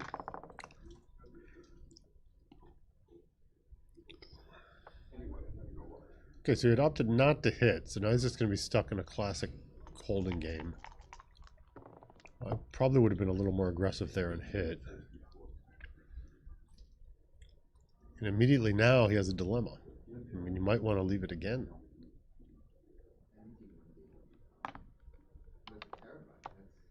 This is going to be hard to tiptoe home, but I think he kind of made this game. It's part of the reason why I would have hit to begin with. Ooh, and now it's going to be a race. I don't know what it is, but this... 115 for blue, and... red has to be ahead. 109, so he's up 6 pips. Yeah. So this is the right play. Yeah, it's the right play, but it's certainly not a commanding lead. It's... Yeah, if you're up 4 pips and you're on roll, that's... I mean, the other person's on roll down 4 pips, it's a dead even. You know, it's a 50-50 game. So with 2 pips, when he's down 6 on roll, it's, 54-46%, more or less. Yeah, in this case, his double 5s would have played extremely awkwardly any other way if he just came out, but that kind of dictates it. Sometimes you'll want to stay back if the race is that close, even if you are slightly ahead, if your position otherwise, would deteriorate. Out. Yeah. That was an interesting 6-5 because the 6-5 would actually slightly put him ahead, and he opted for a little bit of contact there, but that actually put him ahead the 6-5 by 1 pip. So. Right. And that contact's not doing a lot, and if you start to get ahead, it could cause problems for you.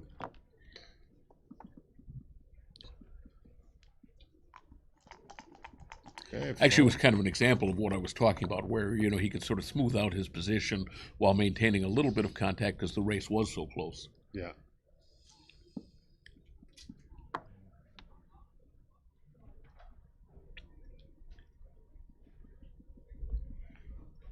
This is rough. Then the slight leader. So, ooh, yeah, I don't like that. I mean, if you're going to keep the contact, go ahead and Well, you also get the checker. You're making the best point if there is contact, and you kind of save an extra 6, which you're not really worried about saving 6s all the time, but making the 5 points great because. Yeah, it's a better bear-off distribution. Yeah, see, now he's going to do it. Yeah, he's come short in of 6. And make the point. He's worried about it. I can see blood in his head. He's thinking about that last play. And this is really close, so he's going to bring both down anyway and not play for that little extra contact. What do we got here? 40, 50, 43. 83 and 71. 81. 81.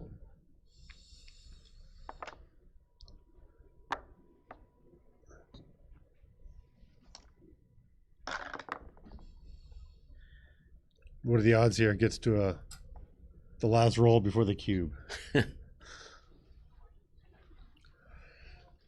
Keep seesawing back and forth.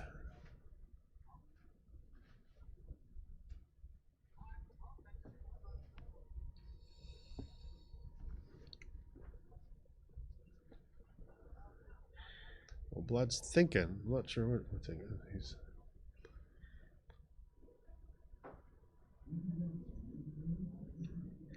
He's thinking about cubing.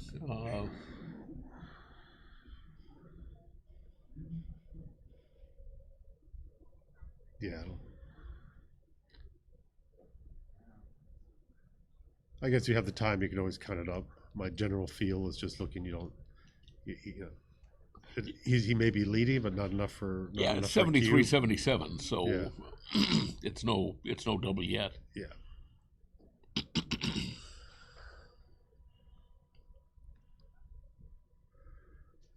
Plus the Y kind of correct things with that little extra guy on the 2-point is kind of, you know, it's like 1 pip. I think it's actually like 0.75 pips or something like that. But and an average roll.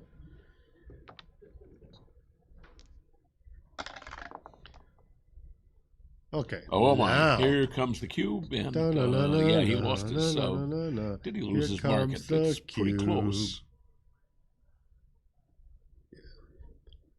Well, if you counted up before, this is where I just kind of insta-cube at that point. Once there's a right, it's 3 pips and you just gained 8, so that's what.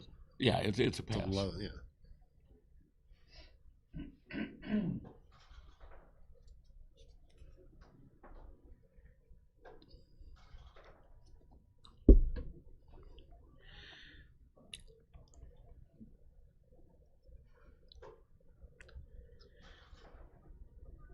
What I like about cubes like this, though, when you're in a match, you're in an important match, you can take your time. Initial game can really kind of focus out, really find the balance. You got to make sure you're not playing too fast. A lot of times people are nervous, but you got to get a cube, make sure you're getting it right. Did he? He did. Oh, No, he he passed, passed. yeah. Yeah, he passed. I got 1-0. So quick 1-0 lead. Looked So like he it's- was looking for a place to put it over on his side of the board at first. Yeah. So a fun thing on match equity. So when it's 11 away, each point is worth around 5%. So right now at 1-0, it kind of goes to 55-45. Right. At 11, and you can kind of do that all the way up. That's when I first started That's Backgammon, Roberto's numbers. Well, it's a Neil's number, but I'd seen that. I noticed that before I was even in tournament Backgammon, before I knew about Neil's numbers, and then I saw it is the Neil number for 11 is 5, and if it's 5-0, it would be like 75-25. It would just kind of keep going. Okay, I big. What was that? Double sixes that I missed? It was 5-2, then double sixes.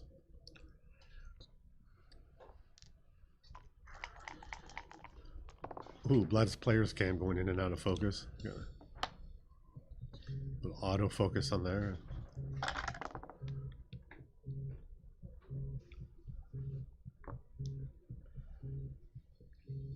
Okay, he's going for it. Went for an 8 or a 3. And there's He the got the 3.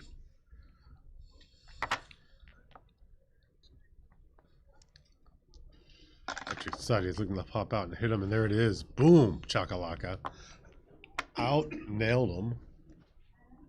That's what he wanted. There was a cube coming if he entered awkwardly. Yeah, if he rolled something that didn't put him, pop you know, out. under the gun there and Yeah. didn't pop out, then he was going to be looking at powerful double, probably a pass. I'm really bad at monitoring the chat because I have to I'll put. monitor it I, for yeah, you can. I have to put on my glasses to No, do it, it's and fine. I can't look at the game. Marion Rose says that was a .011 take on ++. The cube. I assume so. Okay, so it was close, but anything close like that is worth. I consider it almost pick 'em. I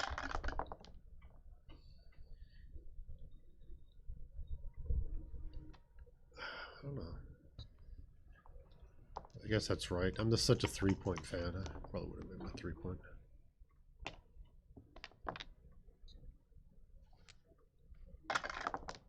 Wow, look at those towers. They're gonna keep building. Just transferring. And now he has to think, does he run? He had place for contact. You stay back.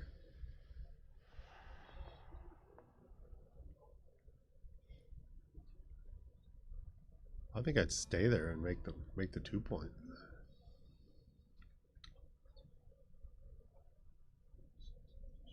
What do you think, Jake? What'd you do here? Are you running? Are you making it? Playing for contact and raise? Well, he's got the contact on the bar point, and he doesn't have a lot on the 4 point there. Wait, did he not move the 6-4? What happened? I thought he rolled and was thinking about what to play. Yeah, I thought he had. What was the 6-4? Something was off there. It wasn't cocked. If he had a 6-4, that's why I would have run. Yeah, that's what we were talking about. Exactly and then he this. thought about it and then re-rolled. We'll have to see that. Did anyone else see that? Well, I don't know if I was crazy. Yeah. I thought he rolled it, but then he didn't move it. He rolled again. Oh.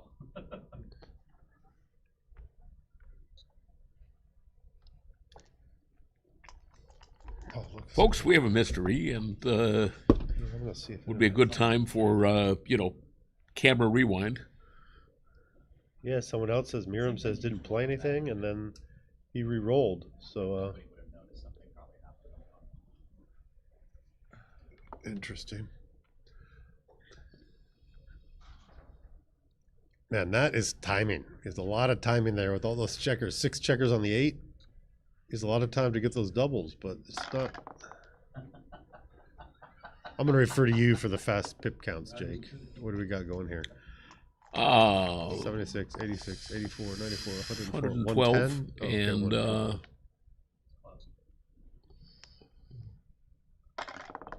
yeah, 112. So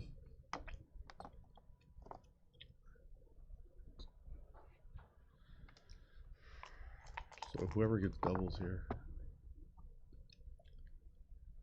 Keep rolling the board forward. Make the 3 point. Yeah.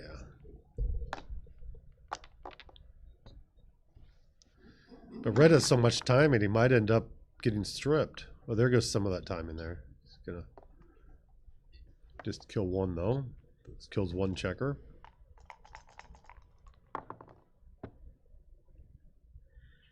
Now Vlad's out of time. Just make the ace. Yeah. Making the ace solid, and he does.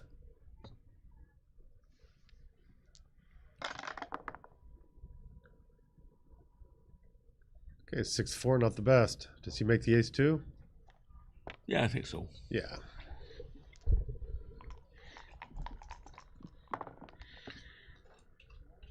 Okay, that's a good roll.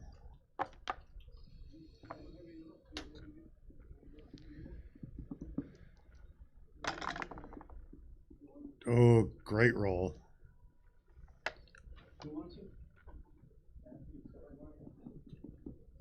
Contact value just dropped a lot.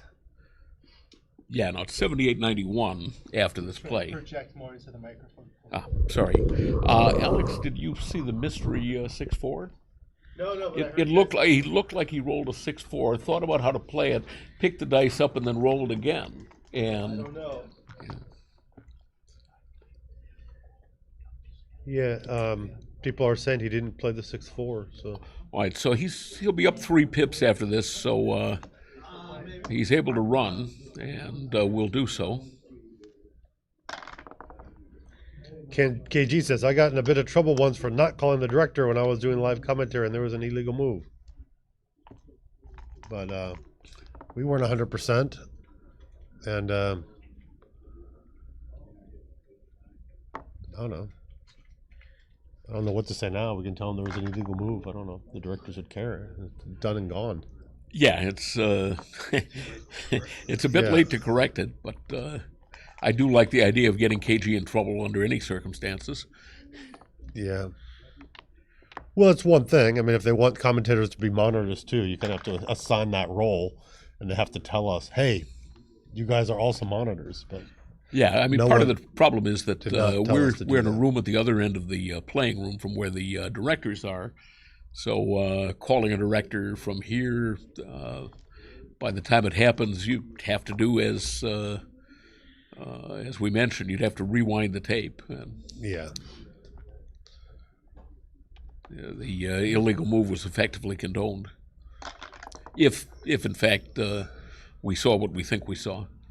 Yeah, so this is great. Are we getting close to cube territory here? What is it? Or is it too close?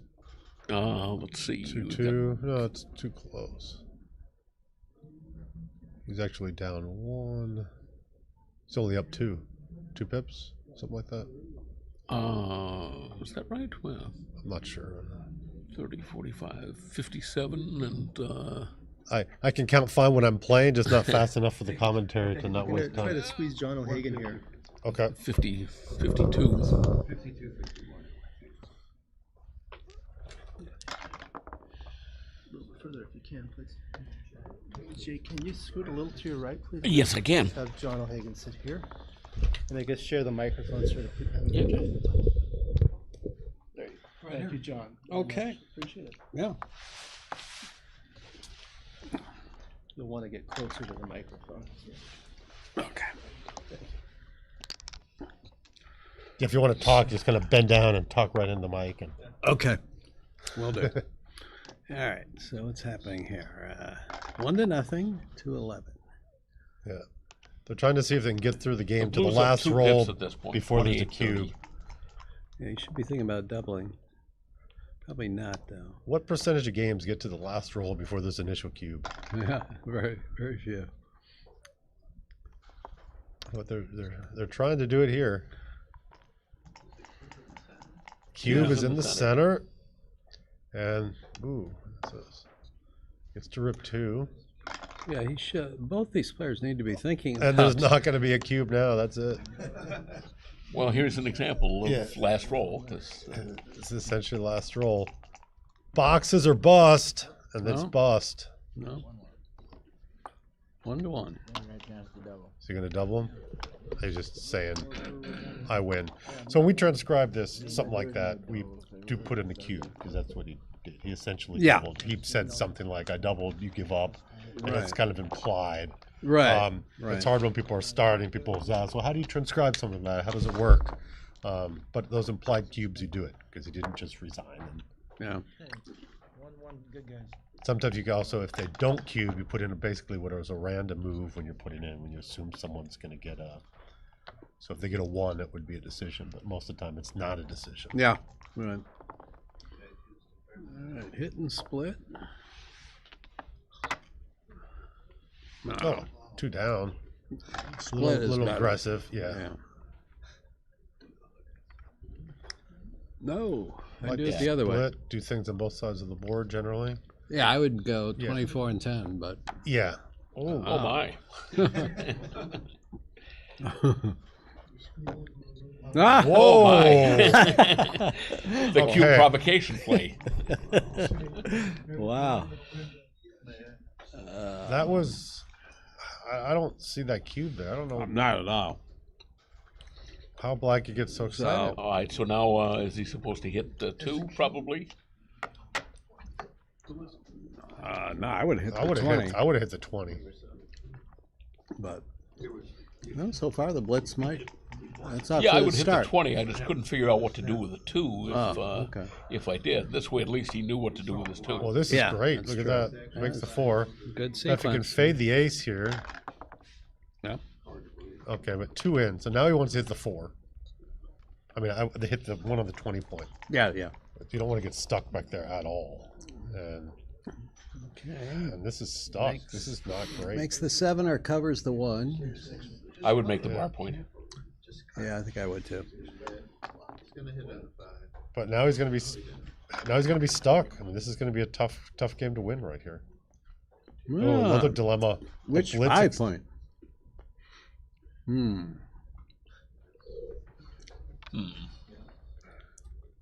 Well, I guess he decided that since his own 5 point is invulnerable, but I don't know. I might have covered it myself. Yeah. Well, On the other hand, he does own the cube, which this making the 20 keeps him in the game, longer. So, I don't know. This was definitely the gammon save-ish play. Yeah, so make the 1 point here. Or But the one's better just to hit on the 20, on the just 20, come I all the mean, way on the around. Hitting on the 5? Yeah. Okay. All right. That's reasonable. Yeah, after all, blue does have a blot on the ace, so yeah. Okay, this is the miss. This is exactly what Robert wanted here. Out to the 18. Now he has lots of hitting covers. That's not one of them. Not one of them. Sorry. This is double hit. You could go double tiger, but I think I would do this and Yeah. slot the 2. I mean the Maybe the 4 4. rather. 4. Yeah. Yeah. Looks Virnig mighty does solid. the same thing. Yeah. Both 5 points. Look at that. Yeah, when in doubt, when you kind of get that structure that you're familiar with, it just makes playing easier all throughout the game because you're really familiar with the structure. Right. And you can just play it. It looks like something you understand and know. So. Ooh, good shot. Pretty obvious. Hit, make the 2, cover the 4, and 13-9. Yeah, and if he that- dances, We might be looking at a redouble in a second. Yeah. I would recube this with the dance for sure. Yep. And I'd be shipping it right now. Yeah. Boom. My only question is it FedEx or UPS? But I'm shipping it. That's a good line. Well, we can determine that in the post-mortem. So, I don't think it's too good. Does either of you think it's too good? No, I do don't not. think it's too good. I don't either. Not with the 2 back on the 20. Right. And he can just come in and there's and- contact and value. if Blue comes in with an ace, he's Yeah. kind of safe back there. Yeah. Yeah, it comes in ace 3, ace 5, covers the blot, and all of a Yeah, sudden yeah. you're just kind of stuck in a in a holding game. Yeah. Ish. Whoa. Whoa! Oh, he dropped. Oh, okay. I was going to say Ole! he was rating his 5-pip lead more highly than I would have. Oh, wow. 3-1. 3-1.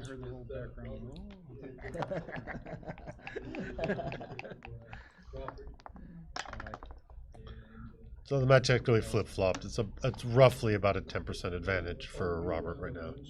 So it'd be around 60-40. 10 away, down by 2. I know 11 down by 2 would be 60-40. So at 10, it's has to be worth slightly more. So it could be, yeah, it's maybe like 61, 39. Yeah. Yep.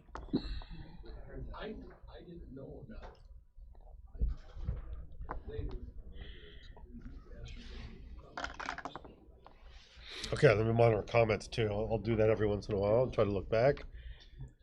We got a bunch of people in the house. Oh, I see Brandon Macklin here. This guy's.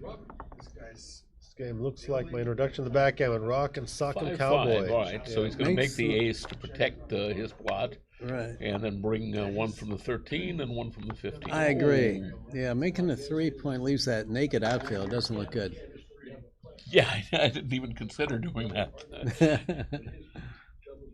It's going to be hard to bring this mess home for Blue now. And these are all perfect numbers, or a great double, or 6-4, 5-3. Even then, wow, yeah. Well, he can hit loose. Yeah. And this is good. Yeah.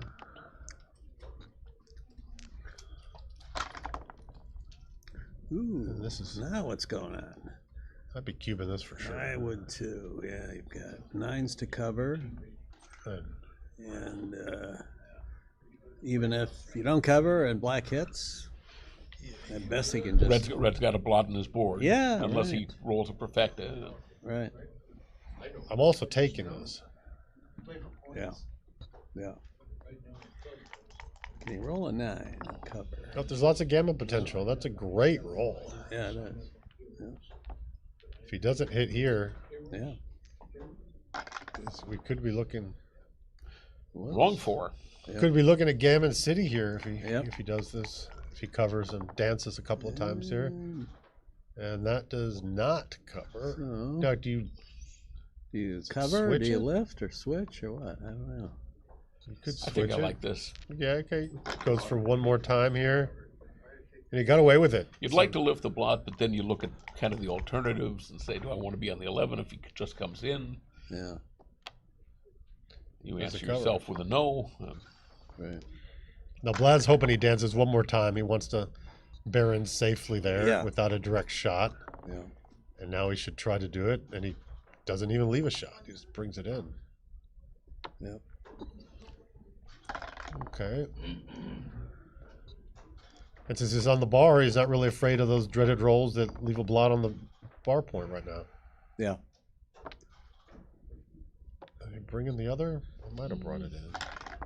Just leave a 5-2, or you do that? Maybe. Yeah, I'm not I sure. would have considered it. I'm not sure. Yeah.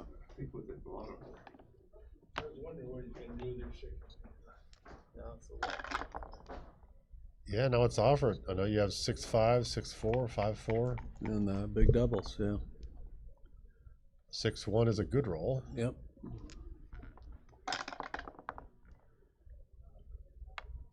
Okay, comes in.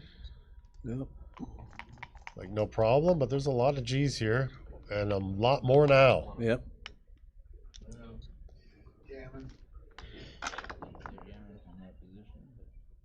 Okay, got 4 crossovers. Yep. Okay, he opted for that. What it is? I like crossovers, but it doesn't really make a difference here. It doesn't matter here, yeah.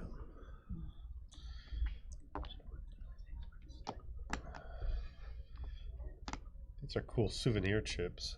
Give these to people. Yeah. Yeah.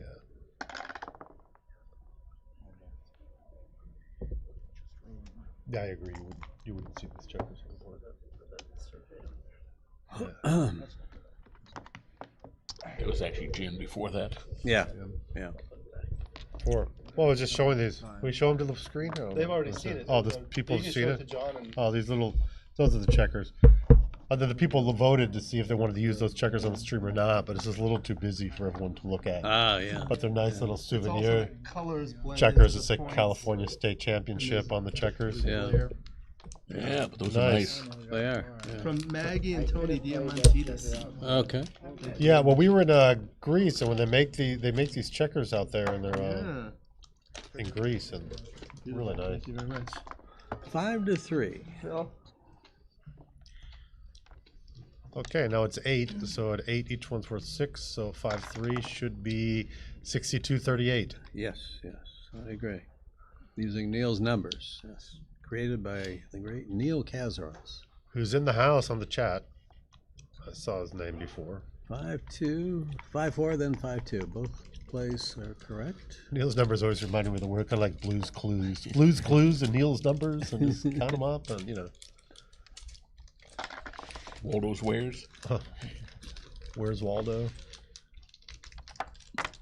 I played both of these players earlier and lost to both. So I'm 0-2 against them. 3, And that's how they made it to the final. That's it. It's part of the. Yeah, Everyone's pretty much 0 against them. I think. Yeah, yeah. One person beat Vlad at one point because he came through the fighters bracket. Right. All right. Anchor looks right, rather than hitting again when you're outboarded. Yeah, once you have your vast anchor, you know you're in the game to battle it. And that's Now a what? great number. 2 for and sure. the other 2. I just make I it. think so. Yeah. Yeah, this Yeah. solidifies the game. 13-3 or make the 2. Probably doesn't matter much. Yeah, I don't think it matters much. I might have made the 2 just because I had 4 checkers. I still have a spare on each after I get rid of it, but I could have easily done this play as well. Yeah. All right. You know, it might be right. It might be 23-18 with the 5 and then cover the 3-point. I guess you could also go 13-8, but that strips the mid. Oh my! Oh, makes the 18. Okay. I don't know. That's could be right, but I doubt it. Could be right, but you're going to be attacked. Yeah, Like you might now. be attacked. Now you're definitely getting attacked with double 2s. Yeah, big time. Okay, Oh, comes perfect. in. Wow. Perfecta. That's save the cube. A dance would have probably seen a cube there. Oh, definitely. Yeah.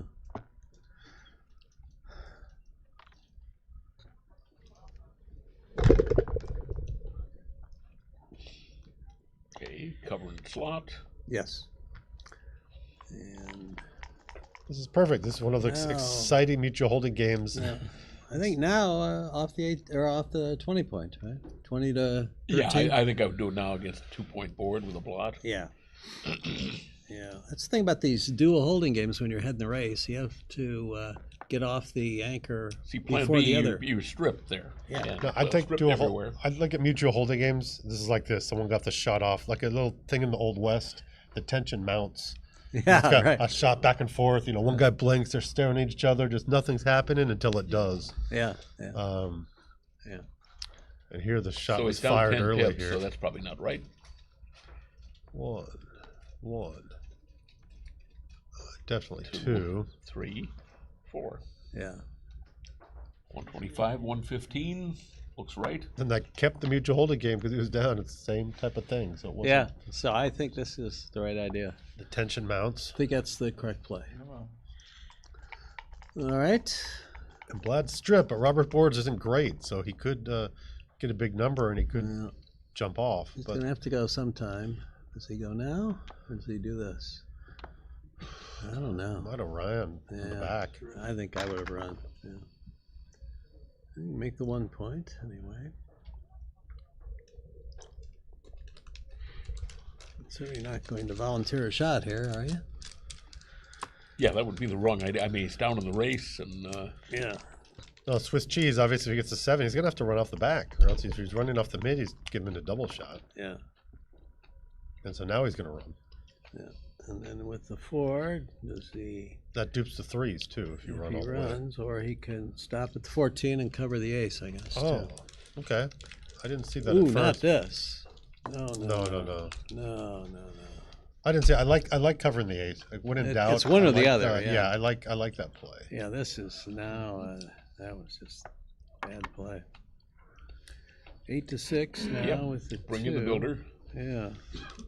Yeah, especially when it was a Swiss cheese board and he didn't have diversified builders. He only had 3s bearing down on him. Yeah. All right. So I would keep this. I'd have to count the race. Yeah. He should have doubled. So looks pretty much like 18 to 15 and then 12 to 6. 109, yeah, it's 3 pips before the roll. Okay. Yeah, definitely bring it in and step up. Now you're leaving 5-5, but that's a good shot anyway. And even then, you'll get, you a get double return shot. Double return after. So, yep. So, what else would he be looking at? Like, you don't want to play something like 18 to 9. That leaves a handful of enter and hit back numbers. Yeah, so this looks right. Now you jump to the bar. Could well be. I think so. 2, 3, 4. Okay, one more. He keeps the 20. I think I would have jumped to the bar here and make that direct contact with the strip point. But with that roll, it worked out well for him. All right, 3-1, so...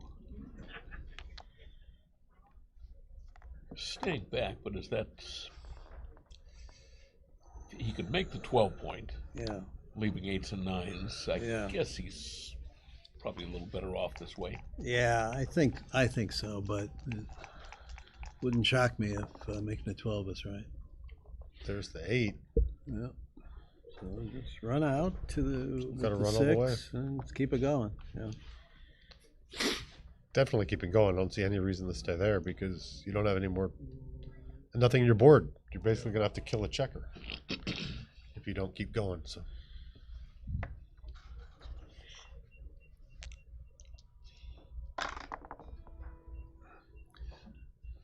Start the 4 here.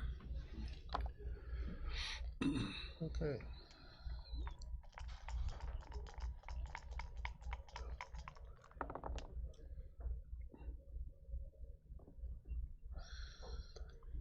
All right. 89. What's the pip? What is Reddit? I think 89 after the play, and the 85. So you're after the play, you're you're down 4 pips. So therefore, So you come down and make the 2. I agree. Yeah. And again, when in doubt, you're down. I mean, there's very few things in backgammon that kind of cut and clear and dry. And some of these contact with the race is you're down, you're going to stay for this contact here in this kind of game. And when in doubt, you're going to make the board too. So you just make the good board, and then you're ready for action. And once you have your board made, you're saying, bring it on. As KG would say, you want to wrestle? Although, here the good argument against that is that red is about to cover his 4 and/or 2 points, and then you're just going to have those 2 guys on the 20 point, and you have to get those off and try to get them out. Yeah. And that might be tough. All right, so you're ahead far enough. Probably just go to the 7 point. Yep. Yeah, and this game is over unless it's a big double here or something. Right? I mean, is this going to double him out now? Unless he gets a big roll. It's down 10 pips after this, so it's probably a pass. Although he doesn't even double. He leaves a shot. Wow. What a swing. Yeah. But even that's a market losing sequence if he gets missed. Yeah. So, he's. Yeah. And if he gets hit, he would have. He'd take that parlay.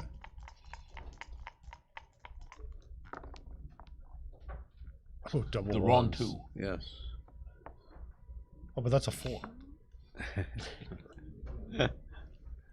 Now he doubles. Well, humongous pass, of course.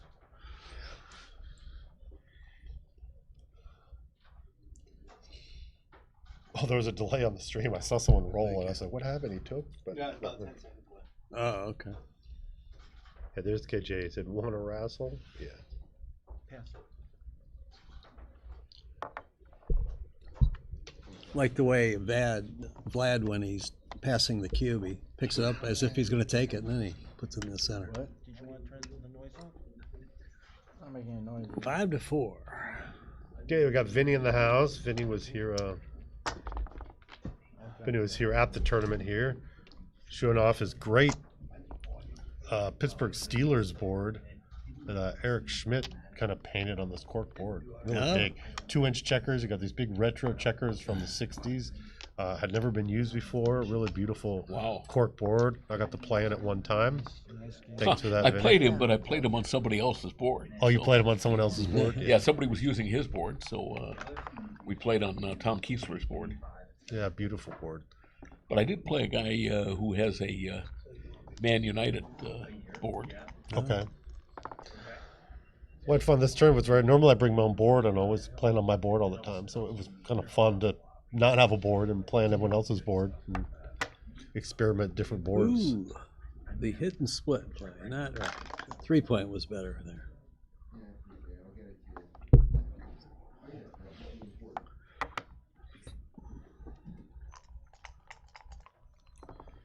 What Brandon said before, they kind of in the opening, they kind of seem to like the Rock'em Sock'em robots here.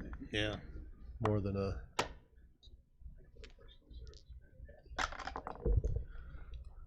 Boxes. That was a mistake. Yes.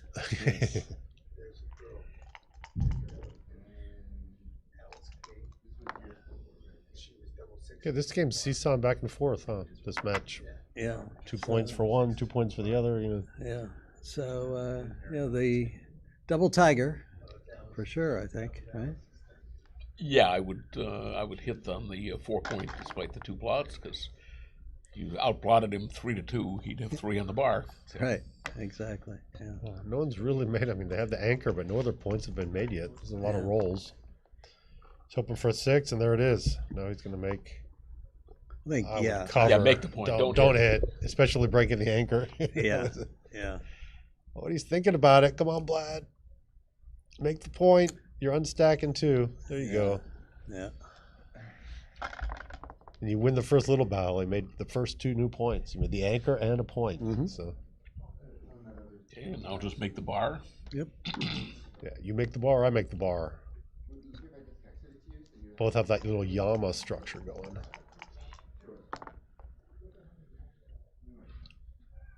there's 5 checkers on the 5. I think it looks like a giraffe, but this is kind of like a llama, and it's just 4, 2, and 2. So probably hit, break the anchor, and then 13-10, right? Yeah, I think so. I wouldn't hit on the 4-point, but I would think about it. Yeah. Which anchor? I'd make the 20. When in doubt, make the 20. Yeah, there you go. Boom. Especially with the spares on the 6, you're really kind of getting your foot in the door. All right. Cover the 10 or make the 9? When in doubt, make the 9. Yeah. Now let's see. Make the 3 or the 4, or neither. Maybe you could hit 13, twice, 10, but... and then do something with the 4. I don't know. I'm not sure about this one. 3. I think it would make the 4. I like making a point. Yeah, you don't have any point, so go with making your first point here, right? I think this is solid. Yeah. It's non-committal. If you'd make that play, you point on me, you at least have a point. You always want a good point in the board. And if he comes in and picks up the other checkers, okay, you got a double anchor game going down there, and you already have a nice defense point. Either way, you're always happy to have that 4-point. You can have that for the whole game. Yeah, that's true. Oh, great shot. 1, 2, 3, and 1 to go. 23, Probably 20? Step up. Yeah, step up. Yeah, I like that. Yeah. You're going to have to get that out if you get a big number. And... All right. Cube action problem, right? I'd think about it for sure, but yeah, easy take though. Yeah. Well, I'm hitting before I'm jumping out, but this is my play. Yeah. I do the same thing, but different order. Yeah. All right. Now it's definitely a cube. Yes. Yeah. Oh, I didn't think about it. Yes. 1, and then 20 to 15. I make the 8. Yeah, 8. 16 and something. This I is love the reasonable 8. too, though. I don't know. Of course, he's can very likely cash on his next shake. I don't know if that affects what play you should make now. But. Probably. If you're going to cash, you can do this. Less hits, right? Yeah. He really missed a cube. But I love shake, the 8. Oh, he's glad he did not leave a checker on the 5-point. Yeah. 2, 3, 4. And this is a double for sure. Yeah. I still think it's a take. How about you two? Yeah, I think it probably is. He may not make the 8-point. Yeah. Even if he does, you've got the deuce point game. But if he already had the 8, wouldn't he be passing this here or not? Yeah. So that's kind of going back to see what play would have made the roll before or something. But he did take, and now he's another double 5s, and that's great. That's shot. real. Yeah. I wouldn't say nail in the coffin yet because he has the deuce point game. Right. So this is just a kind of a classic deuce point game now. Right. Right. And a little outside contact. But the outside contact not worth a lot because he's going to have to try to skedaddle and come around with those, get 5s himself and jump out. Yeah.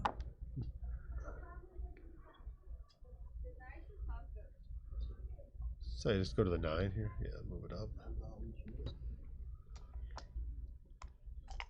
Make your good rolls even better. You got the 6-4, 6-5.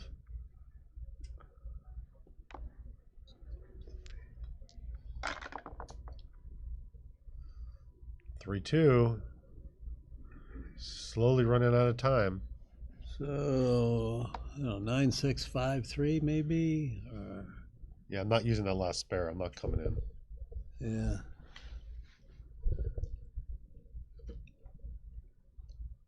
Yeah, 5-3, you keep another 5. Yeah.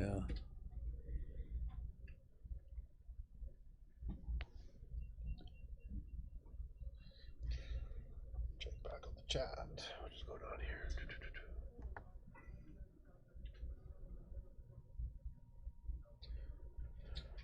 I would do that, but he's not actually saving a 6 here except for 6-1. 6-6 plays anyway. That's true. Chris Trencher's in the house now too. So, got a lot of big names watching. Well, in the comment, that's how we know people are there. But Okay.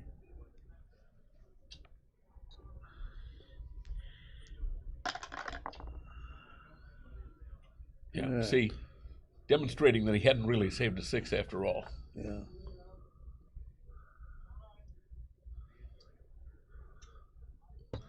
So 4 numbers for glory. Yep. Dun dun dun. Dun. Didn't seem very glorious. Ooh, I just want to start he's the swapped the 2. 2 point, yeah. Yeah, for sure. What else are you using that dilly for? Right. Dilly dilly. There you go. I'm a big 8-point fan, but not now. Now I jump out. And check her out. Yes, all the way. Very few gammons now. Definitely slotty now. 8-5-4-3, right? Oh yeah, I was thinking it was a Vlad's 3-1. Oh, yeah. Sorry about that. Yeah.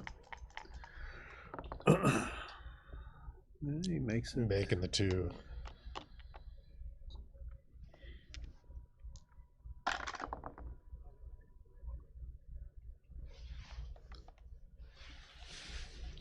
Okay, he's got a little bit of action here. Got some bad numbers. Yep. There he's gonna just slot bar. Ooh, reroll doesn't count. Yep. Vlad will take it. Give him time to make the perfecta board right here, and there it is. Is this solid 6 prime with the back slotted for a 7 prime?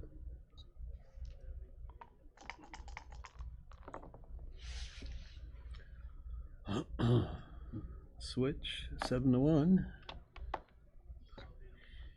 Yeah, and Vlad's out of time. He's gonna have to run. He's just kind of hoping he gets like 5s and 4s, less numbers to point on him here. Yeah. When he does run. All right. Well, this is a bit awkward. I think maybe 6-4 twice and 5-1. Yeah. Or 6-4 again. Why wouldn't you just clear? Yeah. I guess you can help him bust, something like that. No. He should have run there. Yeah, he should have run, I think.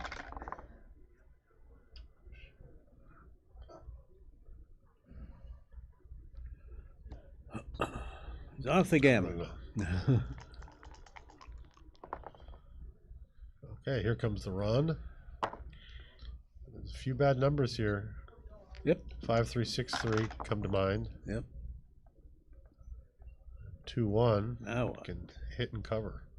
Hit and cover and get some gammons, or just clear the 5 point. I don't know. Yeah, hit and cover makes him leave if he gets a lot of numbers, but feels natural.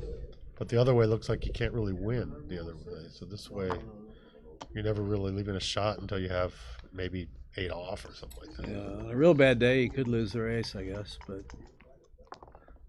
I don't know. Well, it might be a real bad day. Could be a real bad day. Could be. Could be. 1, 2. Cloudy with a chance of meatballs.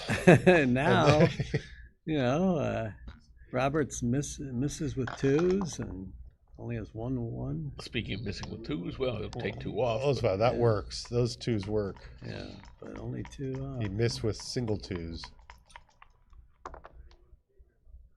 And that's solid. In with a 4, rips the 5. Yeah. Got a nice smooth board there. And that's perfect for Robert, though, ripping off 2 from the back. Yeah. Robert's winning this as long as he doesn't get multiple 2s and 1s. He says 2s and 1s, never heard of them. Yeah. Right.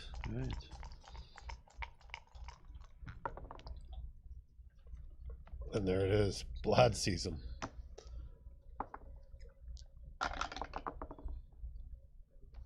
Another good shot. Yeah, no Vlad, good. he would put the dice up to his ear, and it said 2-1. Yeah. 4-1, 2 more off.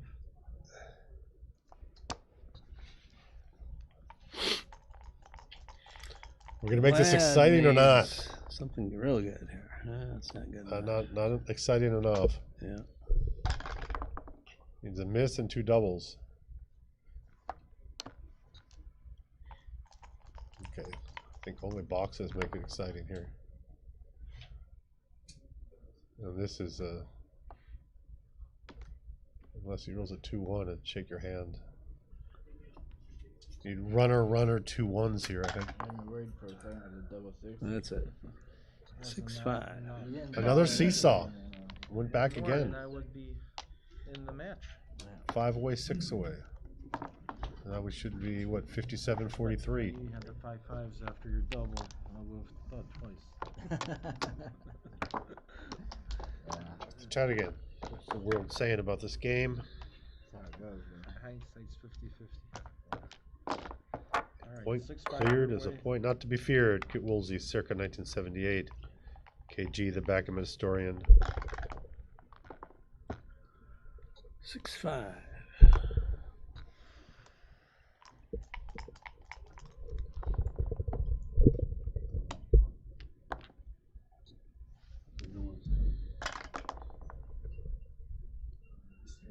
Two down. Good play. 6-5. We're past the halfway point of this match.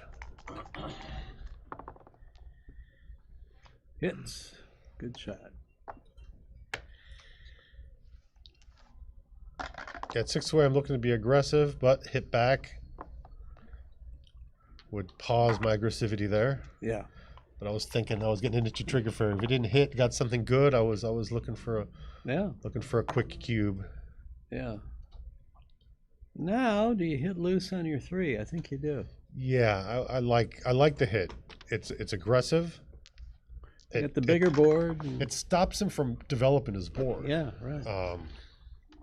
And now he's gonna anchor. He should anchor. He should, yeah. And I've run into some people that just hate making the 3-point as an anchor, but they just will avoid it. I like It's the just wrong. 3-point myself.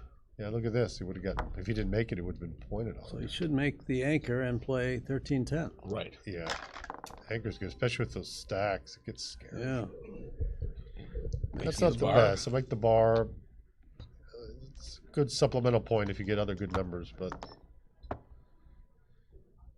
1-1. All right. Which 4-point?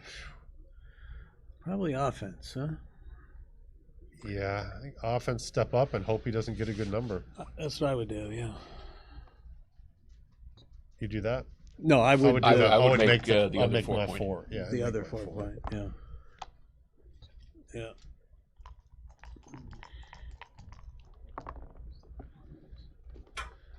All right, 13-8, 5-4. Yeah, slot it here. 6-5 looks too awkward. Yeah, he found it. Yeah, he found it. Ooh, good shot. Probably run all the way.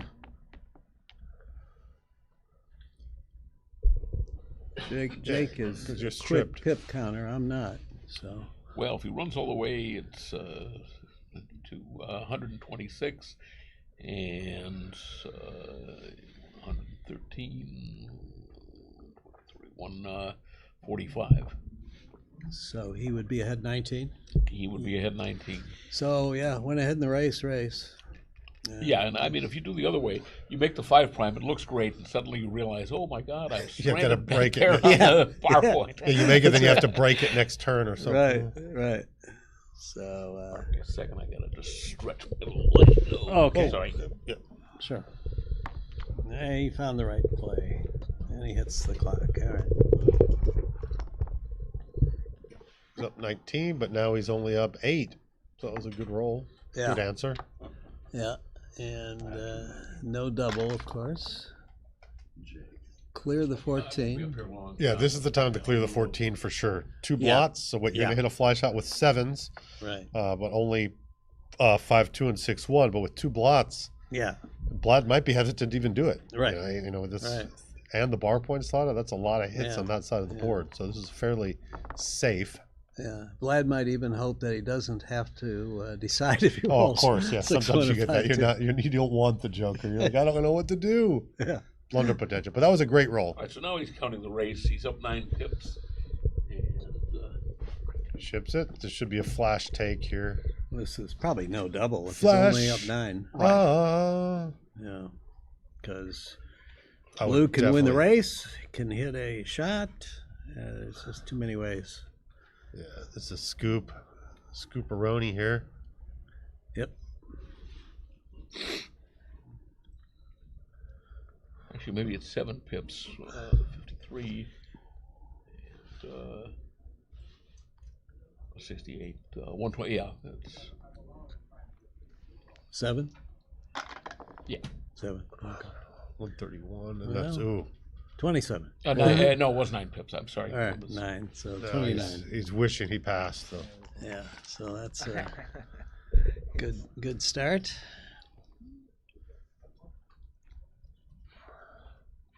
And the last 2, probably 10-4 looks fine. I don't know. Yeah. Or that, I guess. Probably doesn't matter much. It all looks fine right now. Oh my. Okay. That's... Okay, a little awkward. A little. Yeah. If we get some more 4s going in there, it's going to look ugly. So now I'd consider making my board here for sure. I just make a 1 and I can cover. I make the prime. I cover 10-7, 4-3. Because now I'm inching. I want shots now. I can feel it. And he feels the same way. Yep. He's hoping for 4s. 3-1 is actually a pretty decent roll. And 2-1. Yeah. Right. That gives him the flexibility he needs. That little, little flex on the 5-point there is some breathing room. Right. Right.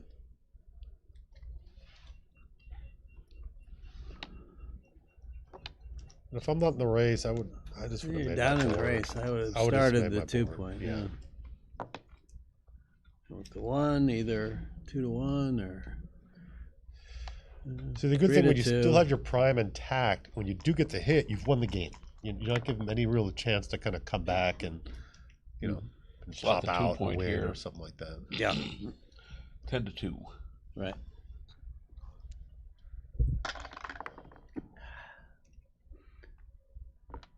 Three and then 2-1. Looks right. Yeah, now he has great distribution. I mean, Yeah. he has plenty of time. And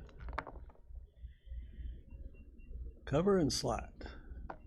no, the other way. Yeah. No, slot. Yeah. No.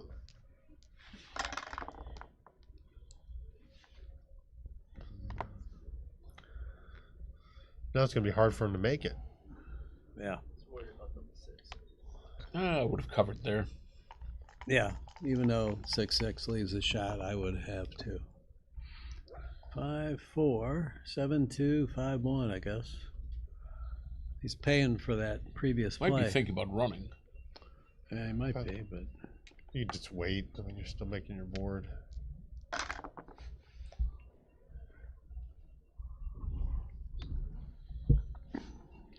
I go to the ace. Leave those 2 spares and 6 and 5 looks useful. Yeah, more hitting covers now if he runs. Gives you a little extra flexibility. Well, I'd run with 1. I'd run with 1. yeah, he's pretty far down the race, right? Yeah. But no, he's. So I would have ran with 1, I think. I mean, if the race I is would have run close. with 1, but seems moot after that roll. Yeah, that's true.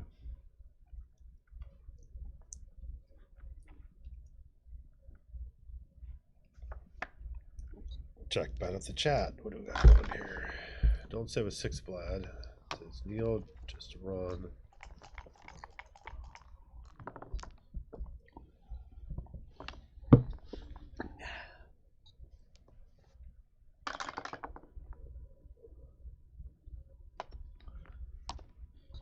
Vlad needs a good high double here.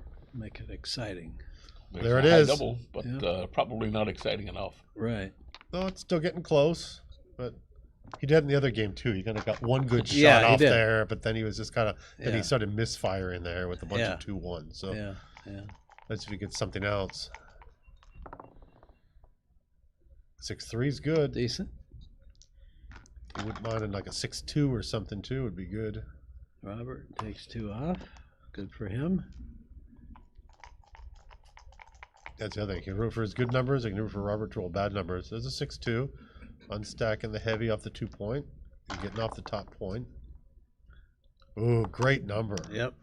Robert and the Bears are doing good. Taking off from the back is always the best way. Yeah. If you can't get 4 off, get 2 off from the back. And then Vlad's back for it with his 2-1s. He took 2 off from the front. Yeah, 2 off from the front. And there it is. Oh. Okay. Little miss. He didn't hit the clock yet, though. He's backing up. Whoop. He caught it. Okay. Crisis averted. Oh, and a miss. Doesn't hurt him, though. He's in big trouble anyway. That's it. 8-5. Do-do-do-do-do-do-do-do. It looks like they're talking about a break, maybe. Okay, quick break here. 8-5. 3 away, 6 away. 3 away, 6 away is 29% or 30. That's 29. 6 away, 29%. down by 3 is, yeah. Yeah, 29. 71, 29. 79, That's what I 21. got, yeah. Yep. That's true. Yeah, and 2 away, 6 away is 19.9. So 20%. 3 away, 6 away is. I thought Neil Kazaros was the only one that knew these, 19.9. I just used 20. I use 20, but I don't know why I know 19.9. You just happen to know that one, yeah. It just I think doesn't it came matter. up in the commentary yesterday, so. Oh, okay. It I've kind of ran and did all the numbers at one point. There are very few that the rounded numbers aren't any good that I really use fraction. It's on the 1 away, 4 away. I think it's good to know 18.5. I agree. Because it just comes up so often. There's a Right. little bit of leeway if you could take the extra check or not. Right. Yeah.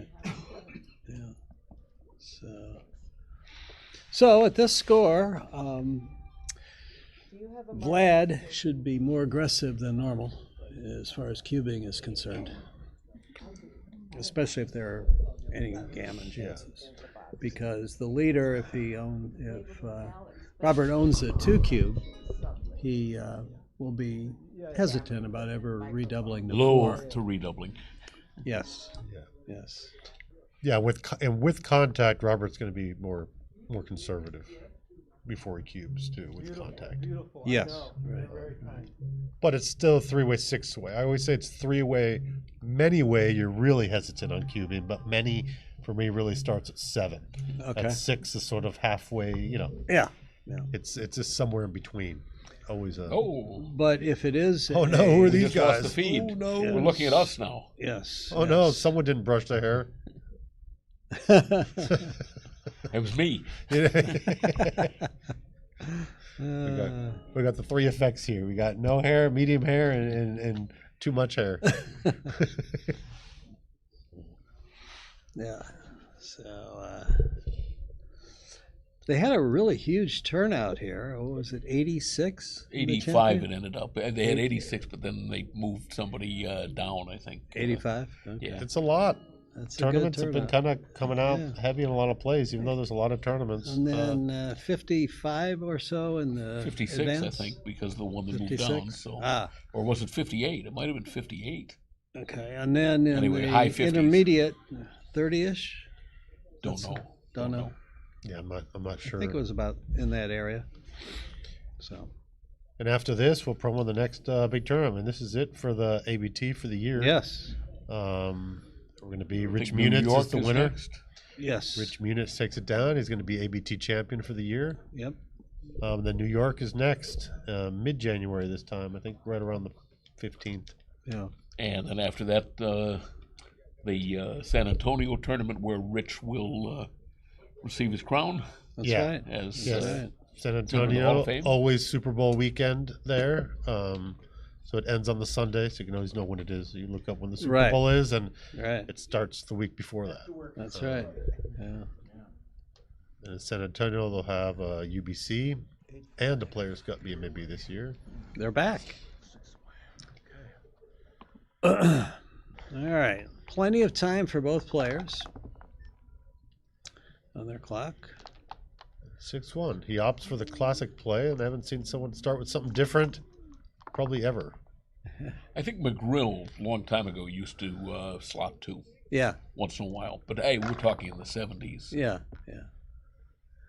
Actually, you know what? When Mochi played Run on the Ware on the Snake game, I think he might have had a 6-1 and slotted both when Ronald was really short on time. So that might have been the one exception where I saw someone do something. Now, this is kind of interesting double threes here. I think, or he hit with 1. I think maybe he makes the 3-point and split, or he can make the 5-point and split. He can make the 21 and cover the 10. There's a few good plays here. I think I would have split with the last one. But I like splitting, especially I guess when you're ahead like this, right? You're kind of lean towards one of the split and get the anchor. Yeah. I thought so. But all right, now I guess you leave a 6-shot and make the 4-point, or you could go 24-18. I probably would have made the 4, but I'm not sure. I would have made the 4. Okay. Vlad desperately seeking 6s, and there it is. I would not hit 2 here. I would just come down. Yeah, definitely down. Yeah. Always right. I did see a couple people hit twice early with the 5-1, and it's just on the first as a reply, and it's just wrong. Yeah, it might be right at like Malcolm Davis used to say, "Hurts my eyes." So here, I think you need to take a little bit of a chance and play 21 and then 24-23. I agree with John. Coming high John and skedaddle. Vietor agrees. I think you have to. I also like the 6-2 on the previous shake. 31. Well, do you hit or do you? I would make the prime. I like 13-10, 8-7. I like make the prime 23-20 and 8-7. Yeah, 23-20 and 8-7 if you just cover. It might be right to hit loose. Probably not though. It looks like I have a prime structure over there. I don't have that many in the zone, so I like having that. Again, that's going to be my base for the kind of the whole game right now. And I do not like checkers back, not seeing the light. And then I guess, the other play would be to split the other way, 24 or 21. But, yeah, I would do this. Points on the 5-point. Points on head. Good shot. And not that many returns because he's got that bar point. So, that true. back checker's not hitting anybody. Right. Okay, now you split and switch. I don't know. I like the 2-point actually here because you can get out of 6. I definitely split. I would switch here and then split. I don't know. I might make the 23 and then play 6-5. Maybe that's too passive though. Well, I don't want him to make the. I would certainly hit. Then I think it's probably better switching than split and then hitting loose. Okay. But yeah, I mean, he's got a lot of builders for making the 4-point if you don't attack him. So yeah, that's true. This is good. This game's evened out here. This is so he hits on the 2-point. That looks pretty clear. And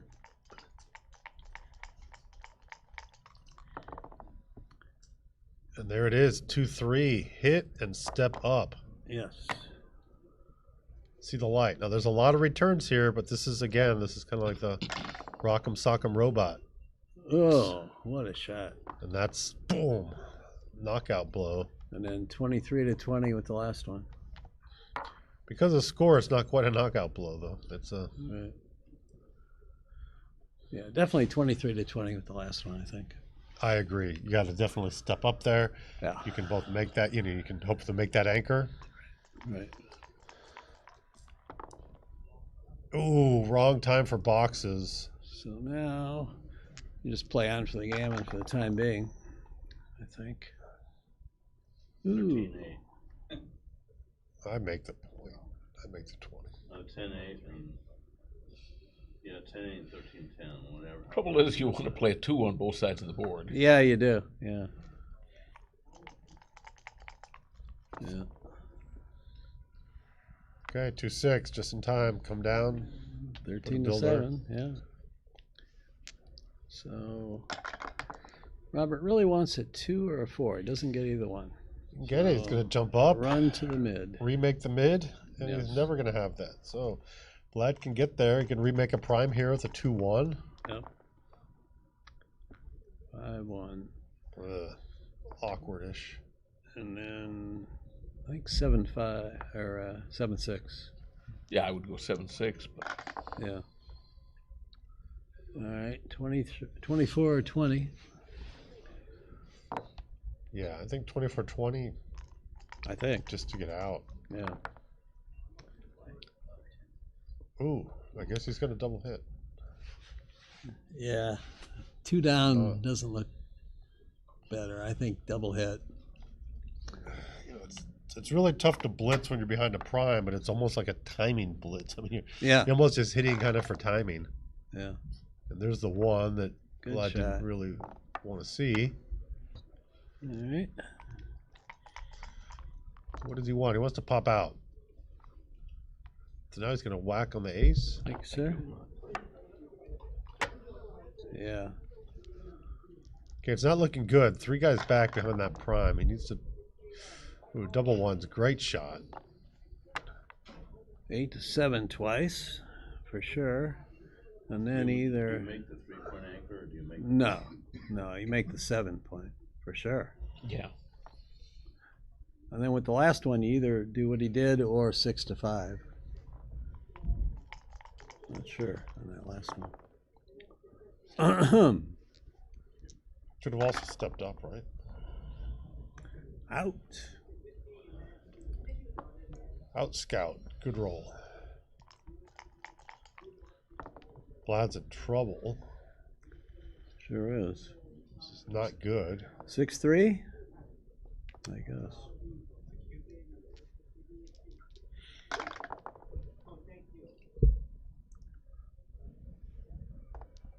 And 6-4. Do you slot the 8-point or no? No, I don't. Vlad really wants to jump out. He's really looking for, sixes here to get out. He needs some more relative timing. 3. Doesn't covet. Well, it does at the expense of the 8-point. Yeah, I think you have to, right? You make the 3 and slot. Slot, I think so. You could play 2 down as well from the mid, but I think I would do 8-3, 8-5. Well, the 2 down plays for kind of the prime. It does give him kind of bad numbers that, that break. True. I prefer this because, you got the prime, but you also have the option to attack, or you used to. Yeah. Yeah. All right, and the one there.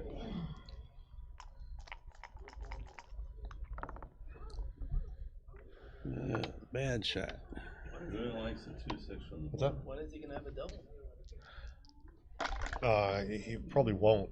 He's Yeah. going to pass his window. He's gone to. No, to it these just too plays good, on not for the good gammon enough. now. Yeah. Yeah. But the 3-way anyway, the window's really small. Yeah. It's a small window. And Maybe you can explain what that means for the novice viewers after the game.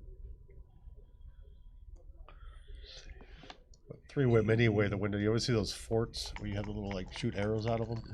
That's how big the window, the doubling window is on the 3-way anyway. Yeah. I don't know about that. I would come out with the 6 for sure. Maybe bring the 5 in. Yeah, I think I would come out with the 6 in that last position, just because you're probably getting gammoned anyway if bad things happen, and yeah, you're for sure, running yourself out of time. Something good can happen. Yeah. Right. Yeah, there's nothing worse feeling than when you have all this timing bank and you can't use it. You need more And yeah, that seems a little too safe. Yeah. It's on my side. 13-6 seems good. There it is. So do you Out with the stop 6. at the 17? Yes, no, I stop and come in. Yeah, I think This I would leaves- too. It gives bad numbers for him. It does give bad numbers, yes. Well, this is one of the bad ones either way, I guess. Well, actually, if he stayed out, he'd hit pick and pass. Yeah, that's so true. this worked out better for him this way. Yeah, this particular one did. Yeah. Okay, we can hit. He'd love a ace-6 or a 6-5. Yeah. Or 6-6. He'll take this too. 2 out to the 17, and then decide from there. You stay there on the 17 for sure, so 13-7, and then it's a matter of what do you do with the last one. Yeah, probably 13-1 with the last 2. Yeah, I agree. But the ace, You think about the cube is red? you can definitely think about a cube here. After, now things have changed. His gamma chances have I think you're gone down. correct. I think this is actually probably a double. Yeah. Okay. Good double. Probably a and pass.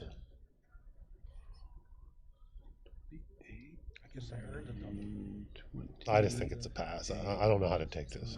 Yeah, I agree. 9-5. You're going for the gamma, so I guess it's good that I finally got double.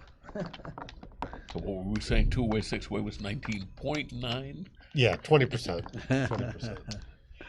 20%. Let's not cheat him out of that extra 1/10%. Yeah, Well, I always like the rounding because I can't identify other positions where I'm 19.9 compared to 20 anyway. So That's true. So when you're 2-way like this, what would Red's cube strategy be? Very late Well, Only when in non-contact positions with a nice lead, he could certainly be thinking about doubling, but contact positions, he's probably not. Right. I watched this really great match with Dana. Well, is this a cube? Yeah, let's go now. Hey, he's moving too quick. I mean, might be. yeah, it could have been a Might double. well be, for sure. yeah. I would have shipped it. Yeah. So do you enter on the 24 and play 13-8, or do you enter with the 20? I and would. look around? I wouldn't do this. I wouldn't do that. I would double this just for the. I don't know why not. I mean, if it's not quite a double, it's not going to be off by much. Right. All right, 3-4. You can enter with either number and then play the other one to his 11 or 10. And I don't know. Hit Now and he'll cover. make the ace. Yeah. So you like when you only need. Yeah, when you only need 2 points, you always want to get the make the ace point fast. That's no, I'm kidding. I'm kidding seriously. All right. Got to hit loose, I think. Foot loose, hit loose. And this might be a cube, although I don't know. Maybe not. Well, hitting a dance would be a pass. Yeah. This is a double. Yeah. Got to double this. Yeah, here comes the cube. And I don't know how he's supposed to play the 6. Might not matter. Yeah, I mean, actually, is it a take? This It's looks probably a takeable. take, This but, is a take. I think you want. I'd take this, but I definitely double. double. yeah, I mean, it's a huge double at this point. It's got to be. Yeah. Kazros and King Dooley are in the chat. Yeah, we've put it out. We've Neil been did talking what? about him. Neil and King Dooley are in the chat. Trenchers Yeah. in the chat. Vinny. Ooh, hit and cover. Look at this. Good shot.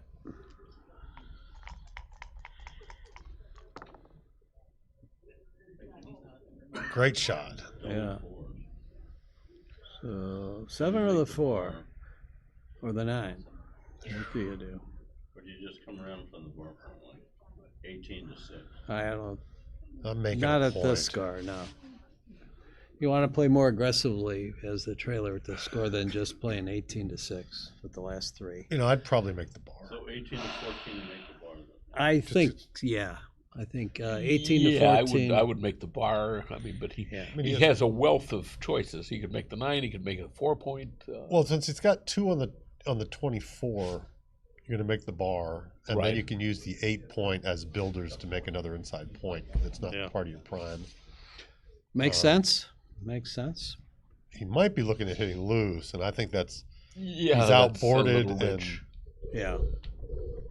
And he needs checker distribution too. He needs to unstack and move stuff around. But yeah, it's really tough being with he has. Robert has the ace and the deuce point made, and he's on the 24 point. It's really awkward with this kind of maximum. It's not a compact position. He's got it's very spread out. Ace point on both sides awkward. of the board. So he's going to hit with the 4. Yeah, 13-7, 8-4, or 22-16, 8-4. You got to hit with 4. Probably 13-7 because I think he wants to make an advanced anchor. Yeah, he would like an anchor. I'm not sure. Should have doubled again for sure. I think. Yeah, now if he dances, he misses, or if he's awkward, it might be a pass now. Another bad dance. Here you kind of have to play on for a roll. Clear pass. Yeah, I think you missed doubles for sure. Yeah. And you might. Well, see, if I'm not sure, a lot of times I'll put in front. I think something's slightly too good, and I realized I missed a cube, and it's a small too good. I'll sometimes double it anyway, just to kind of get myself to double beforehand. I don't like playing on for very small too goods. If I just realize I missed a small cube, instead of like punishment. Hey, double faster next time instead. At least take the point and not lose it. Cattle prods might be an alternative. Yeah, cattle prods. Yeah, cattle prods. The point is so low for the leader at 285. Yeah, at this score, if it's a straight race, the leader's take point is really low. It's only 17%. And the reason is that there's not a big loss between losing 1 point versus losing 2 points at this score. Yeah. Looks like whereas if the gain is you win the match. So you're risking a little. So to you gain can double quite a this bit. too, probably now, right? 2 or 5. Yeah, Just I think so. chip it. Yep. Yeah, he's double hit now. Yeah. 4-1. All right, now you can hit on the 5.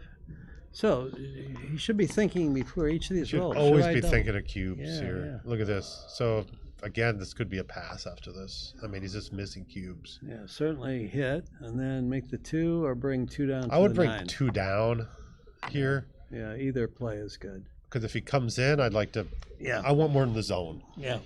You win more gammons with more checkers in the zone. Oh, No. You don't play defense there. Yeah. Just crunch him. You want more in the zone. If he brings it in, now you cube him, and he has to think about passing. With more in the zone, this was scary.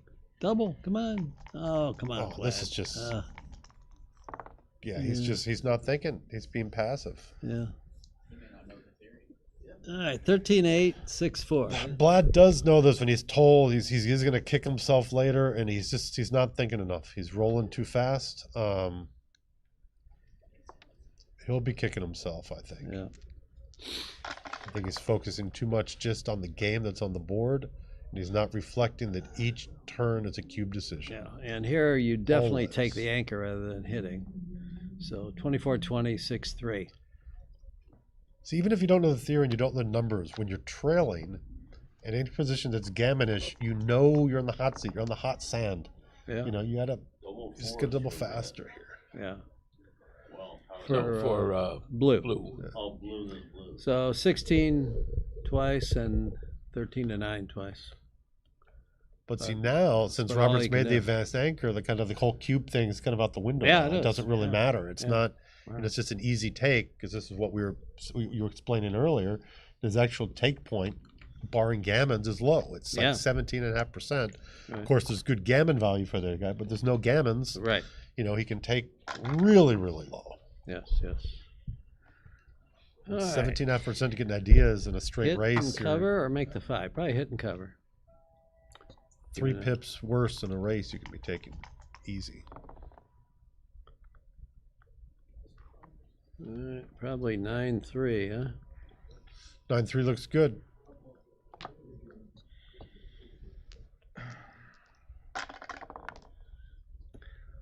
Six, 3. Okay, a little awkward. Yeah. Right? What do you do? 24 to 15 is one play. Does leave a double shot, though. Yeah, if you play 12 to 6, you don't really have a tasty 3. You'd have to go to the 3-point like that. And I don't know. I don't like that. I would have left the double shot. Yeah, I would have too. Yeah. Something to use the 1 with the dilly. No, he's got the 3. Oh, you can hit on. Make you the can hit 1. on the ace. Make the ace. Make the ace. They always manage to give us the room and the noise of the rubber in the tournament. And he's got awkward numbers that come in here, right? I mean, they don't play very well. 8 to 5 3 times, or 13 to 10 3 times. When in doubt, make 5. I like the 5. It's just you're gonna have it all game. I mean, there's gonna be hitting back and forth, and then you just have it made. Robert likes the 5 too. Well, maybe not. He's thinking. When he stacks them up funny like that, I have a feeling he's going to make the other play. Your feeling might be right. Player psychology lessons, contact. See, notice how he spread them out when he brought them down. This indicates that this is the one. Oh, no, he fooled me. I think all of us like making the 5, though. I think that's right. This is solid, and it leads the outside contact. It really makes hard for Vlad to bring those back checkers back. It's good, solid contact for those other checkers. I mean, Vlad's overextended. He's not in a compact position at all. Yeah. And something's gonna have to give. 13 to 5 here, but all that Robert has. Yeah, a little awkward. He's hoping to jump out his back checker next turn. He does have that free space up there on his Vlad's 9-point that kind of doesn't get covered. Switch. And step up. And, 16, 15 twice,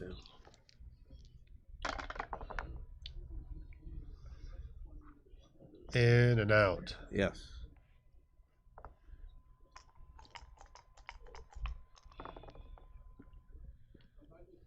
Hit. A lot of returns, but still right. 3s and 6s times 3s coming in, so that's 12 numbers, and that's not one of them. Right. I would just slot the ace here. Yeah, looks right to me. Stretch my legs again. Mm-hmm. Yep, it's just another mutual holding game. The guy that's ahead in the race has a slight advantage, but this is awkward. Now I lose a shot. So clean up one of those blots. And then move up to dupe the 2, but it gives you more 9s. Yeah, I don't see anything better. Yeah.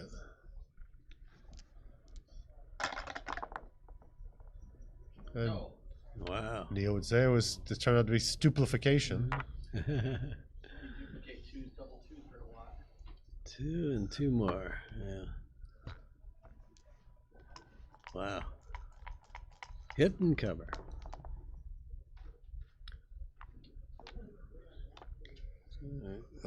Ugly. Could have played 8 to 7, but that's a pretty damaging direct shot. So I probably would have done this. He has lots of builders, so he's hoping to make another 4-point, make the 4-point board fast, and then jump out and play with contact. Red's got a lot of freight to move around the board.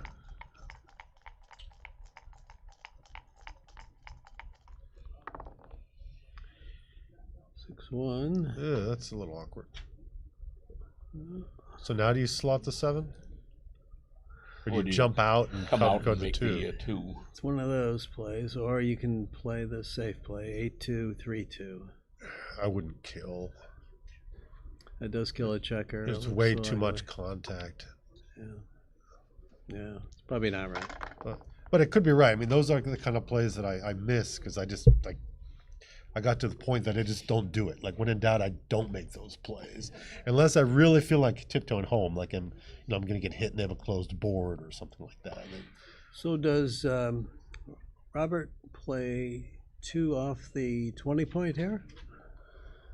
Just leaving 1s and some indirects, or could be after that play again. Vlad's board's not that scary right now. He can do this, leaves 1s and 3s. I probably would have jumped out in your play. Yeah, you do that? Okay. Could be right, yeah. And then once you burn checkers, it looks really fun to keep doing it. Yeah. It just seems like it's natural. So he's probably going to burn another one here because he's going to be afraid because he's outboarded. He's going to keep trying to tiptoe It might home. be the right play, too. It's kind of a horrible position he's got himself in here. So I think, 6 to 5 to 1. Yeah. Hope he dances. I think now you do it. And when you dance, then you can jump out and hope he doesn't come in and hit. Yeah. He danced. Yeah, KG would have left a shot with his final ace. Sean Yeah, I Garber's think in the I would have house. been leaning to leaving the shot and coming out. Just Sean Garber, end of the year. I can't really know. I know he's up there in the top 3 also in the ABT, I believe. So congrats with that. 5, Sean. 5. Good shot. I think, correct me if I'm wrong, but I think you're up there. Bar 15 and then 9 to 4 twice, right? Leave a 7 shot? Looked right to I don't me. know. This doesn't look so bad. Okay. I mean, you got Look at cover that. well, I guess. You look what Ooh. happens here.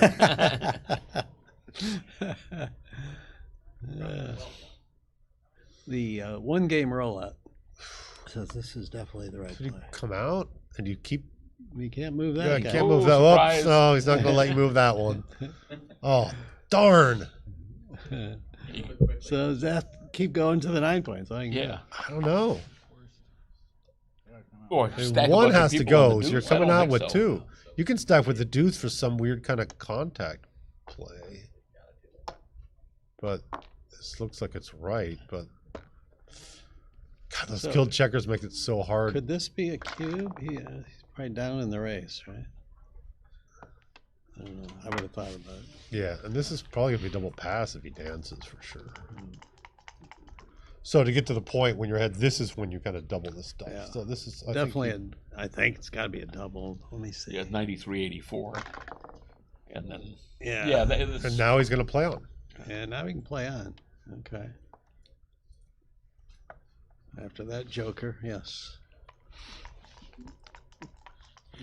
A lot of times people do double quickly. It's good not to double because people look, oh, there's no gammons here. There's not a lot, but there are. Mhm. You get closed out with 5 checkers out there, and the gammons are probably 20% or something like that. It's a, it's significant. Well, if red needs to close the board, of course. So. Yeah. And Yeah, and he didn't dance, and so now we'll double him. so he needs like 23% less a little bit for his very slight gammon chances. So I don't think he's got that. So it looks like a pass to me. So John's making a great point here, is what we were talking about earlier. So it's a two-way. Once there's, you've broken significant contact and it's just a race, Vlad's not willing to take that more often than normal. Yeah. It's actually less. His take point's slightly higher winning out. Yeah. 23% than in a normal race. Yeah.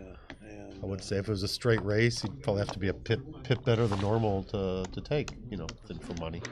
a little bit, yeah. Yeah. Yeah, he would. Yeah. All right, 10-6 Crawford, which is almost a DMP score for the leader. Right around 16%. This is when I round to 16. I think it's slightly below that, but I don't know. I just go by 16. They just play once. It might be like 15.86 or something like that. But sometimes if they're coming from the fighter bracket, No, that's the way it used to be, but now the winner of the once defeated bracket, or the known as the fighters bracket, only needs to win one. It's a brave new world. yeah, Yes. they compensate the undefeated winner because of that. They give Yeah. like a percentage. I don't know how much it is. It varies, but they give them like 5% or 4% or something of the prize pool. And, Yeah, that's true. Yeah. and the value is they get to 6-3, rest up and relax and not play as many matches too, Yeah, which is that's always right. a benefit. All right. Okay, Vlad needs to win this one and then win a gammon next turn if he wants to win it. Just cover.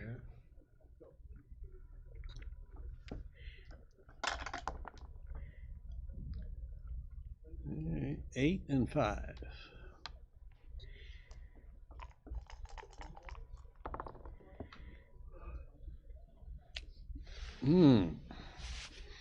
Well, you can clear 15 to 8. You can make the 7, or you can play safe 13 to 6. I don't know what's I right. would. I wouldn't do that. I would not do that. I would come down and hit. Yeah, I like the hit just because I wanted to kind of secure an advantage and not just kind of play another holding now game. That you don't care about getting gammoned, yeah, you that's can true. make plays that you might not otherwise consider. Yeah, that's true. Yeah. Well, this is Swiss cheesy. Yeah. Not even Swiss cheese. I don't know what that is. It's not even cheese. In and out. And just keep it going, yeah. I don't see why to expose another blot, and those sixes aren't that great hits. They're not, you're losing the mid with those hits, and you have double shots eyeing down on you. All right, 22 point. Yeah, that's a good roll. He's happy with that. Very happy with that.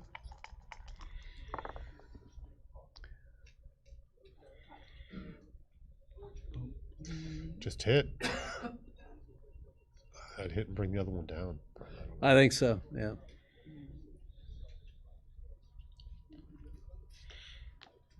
If not, I guess you can run all the way around too, right? You just go to Ooh, I would not hit twice. Yeah, that I don't see the point of that. Yeah, Vlad, when I said that you could make plays you wouldn't otherwise consider, I didn't quite mean that. Yeah. He was over paranoid about a double anchor for his opponent, but look at the board. He doesn't have a board set up to really develop a prime right away, and it's too early to worry about the double anchor anyway, I think. Yeah. And they get it anyway. Yeah. And now he has more checkers behind it. So, wow, that was a great roll for Robert. He actually has a board now. Yep. All right. Got to play safe now, I think. Yeah, but I come down and then scoot 2 to 1. Yeah. Yeah. Yeah. Good play. Good builder diversity there. Double 3 is great number. Look at that. Hello, 5 point. 17 and 5 looks right. Now he's getting ready. Yep. Vlad, I think he's really looking for another point in his board fast. Like in front of the anchor. Well, this is There it is. interesting. Make the 4 or play 13 to 10 3 times and 10 to 7. No, I'd make the 4. You need the point. You're bored. I don't. Yeah. That leaves everything really stripped though, so I don't know. It's stripped the other way too. The other guy's stripped too. The other guy has to give something up now. That's true. Yeah. The other guy's giving something up right now. All right. I think this is clear. But often I don't know. I mean, sometimes the other play is also good. I don't see it. It's all virtually the same sometimes. Yeah, when the opponent has an anchor on your 3 points, it's crucial to make the point right in front of it. So that's a good argument for your play. And look at this now. Now you can play with that back check or something. And not with this number. Not safely, anyway. This is lousy. Yeah, this really is. This is probably the right play, though. Yeah. Even though it breaks the landing spot. Yeah. So. Does he slot both points here, or what does he do? At least, I think 7-2, and then either 8-6 or 3-1. I don't know. I'm not sure on this one at all. I definitely slot the 2. Well, this looks reasonable. Yeah. This looks fine. 3-2. Burn, baby, burn. Yep. Down to the ace.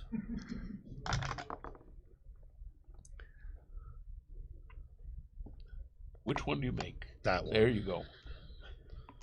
Very pretty in order, aesthetically pleasing. Yeah, but you could tell he was looking at, I can cover the ace, and then it stopped a bit and said, wait a minute. This is awesome. He's just burning. Oh, and now another double 3s, and he's gonna have to move it forward. And 4 to 1 twice, or actually, you know what? He could leave one checker on the 17, just play 17 to 5. Interesting. Yeah, I didn't see that. This doesn't look real convincing. Wrong. Yeah, this looks wrong, I think.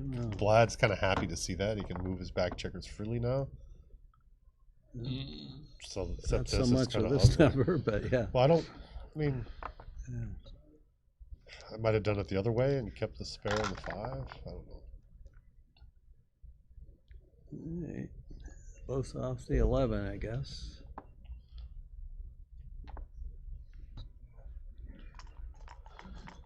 Okay. All right. 15-12, 13-12. Right? Yeah. 3-1. Yeah, boxes and double 4s are bad anyway, so. Makes the board. Vlad's got to tiptoe home now. This is when you tiptoe. Yeah. And you hope. Okay, that's a good 6. 6 is in. Yep. And the 2 And over 2, you got to get closer. I would not. I would move up the back. 15-13. Yeah, you got to fit a 10. Double 5s are good anyway. Yeah. So that killing that extra checker there is going to kill your flexibility. What are you going to do next time? You're just hoping for a 9. Yeah. Well, let's see. I think you're right. Yeah, I think 22 out to the 18. This doesn't look right. Yeah. As the great Justin Newell would say, only break boards in karate class. I've never heard that before. That's a good saying. Yeah. I remember that all the time like this. You don't know what to do, don't break boards. Not karate classes. All right, so make the 11. Especially it's not afraid of gammons or anything either. So. Yeah.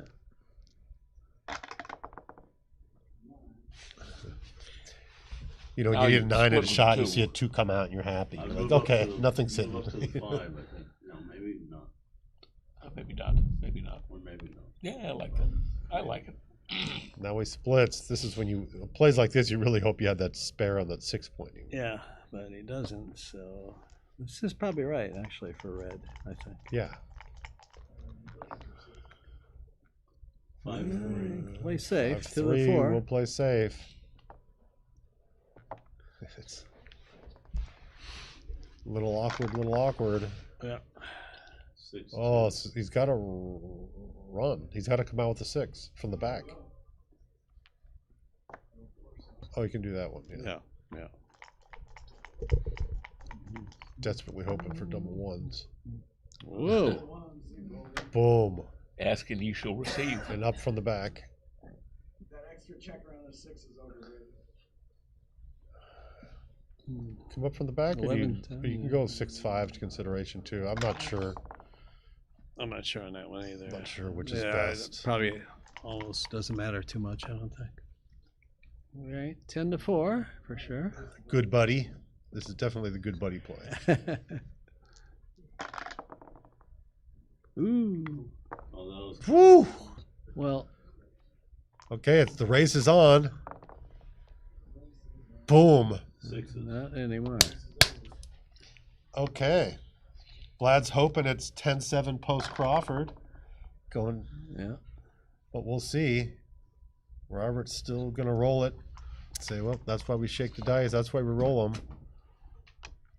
Vlad's like, I rolled my doubles early now, and I can roll my 2 1s and still win. Yes. Vlad's been rolling 2 1s and all the bear offs. He's trying to do it again. See if he does.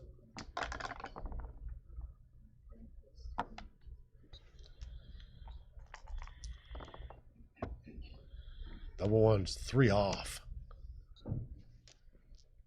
There it goes. Okay, this is a position no one has ever lost from before. So. Right. Yeah. Boom. Vlad said, done. 10-7. Finally. What time does it benches?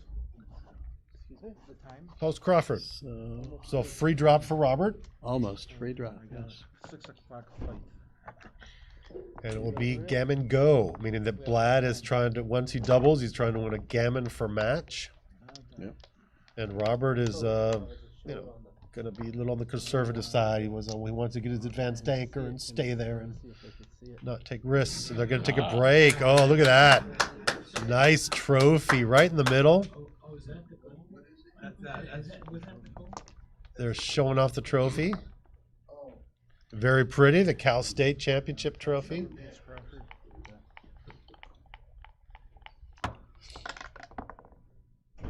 3-3.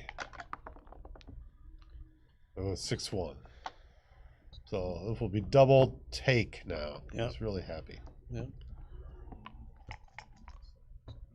Especially when you make a point, you're just really happy. Ooh, nice. Less happy. Yeah. 5 Yeah, and the is that 7. the blot that's always hit? Not now. Right. But very strong. Robert's really happy for that at the game. When you start getting the board there, you make your 5 point. 2 down. We got 2 a down. little prime versus prime game starting. Yeah, it's not huh? a game that he's really happy to be playing. He's Oh, happy with his position. But at great the same number. time, prime versus primes tend to be more gammoners than usual, and that's not the kind of game you want to be in. Right. But he just rolled a good double 2s. So that's a Yeah, good so shot. 1 and 5. I like this. This is fun. But don't you want to make that outside point? Maybe it was the other 5 down, so you can still make the prime. It's one or the other, and I would have. Yeah, I'm not I sure would've what's come down, what's I better. think, but- Yeah. Yeah, I would have come down to make the outside prime, and we would have been hit either way with the 5-1. So it was, Yeah. 2 and 5 down. 13-11. Okay, he rolls 6-3, 1 checker to freedom in the mid. Yeah. Robert's kind of in the driver's seat now. Has been looking. The last several rolls have all been Robert here. It was a good shot. And that's a great number. And you bring it down. I would bring the other 2 down. No, No, make I the would 3 make the point. point. Make the 3 point? Okay. 3 point, yeah, I would have. Yeah. And Jake as well. Yeah, the. You gotta play for the G here. Yeah. Okay. 6-2 hits. And he probably hit loose with 5s as well. Yeah, hit him. Yep. Hit on the ace. No, Oh. no. Too passive. He can hear you. He can hear it. Yeah, but it's 10-second delay. Gammons win double. When you're yelling out. I mean, we're seeing this 10 seconds after it's happened. Yeah, if you are, That's what I'm saying. There's a you know, Robert is hoping he doesn't get hit because we've all seen. Actually, the delay is on the stream. I don't know if this television's Yeah, that actually might on be delay. The stream's on the stream is on delay. This is not the stream. I think this is actually direct. Ooh. Correct, because Look at when I look this. at this screen, I see a delay. 6-2. And he hits, boom chakalaka, right out. Yeah. 6-2, Does he get even the over and out. 1? He does not get the 1. He comes in with the 2. Okay, so this gammon is possible now. He's Very hoping for like a possible. Needs 6-1. something good to happen. 4-2. Just whack him again. 8-2. Right? Yeah. Looks right. I do not think Vlad's going to make that play. He hasn't been making a lot of those aggressive plays yet, and I don't see him making this. So what do you do? I would step up with He the would 2. step up and bring He's the going to step 4 up around. and then bring the 4 around is what he's going to do. Yeah, you guys could well be right. He does He it did even that way. Even that way. Which, That's Double is no, that's 2. 2-1. All right. Does he Okay, hit, so, yeah, or does he make the anchor and not hit? I think he should. I think he should hit, but still, Does he hit or does he not? I think I would hit. Yeah. I agree with hitting, and we have people saying he may not very well hit. It's And then with the 2, do you leave the? no, he hit. Good play. I'd play. I'd go 6-4. Yeah.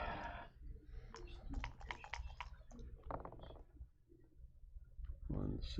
8-6. Probably bring that one around. 15-9. So he rolls 3-2. Not a good shot. So what's he gonna hit? He's got to hit. Yeah, he's got to hit. I mean, as horrible as that seems. Or he could bring 2 down on the outfield. 3-2.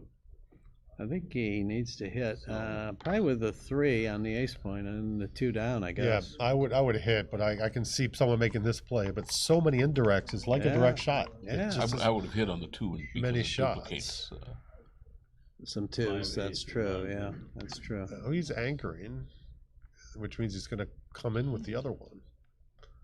The alternative, he could have made the 8 point. I'm a big 8 point fan in this situation because it Makes good the primer. 18.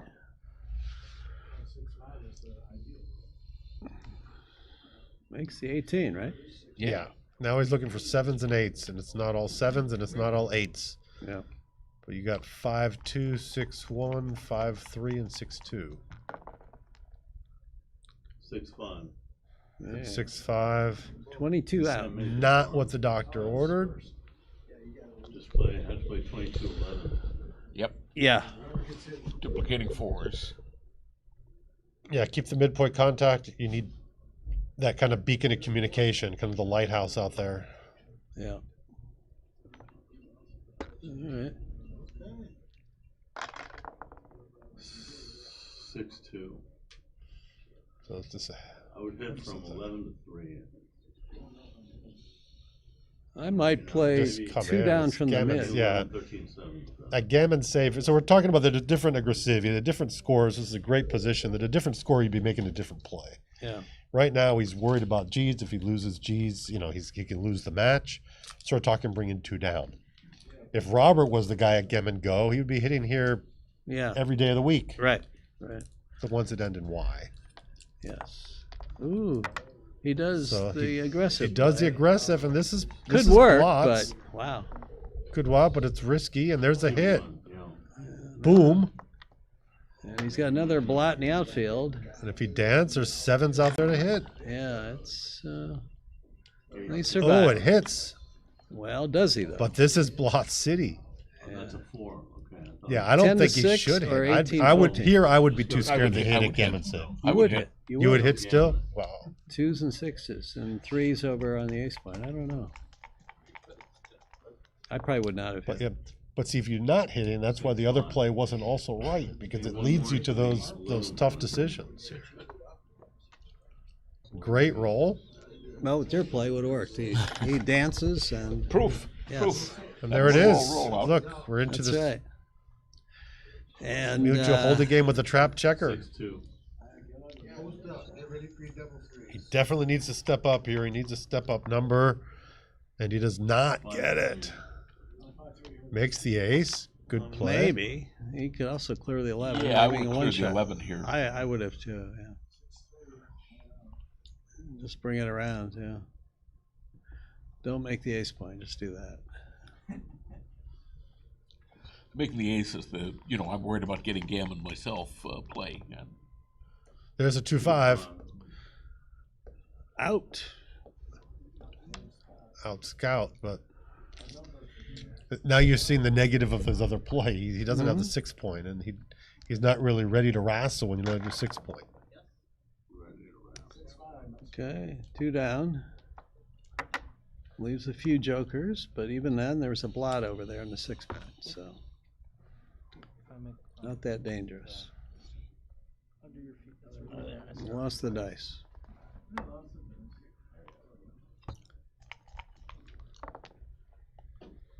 He gets it. Here's a big swing coming on his next Boom, shake. from the bar. Whoops. That's a dance. Desperately seeking a 5 1s and here. 5s are really good. 1-5 could be a winner here. 6 is. That's ouch. Not so great. Force play. I know how to play it. He's going to play it right, but he's using his precious time here on a forced play. 5-3. He's looking for a 7 or a 7 here, and could be back on a gammon. Oh, for 3-1 though. So play safe. And 5-4 looks fine. Yeah. Now it's Robert rough. really wants to enter with a 6. Rough so contact. Ooh, double 2s. That's a good number. But he's still vulnerable to being pointed on. And in. So small numbers are gold here for Vlad. Yeah. He's got 9 good pointing numbers for sure, and that's one of them. Double for 3-2. All right, 3-2. Okay, he's hoping to stay out and then quickly run home. But he Ooh. comes in and slots. I'd slot. I would slot the 3 point, yeah. Yeah, I'd slot the 3. Okay, now this is going to be tough. It's going to be really tough for Vlad. He needs to get a clearing roll. Yep. Okay, now he's going to have to fade a 6 and a 7. Yep. 21 hitters. That's a lot. Yep. It's a lot. That's not one of them. So he Make makes the a 3 board. point. Yeah. Ooh. Very scary. He needs to get past. Can he get over 8 numbers that here. doesn't include double threes? And he He does. Oh my gosh! All right. He's going for the running gammon. Yeah. Not a lot of chances, but Yeah. especially after that big roll. Needs to see a sequence of 2-1, 2-1. Yeah. Wow. I don't know why this chair is so uncomfortable today, but gotta stretch again. Okay. Maybe sometimes they don't take it like in Galaxy. They turn it down. Soon will be 10 to 9. Vlad's thinking, I really want really big numbers now. Can stretch. Okay. Can you step back a little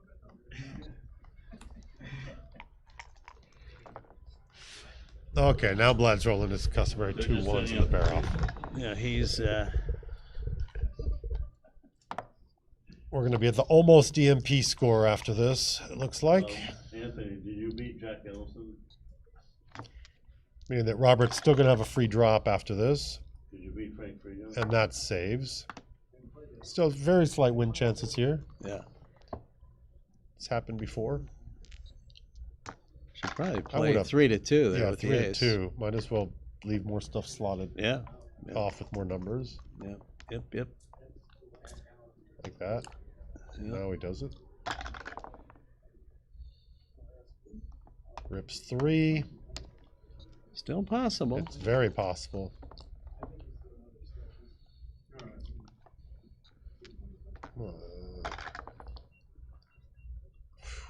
The wrong high double.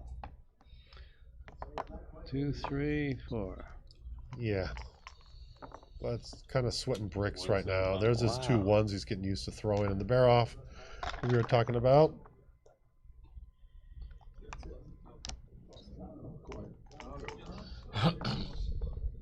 There it is. Almost, certainly. Not quite. Yeah, One not more quite. roll. Right. No. Oh, and then he gets a 2-1. He must have borrowed that one from 10-9. Vlad. I would take a break here. I always like taking breaks in the big final. Good luck. Will he use the free drop? Can't believe I got back into it. Yeah, that last game was meant to. As the trailer here, if he opens with like a 2-1, he should not slot because that'll make the leader's decision real easy whether or not he's a favorite. So you want to make kind of a more of a splitting play with, and same thing with like 6-4. I think you want to split. Now this. Why is he running? Why did he do that? Boy, I don't know. So now he doubles and he's should pass. Yeah, it's a bad 3, bad play.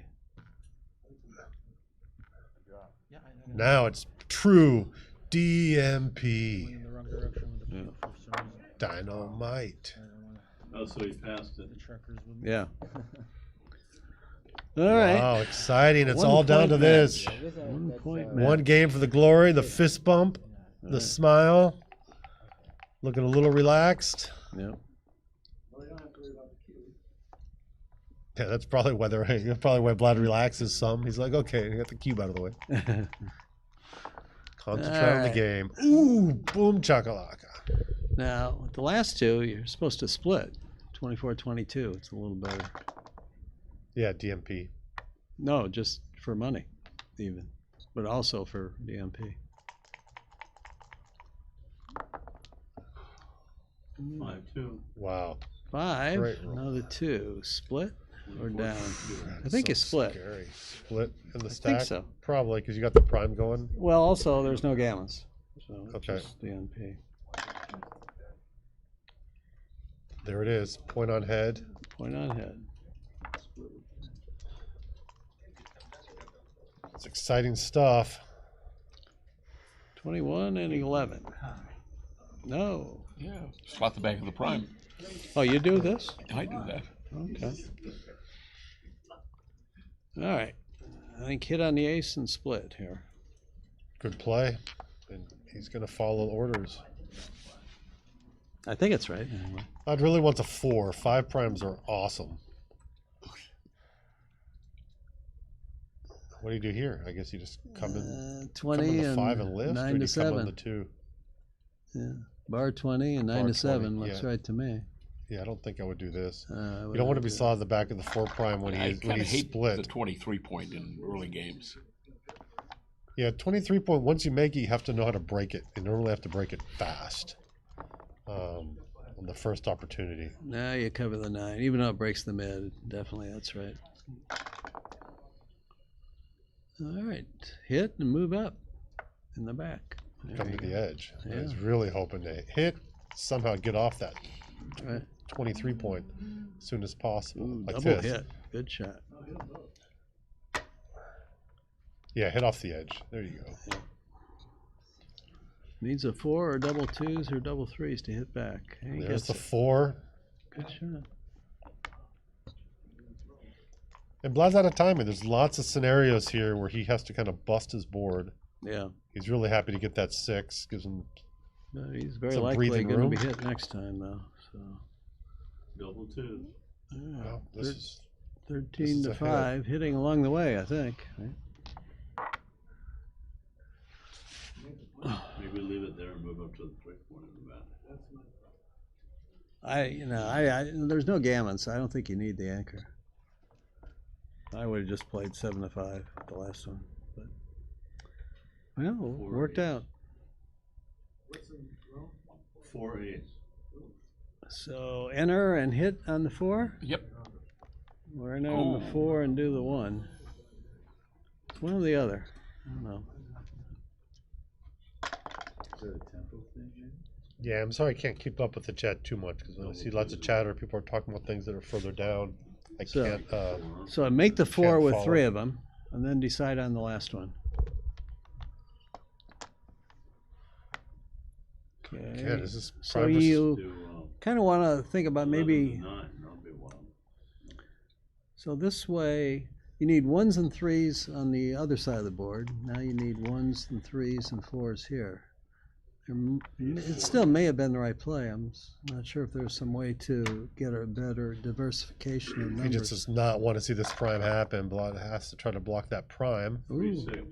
And he hits. And that blocked the prime, jumping out. Right. But he needs that 2-5, 2-6, 1-5, 1-6. Is that cocked? No, it's cocked. Cocked.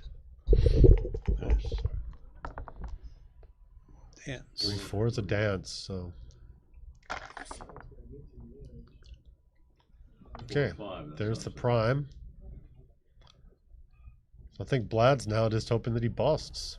He just hopes his 5 prime holds right now. I would do that 5, yes. Yeah, you don't want to bring men in if you can help it. Right, right. 9 to 6. Bad shot.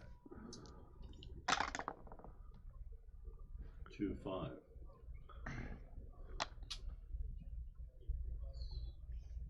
I think that's right. 6 prime, after all. The alternative would be 22 and then 8 to 3, but I think this is better. This is where Vlad wanted to use his 2 1s. 6 2. All right. 9 3 6 4. Yeah. Good play. Yeah, it's kind of all in. Yeah, there's no gammon, so you just gotta hope he enters with a bad 1, like 1 5, 2 5, numbers like that. 2 6. Well, 2 6 doesn't have to play the 6. Doesn't have to play the 6, but now you can hope to cover the 4 and the 3, or one or the other anyway. There's the 1. Wrong game. So, how does he play this? Maybe off the 5 and cover both of them? I don't know. 7 to 4. I'm not sure. I'm a little stumped in this rush. He could come off the 5 and both of them, as he said, or. I'm not sure what's right. We're moving forward with the ace in the back. I like moving up forward to the ace. It kind of feels sort of natural. Ooh. I do not like this. Yeah, that was really bad. Yeah. Because once you have a double anchor, you don't want to look. 3 6. He's out. He's out, and he has timing. So now, if you get the ace, you need the split. 6 ace. He should move up with the back and hit on the ace. He should hit. He should hit. I don't know why he's playing with this. Yeah, he's afraid to get hit. Why? Double gotta stay free. You gotta stay where. Yeah, I don't know why he's afraid to be hit. I mean, he shouldn't be, but I'd say that's what he is. He is afraid. 5-6. Bad shot. There's not many good numbers. So just the obvious 7-1. 2 points. Well, actually, you know, it might be worth it to make the ace point. Leave 3 blots there. But I don't know if he. Only because it's Maybe. killing, I wouldn't do it. I would probably do this. Yeah, this would be. Now the board's almost certainly going to crunch big time. You may have to do a trap play at some point. Yeah, there's a crunch right there. That's a dead checker. Yep. It's a dead checker. You definitely want to come in from the back, kill the 6s, so you don't have to play another 6. Yeah. And now he's hoping to get big numbers now so he can get out. And double 1s is nice and small. So Vlad's going to crunch more. His best numbers are boxes.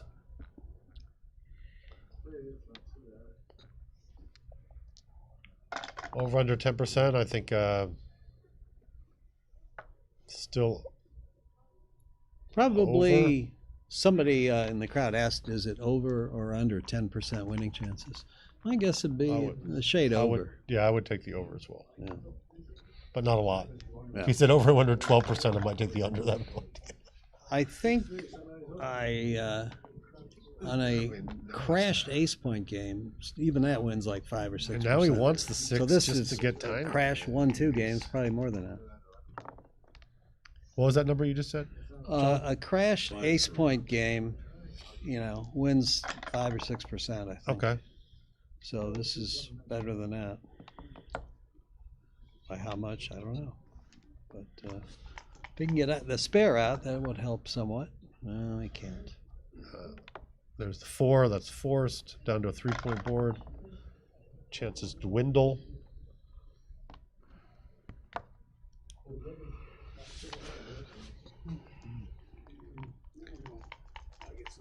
Vlad needs a 5 or 6 to get that spare. 2-2. Jeez.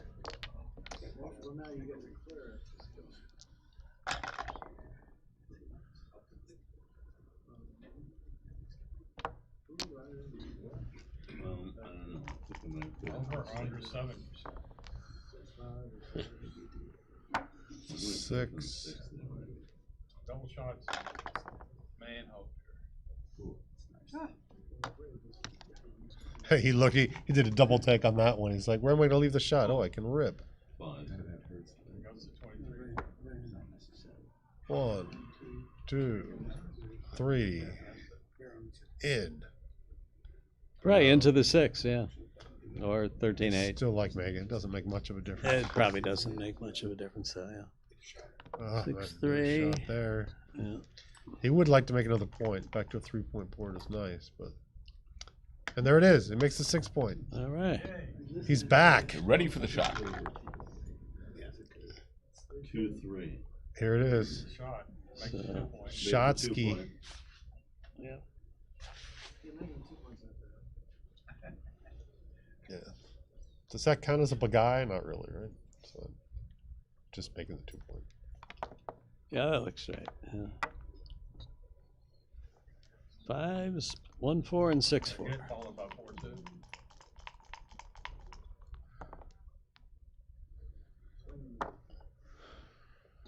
Swing and a miss, they said. It's true. Yeah. Big swing and a big miss. Another shot. Do it again. No. Can hit a 4. Now try to hit a 3. Oh, double 5s. He's going to have to leave another checker, I think, right? He has to. He doesn't have to, but you're not going to play him onto the ace. Yeah, he's not going to break a 6-point. Yeah, 1, 2. Oops, one more pip. And then bring them both around or in? What is that? 3. Bring the other one around. Yeah, probably. This is good. In an ideal world, he's trying to make the 5-point or something here. Oh, devastating. 3-4. Maybe not. Hit and take one off? Take him, hit him, so he got to come out. Nah, just 3-4. Hit and off. Hit and off. I think I would do that. Yeah. There you go. Now he's going to So roll if 4, 5, he rolls a high number, it's over. It's over. He rolls a 1 or now he's saying, did I use all my 2 1s in the bear off before? Oh. He rolls a 1, or if he dances, he might leave a shot.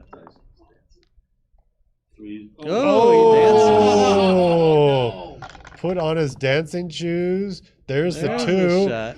Another chance. Another chance. So probably take another one off, right? Yeah, if you're gonna leave a shot, kick them off. It's 1 extra hitting number, but another man off. Blue's got such a weak board. I think that's right. Where are those 2s? The crowd wants to see it. You want to see it? Oh, there it goes. Congratulations, Robert. Yes. Virnig on winning to be the California State Champion 2025. Hey guys, nice working with you. Yes. Have good holidays and all that. Yep. And, safe Likewise. travels where y'all going. Okay. And thanks everyone for watching. Like and subscribe it. Yep. We're in living color. Yes. Yes. Who was the Crawford first? Robert. Yeah. He's up, Well, I didn't play aggressively enough on in some of these games. He was attacking. Yes, sir. Yeah. And earlier when he was down, he wasn't You were going. talking about the ore, and I did look up some examples, and the thing is that you see people claiming like, oh, the Eskimos have 24 ways of, We don't call them 24 Eskimos anymore, they're right. natives. Well, anyway, but usually in the old articles, they'd say, oh, the Eskimos have 24 words for snow, or they don't have this word in this language, and linguists then wind up writing articles which usually aren't read by anybody, but Right, but they explain that Well, the only reason I brought it up was because. yeah, what they do is it just happens that the Japanese, instead of handling it with a word, they use particle markers. So they essentially put 2 particle markers on the ends of the 2 things they're comparing. So they have an or that's structural in the language. And I understand. if you had gone to So it's not as easy as either or with them, it's a whole language. Well, Is it's that only the the written same language? concept. If you went to if No, the written language or the spoken? How do you do it in the spoken language? well, both ways, both. I mean, languages are always And it's spoken not first, and then you Japanese, come up with a it's method of kanji. writing them. It's kanji, right? Well, kanji is one of the systems that they use for writing, and unfortunately they have 4. But if you were to go to a Kiko and instead of asking her what's the word for or, if you just said, please tell me in Japanese how you would say ham or turkey, black or white, high or low, she would have no problem answering. So they certainly have the concept of or, they just do it differently. And they don't, in this case, they do it with a structural method. So I used to teach Japanese how to fly for Japan Airlines, right? Napa, California, their basic flight crew training center. And one of my students was up solo in the pattern. I happened to be in our tower, not the FAA tower, and I was listening, it's supervised solo, right? And the tower said, 6-1 Tango, are you on downwind or base? Affirmative. Anyway. I had Robert a friend, Kennedy, huh? Yeah. I had a friend who was a physics teacher, you might still be a physics teacher, back in Illinois. Did it get all? Did it just cross he was center? the kind of guy A little that bit. if he was Careful, in an careful. elevator and the doors would open, It looked like it was. and somebody would It's okay. say, is the elevator going up or down? Okay, happy holidays. Yeah, happy holidays. Happy holidays. If somebody would ask, is this elevator going up or down, he'd say yes. Yes. Jim, we didn't win anything, did we? What? I'm waiting, I don't know the open yet. Like, if Ollie's here, he's gonna collect them. If it's just like, you need a score sheet, you can use that. No, I'd we'll like just to use get a this. score- I'd like to get a Go score for it. sheet. There we go. I'm fine with this.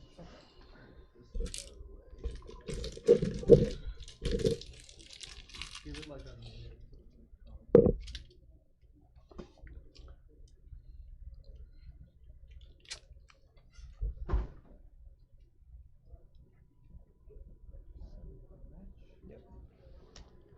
All right. Are we? Wait. He wants to give us the go-ahead, right? Said wait, that's all I heard. Constellation finals is up if you want to stick around. Sure. I'm leaving up a little bit. Thank you. I'll help you out. Well, I don't know. I have for sure one Blue after piece this. of paper, I didn't look at it to see if there was any secret, passwords. Congratulations to Robert Virnig. Okay, that looks okay. Something was knocked. We're going to go to the consolation final between Frank Frigo and Anthony Niakiani. These are two good friends from the San Diego area. We're going to have the commentators join back, and you'll be here for now. Jake, and thank you. Alex, sir. I see you have notes on rulings. Did you already discuss those online? Discuss the first one if you want to discuss the second one. Well, I don't know. Someone was thinking about doubling, and then he reached for the cube, but didn't touch the cube, so there was a ruling on that one. And what about the missing checker? Oh, it was like way into the game. They're like, okay, what should we do with it? I think Alex has to give us the go-ahead. Yeah, I was just noticing Alex had some notes on rulings that apparently people thought were controversial, and I gather they already discussed one, which I do think the wrong ruling was made, but it's an interesting mental problem. It was a case where the two players had agreed, since they were using a baffle box, that one player, let's say, had a black checker and the other a white checker. So the person, one of the two players then made the opening roll, and his opponent's checker, or his opponent's die, his black die, landed and was not cocked. His own color was cocked. So the question was, do you re-roll the whole thing, or does the uncocked die stand? And they ruled that you had to re-roll the whole thing because it was one person doing the rolling. But since there was clear agreement on which die was which, and if they had each rolled separately, there would have been no dispute. The fact that one player happened to be the one that rolled both of them, I don't think overrides normal common sense there, but they did. And thank you, Bob Wachtel, Jake Jacobs. And they do it, far more often, make rulings than I do. So that was how that went. What else do you have to say, Jake? Well, two more controversial. Apparently, if you're thinking about doubling and you reach for the cube, Bob, and then you decide not to double, have you doubled or not? No, you haven't. Okay, I had always heard that once you reach for the cube, you're committed. But I don't know how they ruled. I don't know. That would take a lot of video, analysis to see whether someone had actually reached and to what degree it was a reach. But if somebody does that habitually, they're likely to be disciplined by the tournament director in some way. If they make a fakes toward the cube and things like that, But it's too ambiguous to really. What do you do here with double deuces? You go make the 9 point? I saw Frigo playing Dana. I think I would do this, given the strength of Red's board. This looks like a cube you have to take.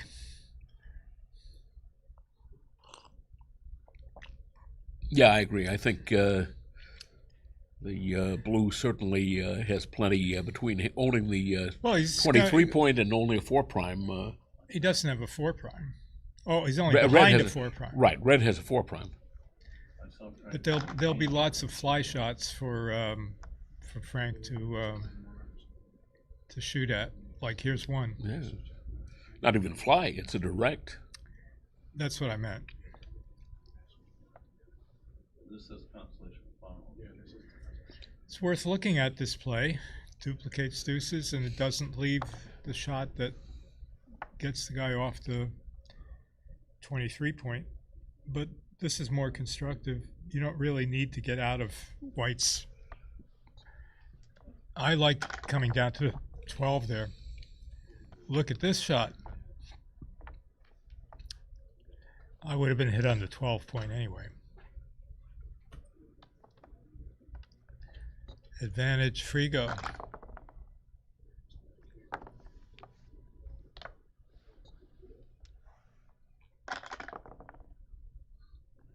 There's something to chew on. Just go the 2 point. When you say just, are you suggesting 13-2, or are you suggesting 8-2 and 11-6? 13-2. Yeah, I think I agree. I would go ahead and leave the shot because he's thinking about that now. So he's figured, that's going to be his 6. And now the 5. No, 11. Actually, I didn't notice that you could actually play 11-6. I think it's right not to leave the shot.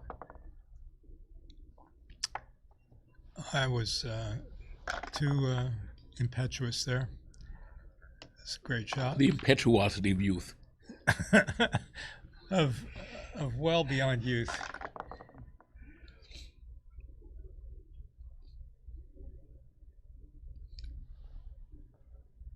Do you make the bar here?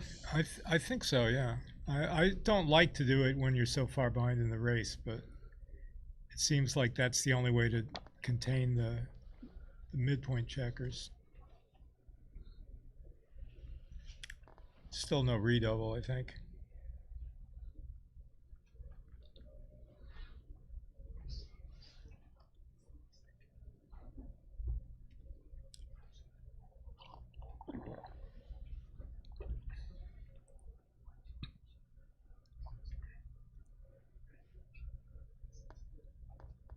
He's up a lot of pips, isn't he?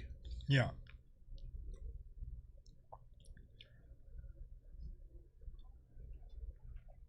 But he certainly could. I mean, it's not. There aren't many market losing numbers, I would say, like 5-1 fan or something like that. Obviously. 5-5, yeah. Things like that, but not that many.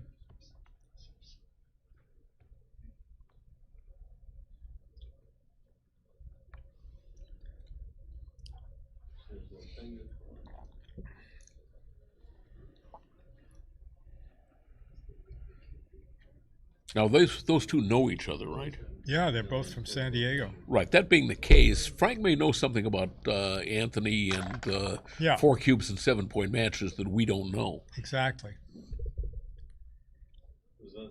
Okay, you can still play this safe, Jake. Well, not just leave the indirect shots, but it looks like 11-3.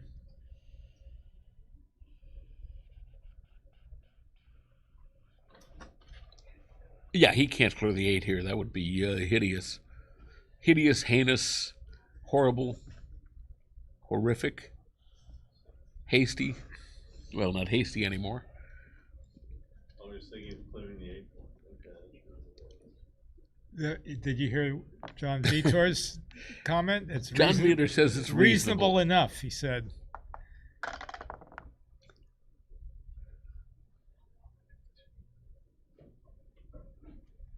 I would say you can come down from the midpoint. I agree. I would go ahead and make the board and leave the 8 shot. Plenty of duplication.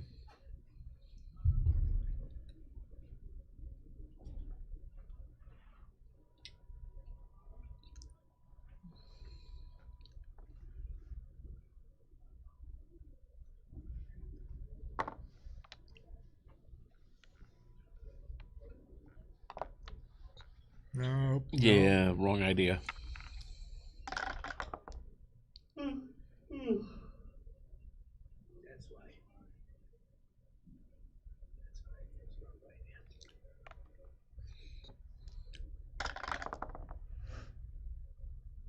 Huh. Even though he's can't even spring a checker here. I guess he can come out and play 13-10. At least I like that duplicating threes. Like giving up the midpoint doesn't look right. Oh, good. Oh my! There we go. Yeah, that is an exciting play. Finally, somebody with imagination playing this game. Anthony.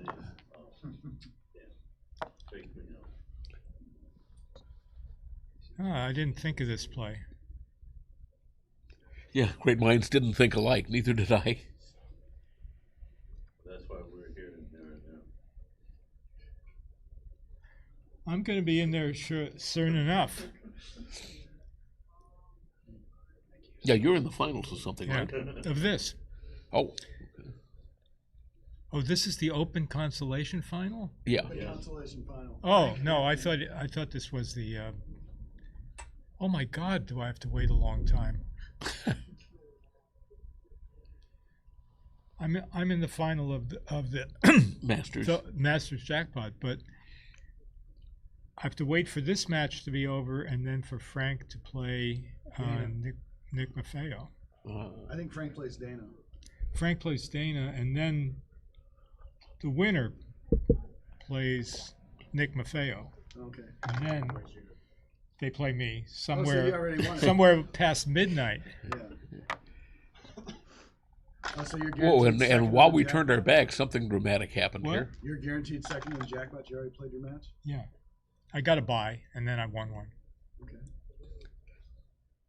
All right, sorry, folks. Dramatic things happened while we were figuring out Bob's calendar for the rest of the day, Yeah, or the rest of the month, based on the number of matches he's waiting for. Exactly.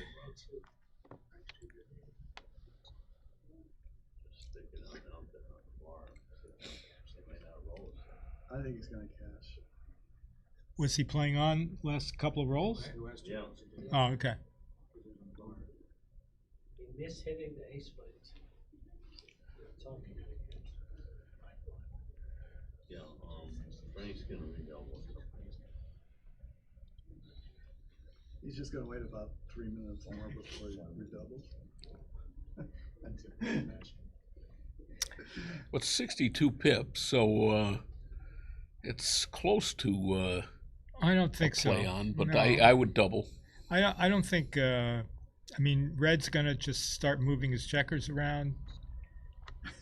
Yeah, we were just looking at how it's- long it would take to move them around, but, No, but- I don't think it's enough pips to justify the play on. Well, I don't know. I don't have that data in front of me, at the front of my mind. Well, I was saying it was 62 pips to come around So what and does that get mean? off. How many rolls is that? That should be about 8 rolls. And Frank's got to come in and It's then got a bear lot more, off. it's a lot So, more right. than that. So when are you arguing he should play on or not play on? Not play on. Right, that's, yeah. I'm just.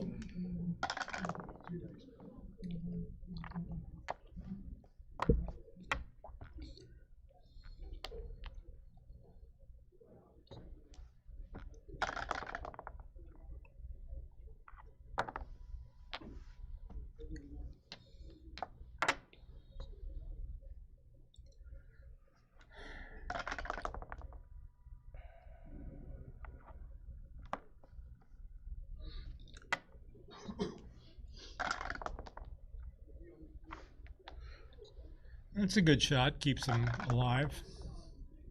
Keeps them. Ooh. Not every day you make that point with a 6-4.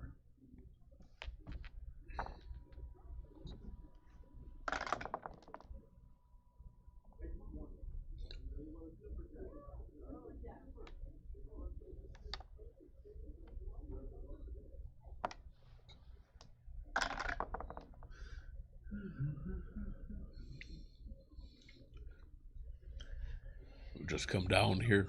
Yep.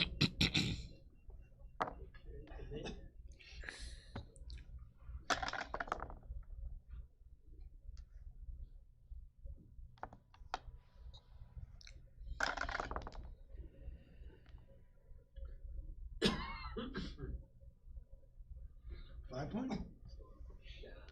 No 5 point. This looks right.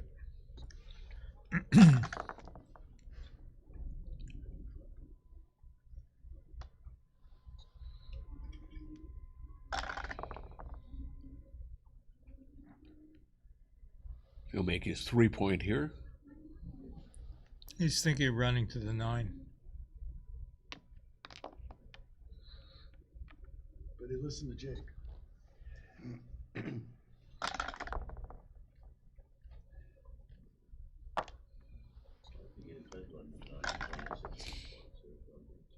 Oh, you're right. You're right. Sorry. All sixes.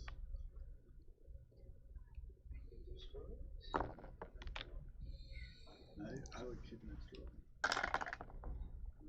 He's going to drop it. No. Yeah, but let's. And here comes the cube. Here comes the cube. Is it a take or a drop? It's a take. Bob says take.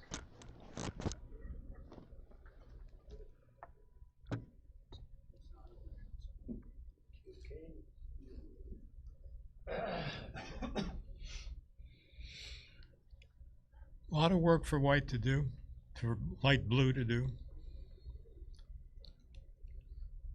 It's not as easy as it looks. I mean, he can't make a point until he breaks those outfield points. Can't make a 5-point.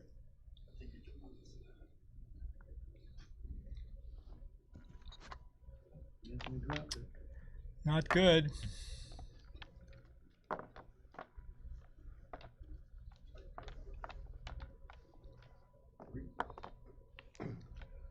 So it was around 70-30 at this point. Frank favored over leading 4 away, 7 away. I don't know the statistic, but that sounds about right. Boom. Oh, my. Russia. Can also make the 9-point. I think that might be better. But He wants a game. He wants a- With 2 on the bar? yeah. I mean, you can see this isn't that all that simple. I think you make the 3-point. Sure. You're absolutely right, Blake. Make the 3-point. I'm Alan. Oh, sound like Blake. I didn't. Well, then you're wrong. The 3-point is. The 3-point's wrong, it's Blake. That's a nice recovery.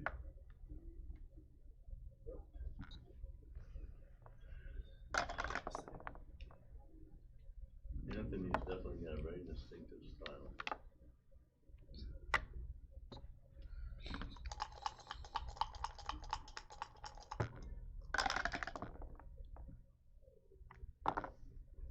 Hits.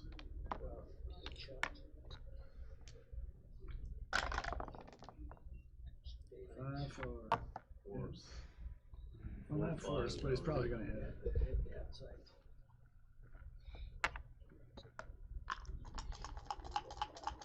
Don't dance here.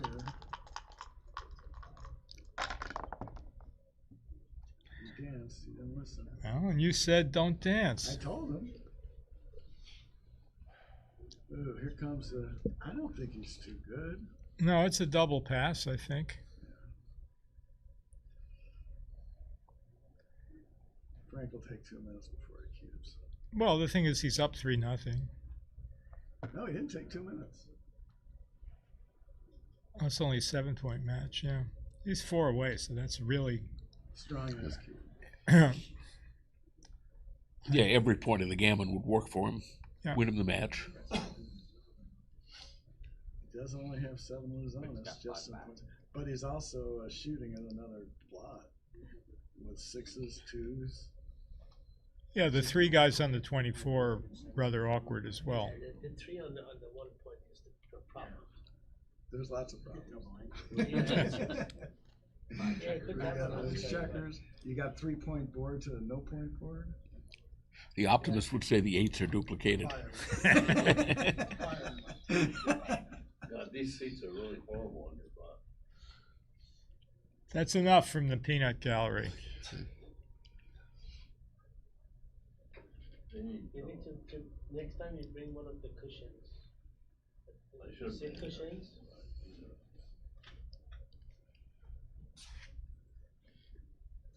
These are like gas training chairs. Yeah. He's thinking about this, that boy. Give it up. You can look at another day. I think Anthony might be intimidated.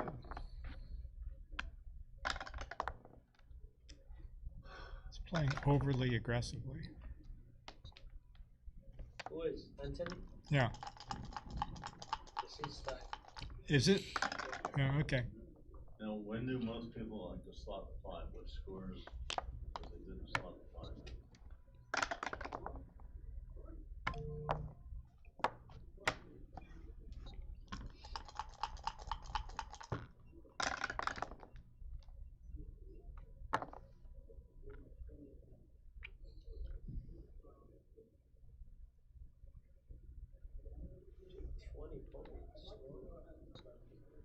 So this is right. Trailing, he wants a play like this that's a little more forward going rather than worrying about the anchor. Yeah, I would have split with the last 4. Yeah.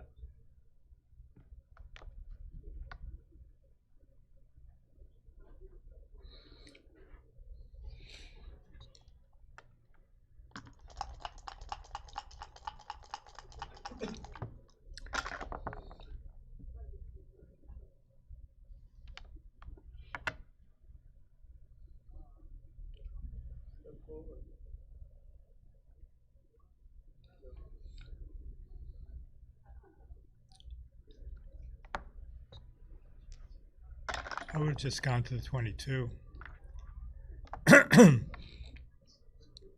Not sure why he wanted to give him a 6.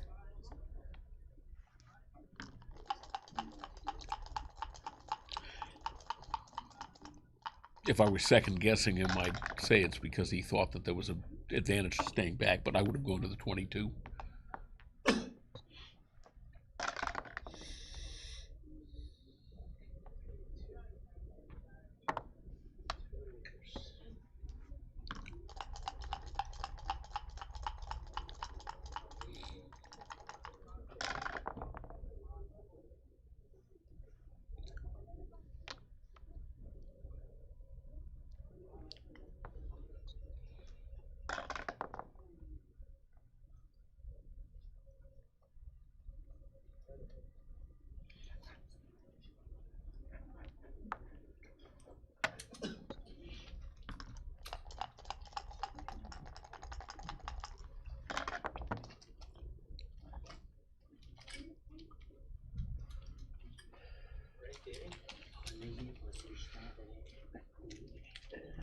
Yeah, I would come in on the 24 and hit him. Yeah, it's okay. Yeah, I think too passive here.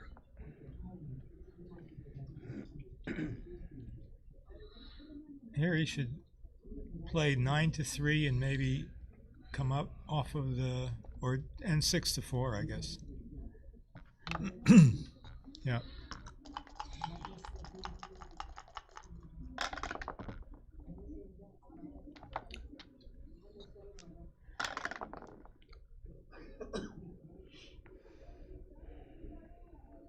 Make both points.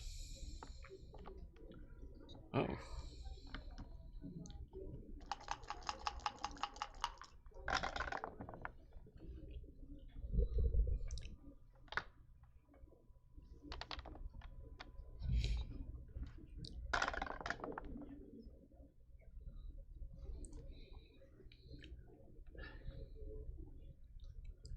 This is not a bad time to double.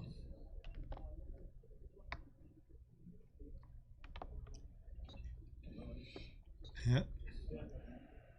Down 4-0, you have to double some game like this.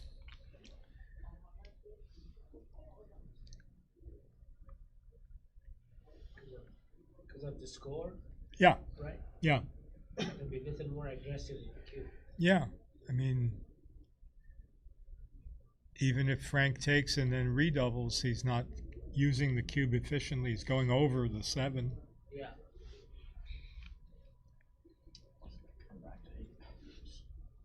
And red can win a gammon once in a while here, even though it doesn't look like it now.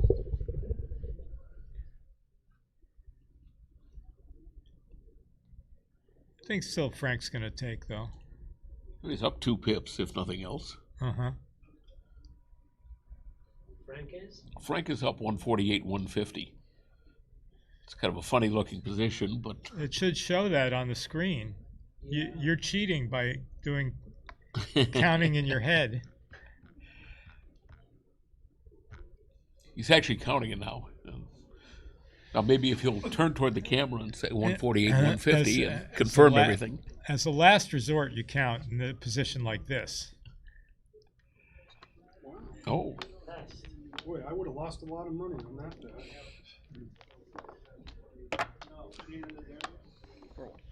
So I'm assuming that you're with me that you would take that. I think I would have, but it's reasonable to pass it, I guess.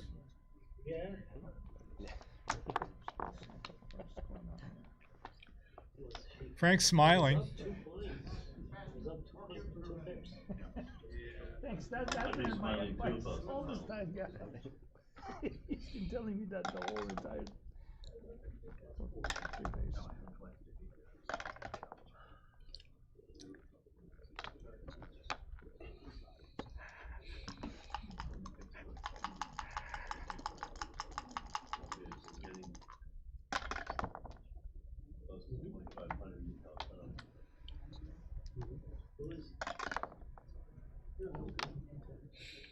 Some people, not me. Split the deuce, I think, here, right? Mm-hmm.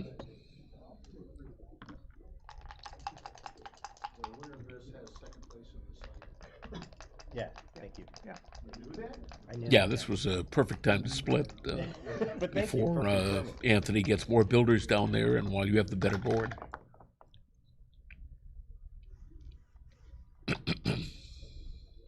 Split with a deuce. No. Yeah, I would split. You don't want to strip the midpoint. You want to advance your anchor.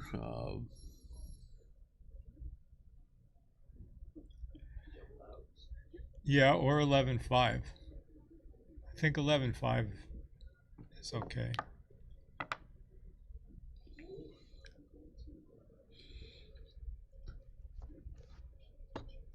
Where do people find these plays? Somebody else wrote about that.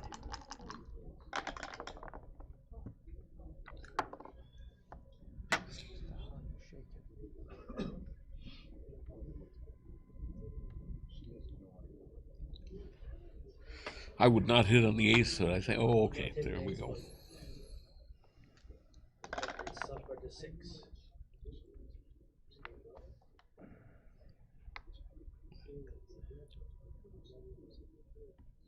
I think you make the 9 and come up to the 20. That would be my play. It looked like he was looking at actually hitting for a second Yeah. there. No, it's not. It's reasonable. I don't think it's right, but it's reasonable.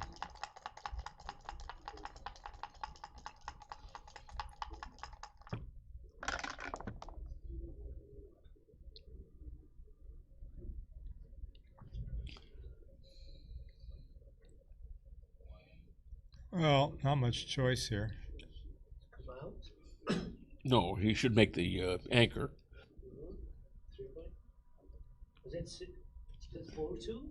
4-2. Yeah, no, he has to dump a checker on to the deuce point and make the 22, I think. Yeah, he needs to make. I thought it was 3. Yeah, advance anchor and just dump.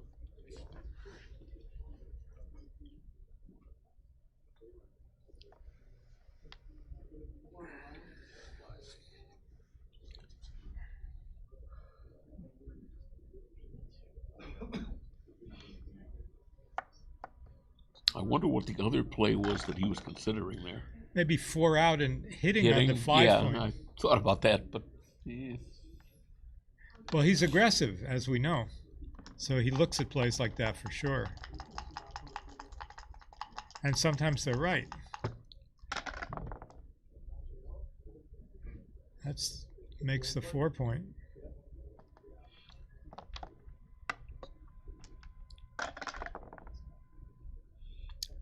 Nice shot.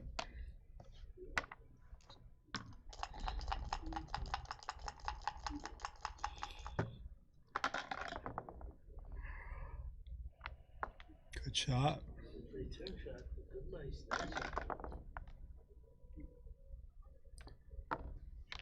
Also a nice shot. There's a lot of nice rolls, potential rolls in these positions. These guys are realizing those potentials.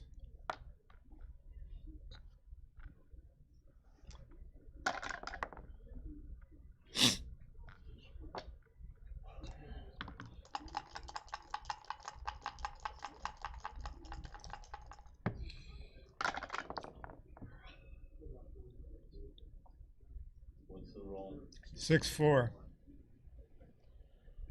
Looks like sixes at the beginning. My odds are not they just. Keep thinking I see one roll. The old gray mare ain't what she used to be. I think I like this.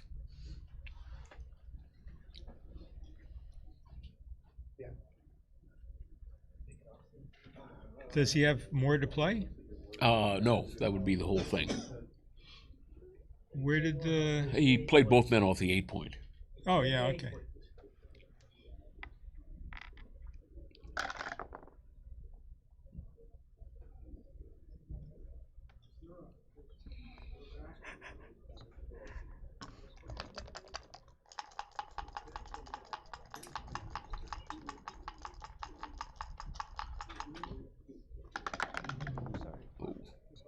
He tried to kill Frank with a flying checker, or a flying die.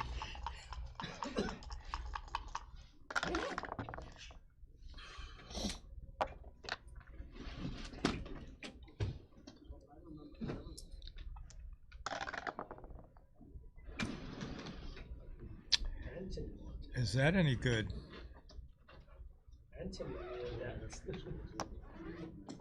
Oh, I see.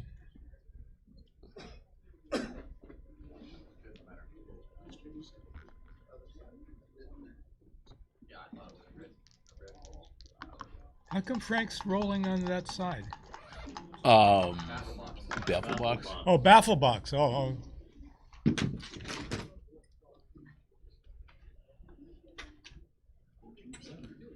This is not pretty. I guess he goes to the ace and slots. Yeah.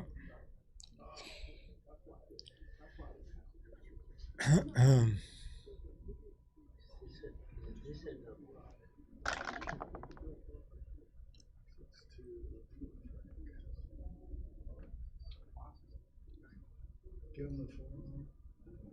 Yeah, it's not like the home. Oh, I don't know. I think I give him a shot. Yeah, give him the 4. It's a 3-point board. If you get this, if you miss, you're Cuban, I think. The race is even, so. Yeah, but how's those judges going to get out? Yeah, exactly. But a 3.4. These, okay. I thought it was called midway through. I can't even remember that. So what do you do, Bob? On the 6-2. For blue. I think I volunteer the shot. I do too. Duplicate the 4s. Yeah, absolutely. Yeah. I was just looking at the other way to volunteer the shot by taking 2 guys off the 9 point, unstacking. That's one of them. Six good shots. It's one way to the I didn't see that one. Yeah, it worked out very well. Yeah, but you still got work to do. 5-6, you know. Easy solution.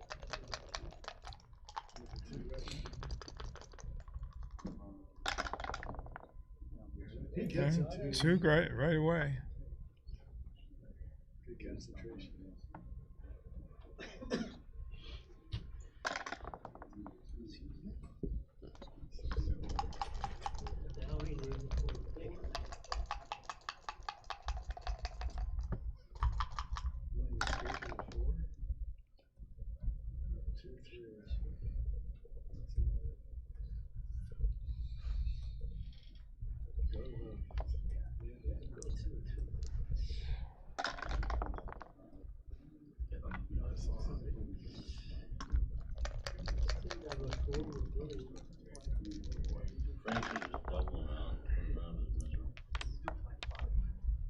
Can't double him out.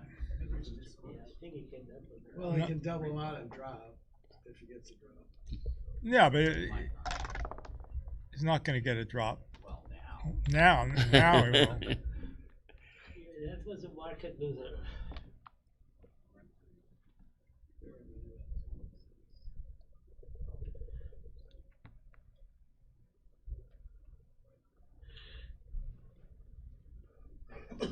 Tell Bob what? Tell what? Oh, was that just to get me here? Strong commentary or something like that. They like you. Gee, that's too bad for them. Hard up.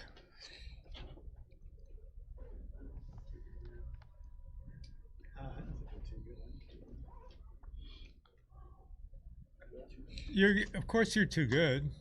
Really? Well, I mean, you're not going to win many gammons, but you're not going to lose any games. Double fives is a little awkward. Double fives followed by double six.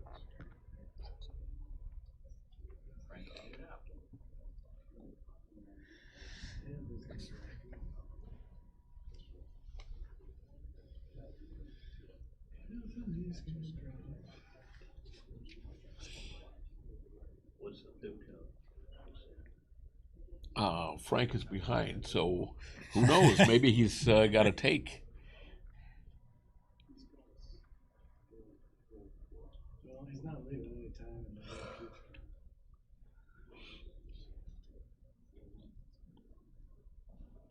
Those different vanish. He passed that up 17 pips. Can you imagine? You guys can't count.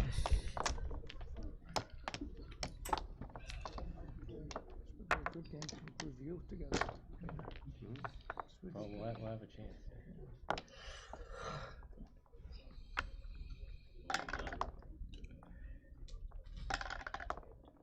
Frank's actually got really good stamina, though.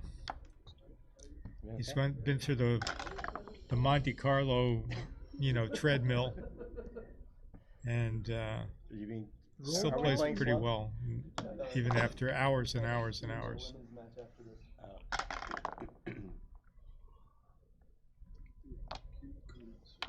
All right, this has got to be a cue right away for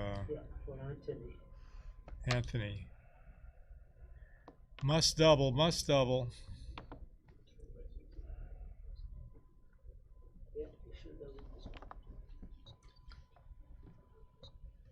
Wow, you got her up to 32 already. That's the way to do it. Yeah, you can come back in the match quickly with a 32 cube. I had a match with a 32 cube once. It's a 21-point match?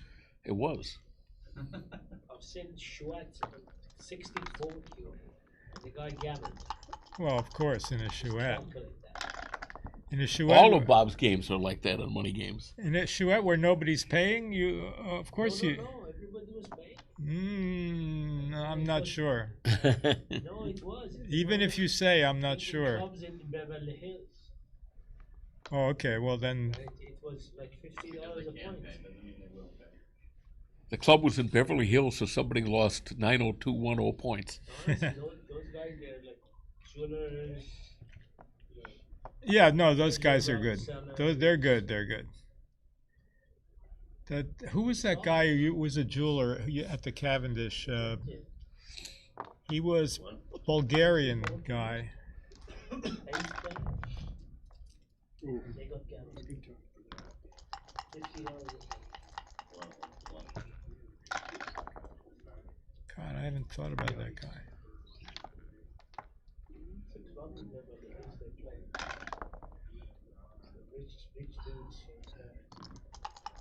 I know there was an old timer about 45 years ago played at the Cavendish that was known for being a jewelry guy. I don't know if he was a jewelry guy, but a guy named Zev. Do you remember him? No, Zev was a real estate guy.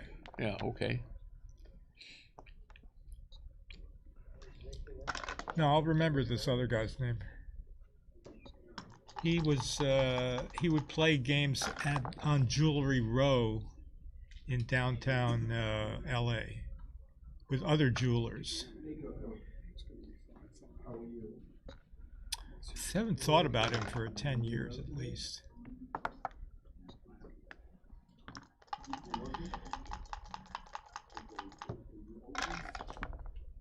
By the way, speaking of stamina, I remember you in Costa Rica playing a guy who might have the best stamina. I think he was known in Germany as Iron Pants. Oh, Ralph Jonas. Exactly. Yeah, I had some great sessions with Ralph Jonas that lasted forever. He's still doing really well in tournaments. He's still active and really smart, really good. Really wins a lot. Yeah, he was a really strong player.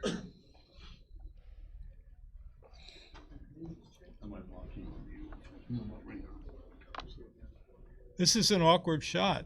It does nothing. It's amazing. We can do banana split. We can hit off the 6 point of the 3. That'll be interesting. Oh, too bad. We lost the opportunity to get in the game.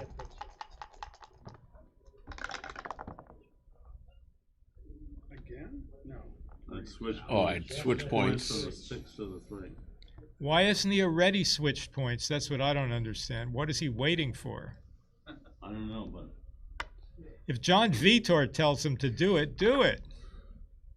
That's good. Good play.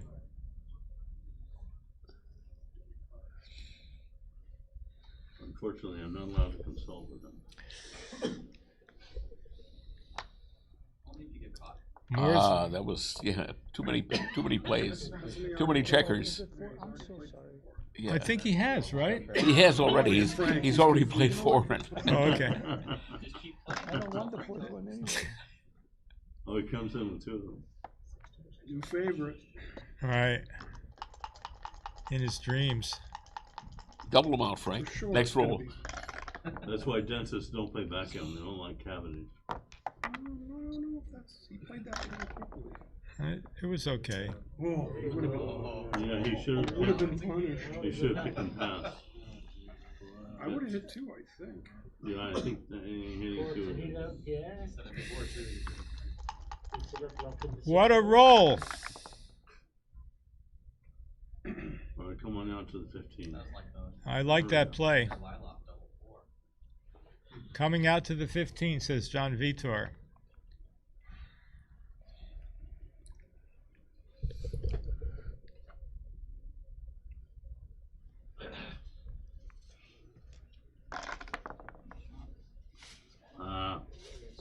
Pain in the ass. How big? Yeah, let's go to 11. Mais Petrosian, you're on. I take your challenge. Have balls and play 11-9. There you go. Challenging me to paddle tennis. Do you play pickleball? I have, but paddle tennis is a better version of the same kind of idea. Stick Rice says that pickleball is not a sport because any sport where you can go from a different sport, tennis, to the sport and immediately be a champion can't be a sport. Well, Stick is a hard man to please in many ways. Does he have a wife? He does. He does? Yeah, he got married. I didn't know that. I think he got married. I know he was planning to get married. Whether they actually have consummated, going through the ceremony. Did you guys like that 3 that he played? I would have stuck the guy on an 8 point. 11-8 might have been a bit more reasonable. Sort of don't care. It's could be work out well if you got hit, actually. What is this, 5? It's 5-4. It's 5-4, yeah.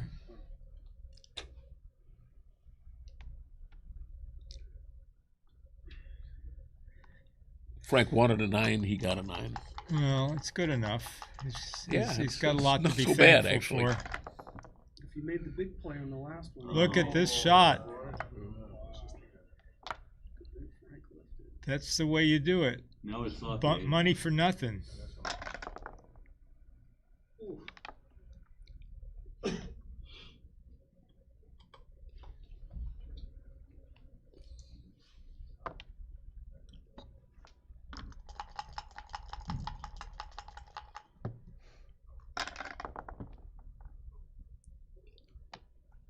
Nice roll.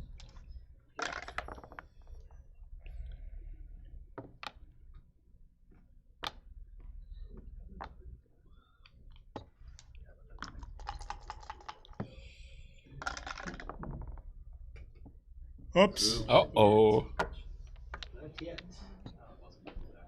This is how Frank gets gammoned. Luckily, he didn't hit, so he can't get gammoned. He'll get gammoned another way, maybe. Take it off or not? I think you do. Take it off. 6-4, 5-4 with double shot. We need the gammon. No, 6-5. Yeah, look at this. 5-4. 6-4. 5-4 would not leave it double shot. No. Doug Roberts once told 6-4 me would not leave a double shot. Give one shot. Doug Roberts once told me that if you're playing against a 2-point anchor, you're supposed to take everything off. That's right. He was right. It means all your clothes. He also didn't like when his checkers were not lined up properly. Yeah, there it is. I think you run with one guy. Yep. I thought that was red double fine.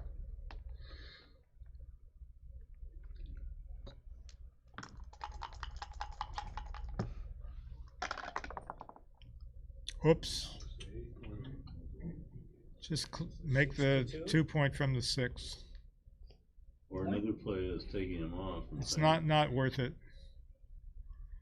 I mean, 6-4 and 5-1.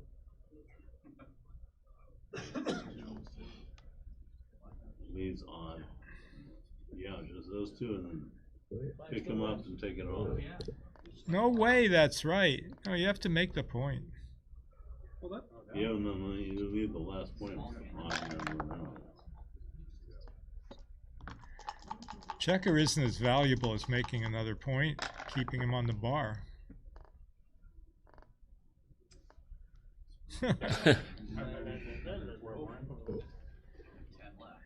And then he's sort of forced to make it now.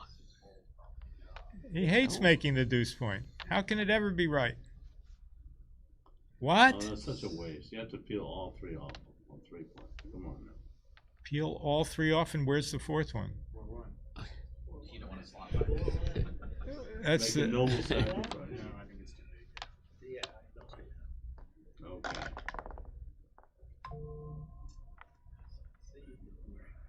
It's not interested in a gammon. Boring.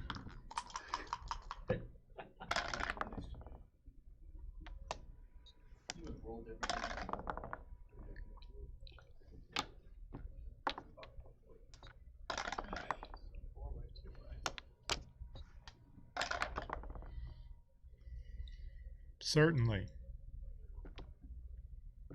Oh.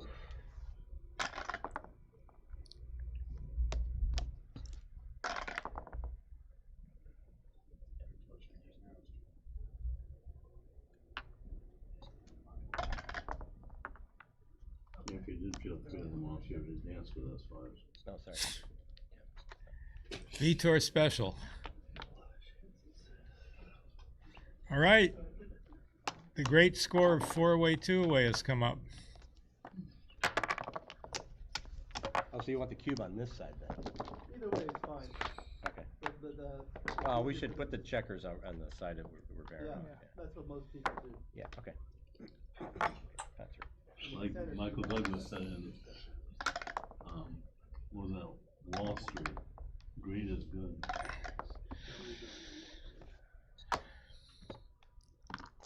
What was his name? Gordon Gekko. In the Gordon movie. Gekko, yeah. Gordon Gekko. Cube is coming soon.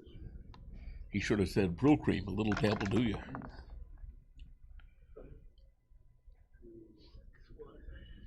I think you hit here.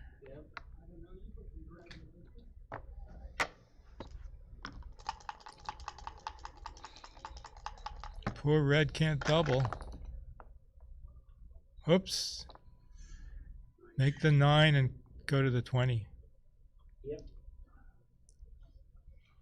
The 9 and 6. A really good reasonable play is 13-9 twice and then sliding for 20 points. Yep. That's what I said. Yeah, that's what he said. Oh, okay. Sounded better when Vietor said it. Yeah. That was that last one was not right. Well, it turns out it was right, but if you go by results. Does it take or not? Yeah, he has to double. Wow. What's going on here? Oh, got away with murder. And slot the 4 point. No, 13-11. Yeah, 13-11. Makes sense. No pain, no gain. I don't know, but if you're not going to double, what's the point of even making the right move? Too good now? No, now it's, yeah, I don't think it's too good, but maybe it is at this match score. Please double.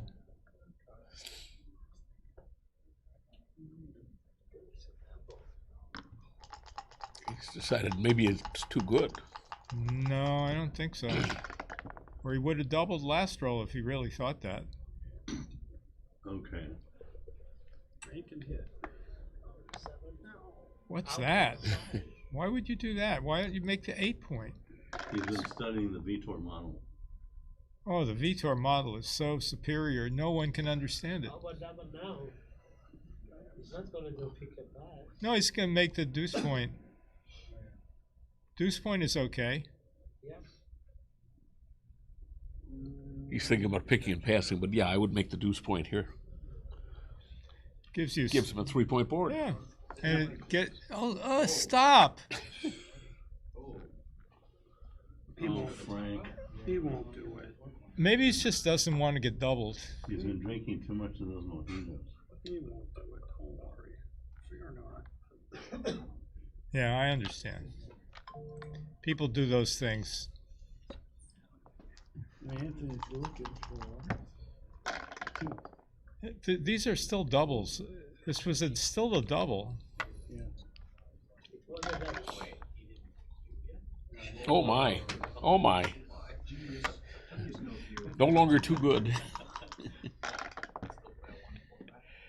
Oh, the 4 is good.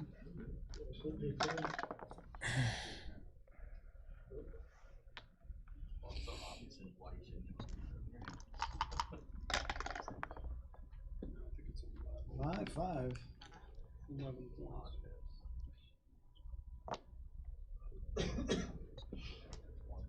Played that awfully fast.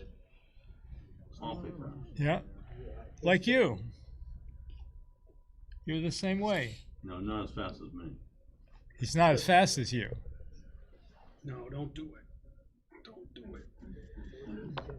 Did it. I guess he had. You don't want to go direct shot. Red's out of time anyway. Wow. E4. Yeah, it's time for dinner pretty soon. I agree. That was 4. Why? Why is he so far up? Why wouldn't you stay on the 5? Because he's going to have to do it next time anyway. Yeah, because he'll get blockaded. A guy will make the 11 or something. He's out of time. Right, He's right. out of time. Got to do it. He's switching points. Give up the midpoint. Think about it. Yeah, this is it. Wow. Oh.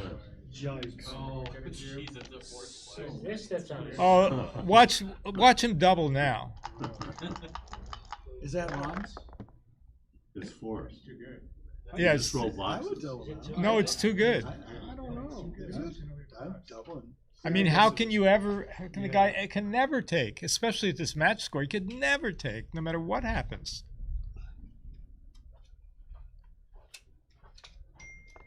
Just leave with 1 on 16. Yeah. Double sixes. Oh, is it double sixes? I can't see. Yeah. Boxes. 6, 7, 01. Come off the back? I don't know. Leave that checker back. Yeah. I don't know that position. Besides whatever you give me. This is ridiculous. This is ridiculous with the cube being in the center here. Thank you. Okay, You were a big part Yay! of the didn't get in the way of Robert winning. Wow. Frank passed before the cube even reached the table. Hey, so there's Frank. There's our Southern California. Here we got Anthony. We got Frank and Anthony in consolation. San Diego's representing. 5-4. Highly represented San Diego. Thank you. 4-5.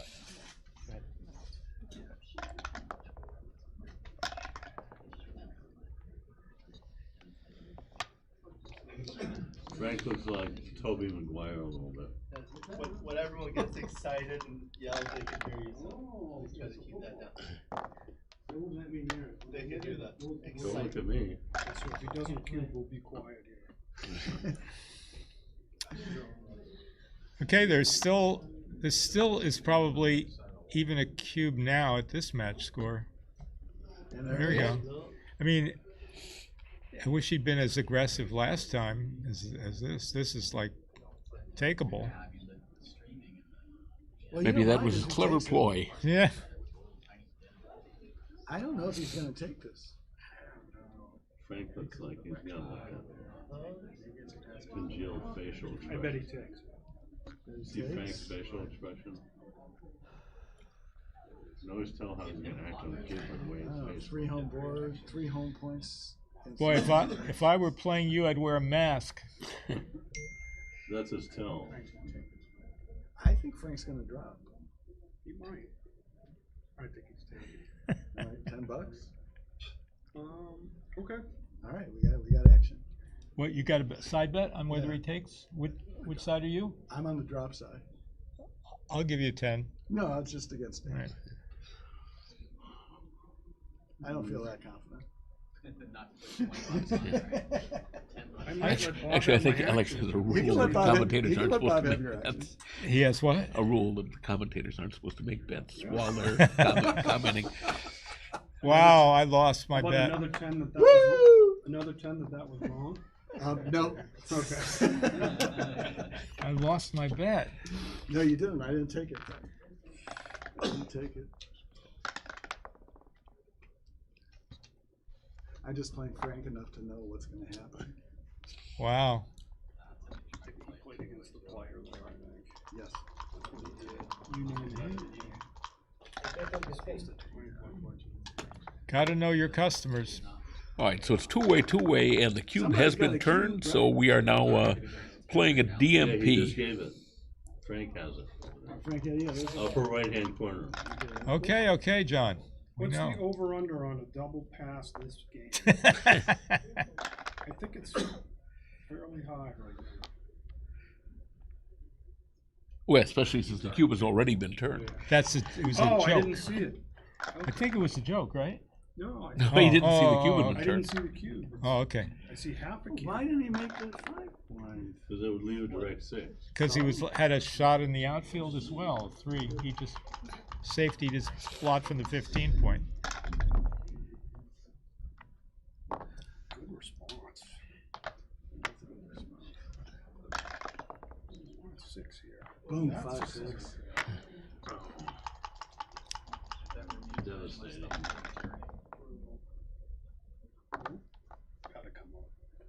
Gotta come up, as the gentleman said. No, that's not right. That's not a. That's not Anthony Niakiani. Welcome to our world. It's not a backgammon play. It's not even a play. It sounds like a lasagna play. Ruh-roh. What do you do for an encore? I guess you cover it. No, you come out Cover to it. the 18. You have to come out to the 18. You have to. Oh, this is interesting. How about you make it in triple split? That looks like I'm like serious. one of I'm not joking. that looks Make like it one of the triple Kiko's split. plays. Why not make the point and triple split? She's not in the room. 1-6. To make the bar point. Yeah.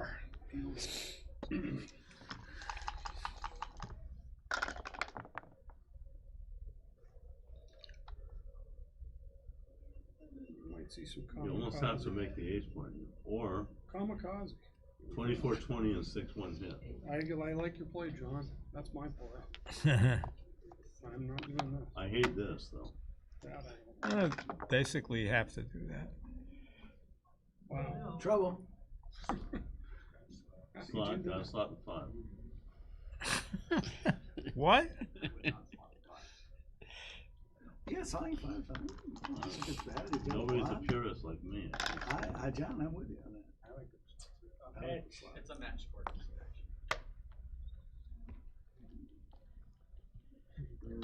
We'll put his block back there at least. It's better if you get away with it. 5 hits. Now let's room for the Anthony fans. I hit on the 12. 2-3. Not listening. Hits and slots the 5. Oh my God. God's fixing it with the 5s. Oh, we almost made it. 2-5. Despite all the clever plays that Red and Red's fans have come up with, Frank does seem to be the favorite in this game. I make the double anchor and slot the 5. No, Well, you could. I think you gotta. I don't think he has time for this. I don't like it. You gotta consider it. Yep, I agree. Ooh, would have got punished. Before he did. Oh, You'd prefer to get punched right now.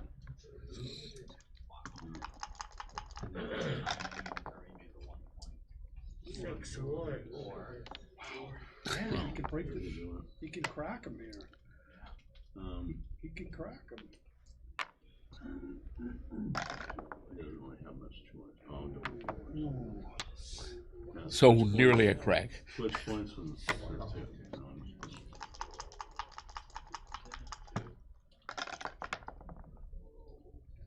2-4. Probably don't want to Don't throw it. Don't throw it.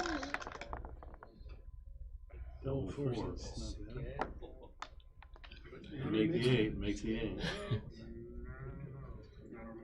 Why not make the 8? Yeah, make him Yeah, use the you 6s. never mind answer me. Make him use the 6s. Make him use the 6s. Okay. He's got a chance here. Oh, he had a. Yikes. No, he could have cracked. He wants him to hit him. He could have. There were a lot of cracking numbers if he made the other. He's trying to avoid hitting him. Very good, John. Sarcasm.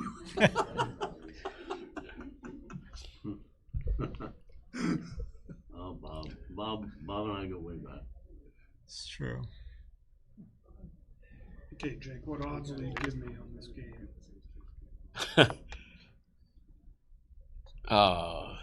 Give him 4-1. Nah. You need to do better than that. I'll give you 5. 5-1. Oh, that's really big of you. Double 4.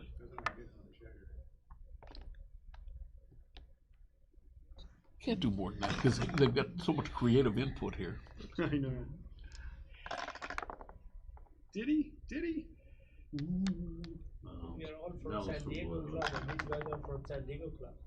That's So we know No. the game the way they all right. they On the play. party. That's the way they play? Yeah. We play them every week. Not all of us. Don't speak for me. But you used to, didn't you, John? No, I play there. I'm just saying I don't play this particular one. What's the equity when all your checkers are on the 1 and 2 points on both sides of the board? It's not good. My guess is pretty low. You got Depends nice. on who's rolling. You got nice connection of your checkers. Better than there. 5-1. I saw a position where all the checkers were on the 2 ace points and 14 men were off. And after hitting, supposedly, there was one chance in 500 of bringing it home.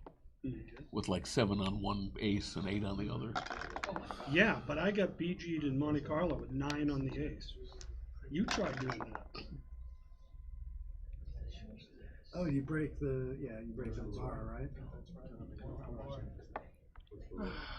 Probably. You're probably right. I don't know. It doesn't look right because you put your It's spares. nice to have a spare on the 5. Yeah. And it's too fun. I agree. Time to call the crematorium. Plus the 5, he burns 1 more checker.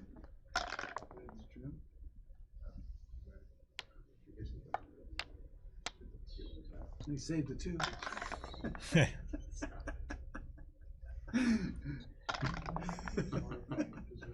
There it is.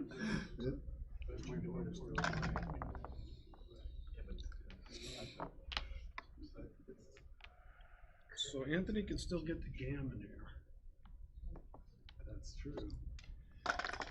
He'll regret turning the cube. Well, actually, the cube's already over. Okay, I'll just have to fix 4. He couldn't win. I thought that was box. 4-3.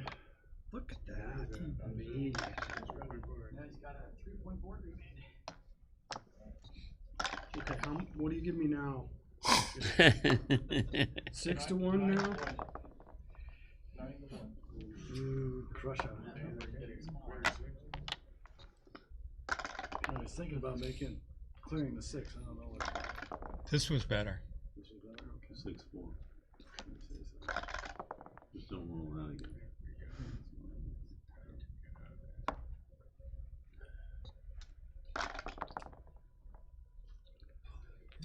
No shots.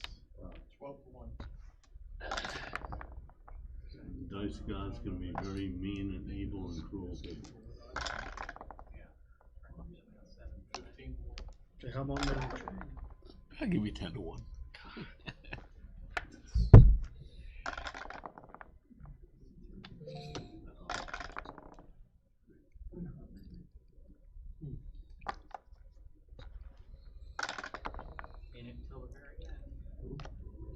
His worst.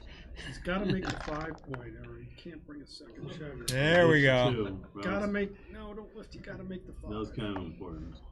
Gotta make the 5. What was that? I thought you had a 2-6. Is the 5 there? No hit. No hit. Oh, I think you spread that to the 2 check. He might come on 5 point. I mean, this is so obvious.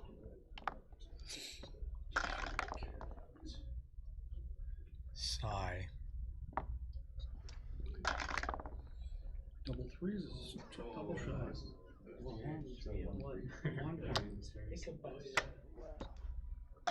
Yeah, but now we can go back on the 1. All right, still. Oh, what a luck box. What was that play? I didn't agree with that play. He didn't consult me. Frank smiling. Oh, there's a way. There's a scenario. There it is. Now make the 5. I'm gonna make the 8 point. Gin. Make the 5 with the 6. Frank's like looking at the wall. Like, Oh, does he hit? I don't think he hits. Yeah, he hits. Why? He doesn't want him to make that point. No hit. No hit. I'm definitely. he's got 2 minutes. Why not come in on the 5 and play the? No. Yeah, I think he's supposed to come in on the 5 here, but oh. Yeah, you don't worry about being hit. Oh, he needs to get a point on his board. That's it. Slot the 6. Gotta slot it. Well, this would never have happened. I don't think you can slot it and make it. I think you gotta slot the 6 and then hope for. Okay, make the 7 Make the now. 6 6-1. and 5-1. You gotta give him some way to get a 1. Yeah, now the 6-1's back. This is the close. 5-2. Do it. Oh! 6-1. No 6-1.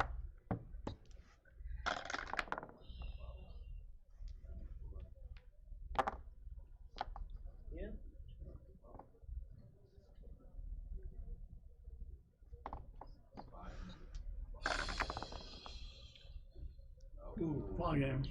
Shot. Big shot. Yeah. Now what do you give me, Jake? Oh, lost your market. Thank you both. We're going to switch commentators for the ladies match. We're going to have Maggie and Linda. Oh, would you like one? No, that's all right. Thank you, Bob. Yeah, thanks. That was fun. There's one guy we got another match yesterday. He was here. There's another one guy. First of all, since 2000, got tired. We're sitting on these chairs. The discussions, they're all dead. Yeah. So yeah. So that's one communication. These guys, I can easily show them because I marked some area on the chair. Yeah. Make sure these are. And since 2014, when I won the advance, what's your division? The same chair. So, thank you. Oh, sorry.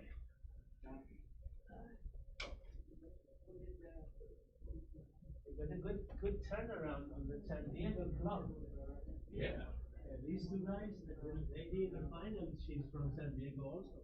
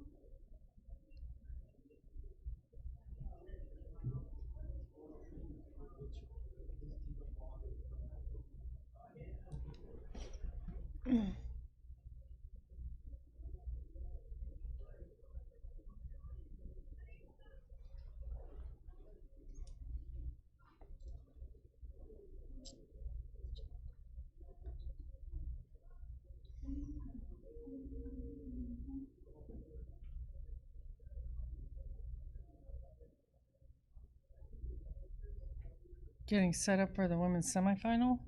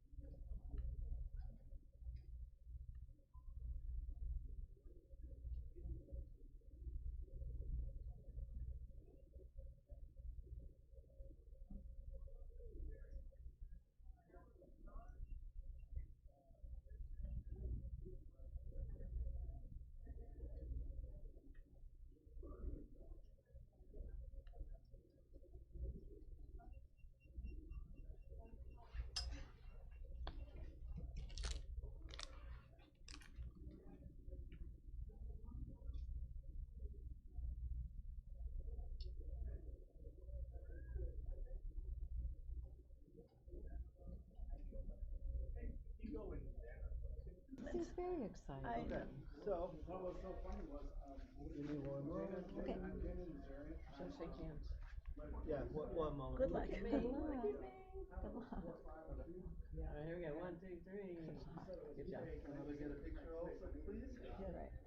Please shake hands, face the camera, pretend like you're happy. We're happy. Okay, so this is a 5-point match.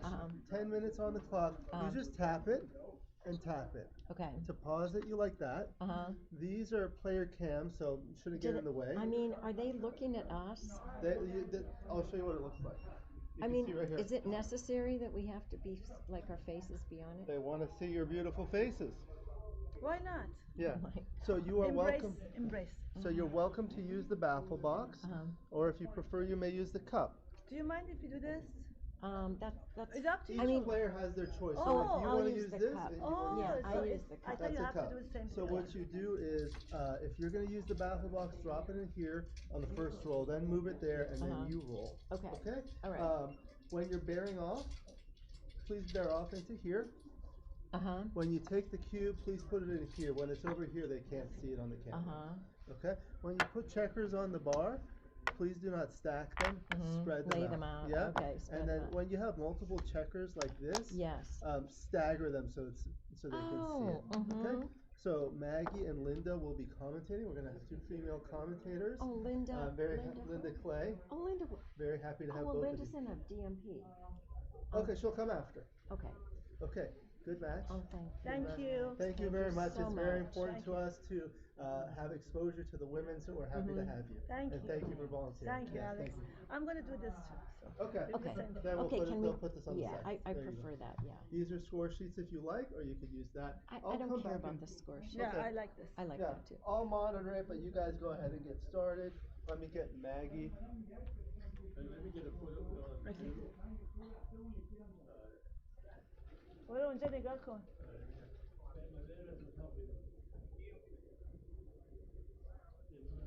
برین چلو کبابی. برین دریا. خوش به حالتون. آها هنوز راست میگی راست میگی. We are in the same boat. Now I haven't been in a tournament before ever, so you are more familiar with tournaments. Okay. This is the first time, but this is the first time. So It's really fun. It's fun, and you know, let's just embrace it. And enjoy. Okay. My wife is playing. Will you tell us when to start? And she's not gonna shut it. Okay. Doesn't used to this type of. Oh wait, we're commentating. Oh, here we go at the women's semifinal.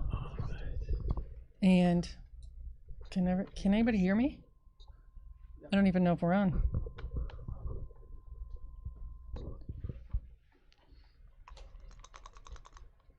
Can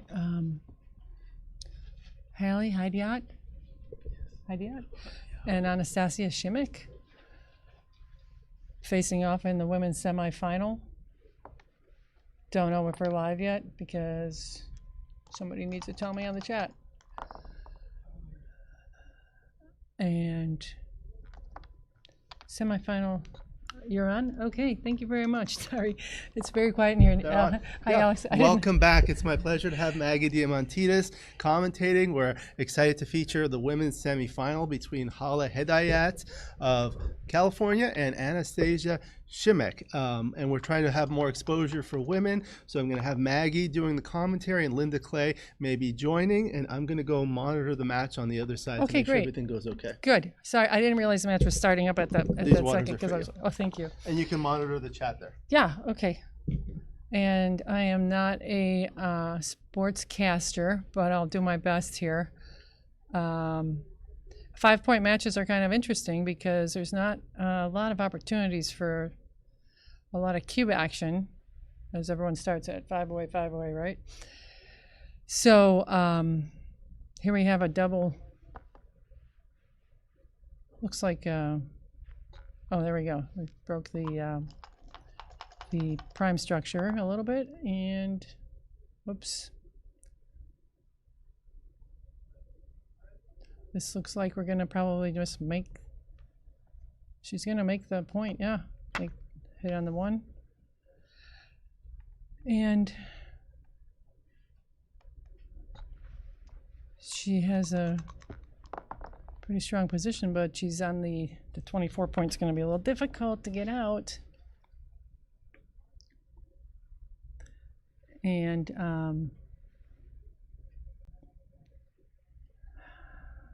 Hallie's trying to see if she should make the point or try to come up against the edge of the prime. And here comes the 5 prime for Anastasia. And this looks like a pretty good position. I'm not sure there's a... Let's see. You know, this might be a time to start looking at... I say, maybe... Oh, this is difficult now. She's not going to be able to do anything. She's probably going to have to clear the 8 point without a 6, and there's no hit. That's the play. She's got to hope to come out from behind that 3 prime, and now a 4 prime. So this is a precarious position for Anastasia. Hi. And what's your score? It's 0-0. 0-0. I know that I don't know too much about these players. I know Anastasia is a new player. She's only just recently started playing tournaments. Do you know? Yeah, I went to Magic Castle with her with Art Benjamin in the June tournament, and I think it was like her 2nd or 3rd tournament. She went to Novi. I knew that before, or after. I guess it would have been. Maybe it was last year, but I didn't think so. I think this is her 1st year. Great. Why don't you introduce yourself too? So. This is Linda Clay, and I'm helping to commentate with We're trying to Maggie. commentate. Yeah. We're trying to. Yeah, I don't know. I'm seeing a cube here for sure. Yep, absolutely. Yeah. So Hallie. Okay. Oh, and she just snaps it She up. did. I mean, you Oh, might she- want to use that clock a little bit. Oh no, she didn't snap it up. I'm sorry. Oh, It looked like she grabbed it. well, I was like, that's whoa, not true. hang on a Yeah, 'cause second. she put it back in the middle. Yeah, that was a good strong cube. Not a lot of. What, was she too good? I mean, I didn't. are we ever too good, really? We're always too good. We're always too good. Being too good's a little overrated here and there. When you're in a 5-point match, I don't know. I think getting on the board is pretty good because now you're 4 away immediately, and that makes it, a cube double away from the match. So, just getting on the board with an odd number, I think, is worth it. Getting on the board with a 2 may not be as interesting to me. So that's a good thing. So Hit here, you think? On the 7? Is it white? I'm hitting. Oh, coming down, yep. I don't know. Yeah, I'm hitting because she hasn't built her board yet, and I think And more she's aggressive plays are good. Yep. 2 down for coverage. Nothing happens here. And the return. So now Anastasia's in a very strong position to build her her inner board. See what happens. And that's not terrible. Let's make the 4 point. Yep.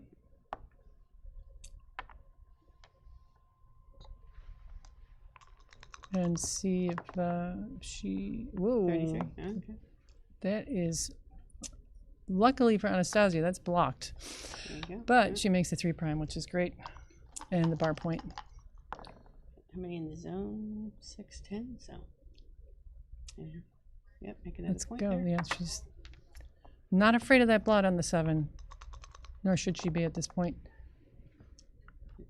Okay. So, yeah. So 7 and 8 to hit on So the outer. Anastasia's trying to close her board up. She's trying to make her 5 point. Maybe she's going to hit loose. She could. Double hit. She could double hit. And I think with the board looking like that, that's the move. Yeah. I think. At least 8 It's always cover. better. 2 on the bar. Better by 5. 2 on the bar is better by far. Oh. Let me look at the commentary here because I have to look. I can't see both. Yep. What do we got? What was that? 43. Somebody says, what was that play? And incorrect. Somebody said Anastasia just moved 4 spots on a 3 roll. Yeah. 4 spots on a 3 roll? Did she play a 1 and a 4, or did she? I mean, she had a 3 and a 1. I don't know. I didn't see it. Oh, she may might have. Yeah. Review the footage. Anyone else see that? Yeah, they said that maybe she played a Played it 4-1 incorrectly. instead of a 3-1. And I don't know if they can add It's too late? It's too late because they've Okay. gone past 2 rolls plus. Oh, good hit with the 2. Did you see that, Alex? No. Okay. 2-5 for your hit. Okay. They said it's too late to. She did a 3 and 5. They said it's too late to review. Yeah. At this point, after you go at least, I think it's 1 roll, and I'm not sure the rule. Maybe there you go. Split that too. The 20 off the 23. Well, there's a lot of. And of course, if she did make an illegal move and Hallie didn't catch it either, it's just part of the game. Yep, that it is. Hit outside. Yep. So now there's Blot City here. Yes, it is. 2 and 1. Yeah, why not? This is 55. Yeah, she's come around. wow. Well, she's got a few blots there to Hang on. hit at, right? 1. So hit on the 2. 3 and the 1. Yeah, The 24 and the 22. Oh, she's I'm going the wrong way. Yeah, it's going the other way. Yeah, I was that's just right, wondering if she could hit that blot on the on her 5 point, but I don't think it's. I don't think that's coming around. No. No, because it's blocked from the 8. Okay. From Hallie's 8.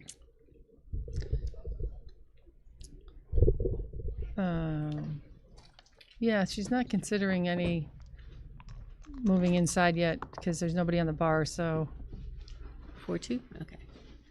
So that's There you go. all right. Yep. Take a direct when you see it. I mean, indirect, but no, direct 4, direct 6. Just come down.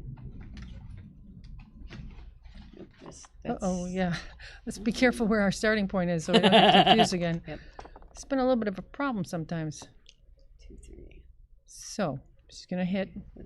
Using the Oh, is she not gonna hit? Okay, she yeah, should- she's yeah. gonna hit. Okay. And Anastasia is looking to challenge that prime. Okay, she's gonna make a point in the outfield. Yep. Well, Oh, hit, yeah. 5-4. What'd she Seems do? like a little Oh, bit 5-4, of time yeah. to double check that there's not a cube. Could be done. Yeah, they're Right. going through the moves pretty fast here. There's an opportunity to have a look, but I don't think anyone's at a cube yet. No, agreed. But just that double check Yeah. before rolling. 4-1. 4-1.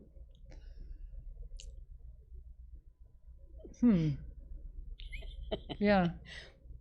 I guess I'm gonna come in on the 4. Come No, off maybe the 1 and come down with the 4. Come in on the 1. And come out to the 20. No, I come down. You got 4 back. Yeah, because she I think might. it would have come up to the 20. I mean those 3 on the on Anastasia's 2 are primed, sort of. So Yep. she's just putting up a little bit of fight in case somebody jumps the prime.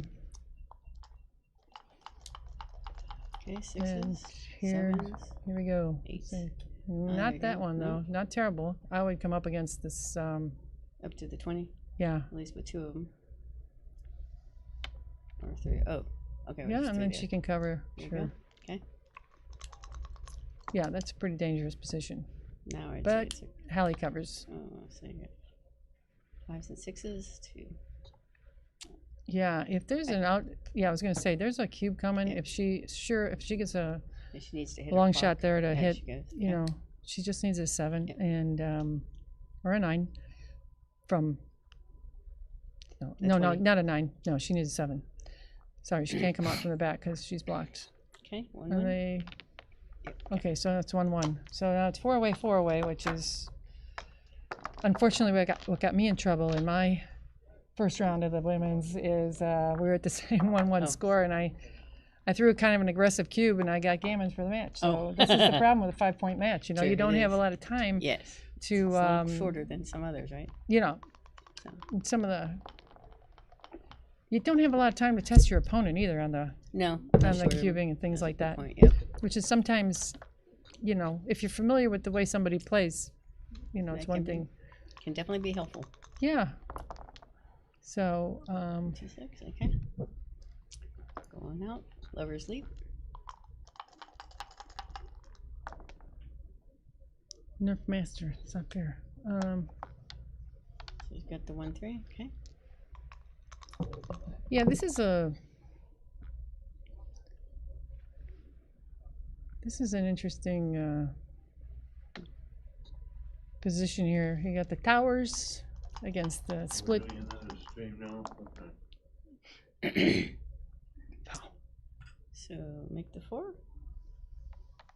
The 20 for Anastasia. Yeah, because you can't block. Yep.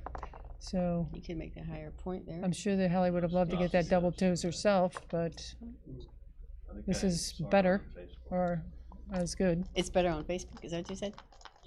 No, I think she's a friend of mine on Facebook. Oh, okay, gotcha. The woman at the bottom. Anastasia, yeah. Wonder Woman semifinal. There you go. Yeah. Yep. It's a semifinal, so we're They- not they even to the wouldn't let final me yet. play in that. Well, it is California. You might have had a chance. So let's go. Yeah. We are in La La Land, by the way. So not to offend anybody, but. Okay, I think I'm just split that down there because you don't have anybody in your home board, so there's no reason to be covering everybody out there. You got to worry about escaping this blot. Yeah, I don't. But the race is, you know, I'm not great at. I'm not Art Benjamin when it comes to pip counting. Yeah, it almost. I'm more like Art when he talks about, is it pipish or is it rollish? That's what we'd like to know. So that's Anastasia's roll right there. I think I'm coming up, but I don't know. Yeah. Oh, there you go. Okay. You just take them one at a time there. Stop. Yeah. And she doesn't want to split because it's just having 5 blots is a little much, even if she doesn't have threats on those other blots. Yeah. But if she does get a return shot, she's going to want to not have 5 blots or 4 blots in the outfield. And that was a nice roll by Hallie. 1, 2, 4, 2 and down. Yeah. Yeah. Okay. No, gonna make the board. 8, 7, 10. Yeah, I'm a So little it's nervous going about leaving a blot on board too when you do have when you're still hunting for a shot, you know, especially in the outfield, because if you need to do an indirect, you don't have time to cover your blot in board. So that's why I was thinking maybe bringing down from 13 to 7 instead of slotting the 3. But we'll see how that turns out. What are we saying here? I like Hallie's first move. She gave up a builder. Okay. Oh, we get some weird comments going on, but that's fine. I'm not gonna. The primary goal of this match is to increase exposure for women. To get more women to the table, honestly. We talk about this a lot because it's a fantastic game and it's a lot of fun to play, and it's a great opportunity to get into some world-class competition where you might not otherwise have a seat at the table. And that's you know, we have a lot of matches or events that include you know, different demographics, and just because we have a match that's a women's match, you know, sort of in line with, there's a women's chess champion, there's a women's poker champion, there's a women's backgammon champion, yours truly, 2023, Monte Carlo. And there's this question always about why a women's match or a women's event? Well, there was a Middle Eastern event in Turkey a few months ago, and I wasn't, you know, allowed to play in that. And there's also seniors events where In you know, Cyprus or something? Yeah, else? in Cyprus. You couldn't play in something? I mean, it wasn't Cyprus. I think it was in Istanbul. But you couldn't Maybe it play was in it? No, it was Cyprus. Yeah. You couldn't play in it? Actually, they did allow women at the Cyprus event, but they didn't allow. You had to be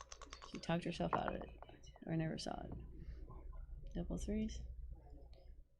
And this is Hallie's double threes. Yeah. So she's not going to clear that 8 point, but she might make an inner board point. Nope.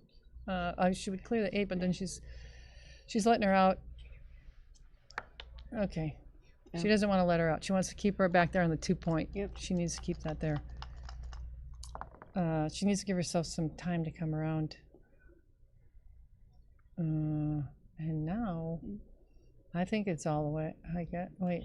Well, the sixes are blocked. So 3, 6. 6 is blocked from there. Yeah, I meant yeah. So here's a. Yeah, there you go. Okay, that's safe. She's ahead in the race, as far as I can see, but I don't count. I just kind of look at the picture. So yeah. So now that's going to be fun. Try to clear her. Was it the 15 point? Yep.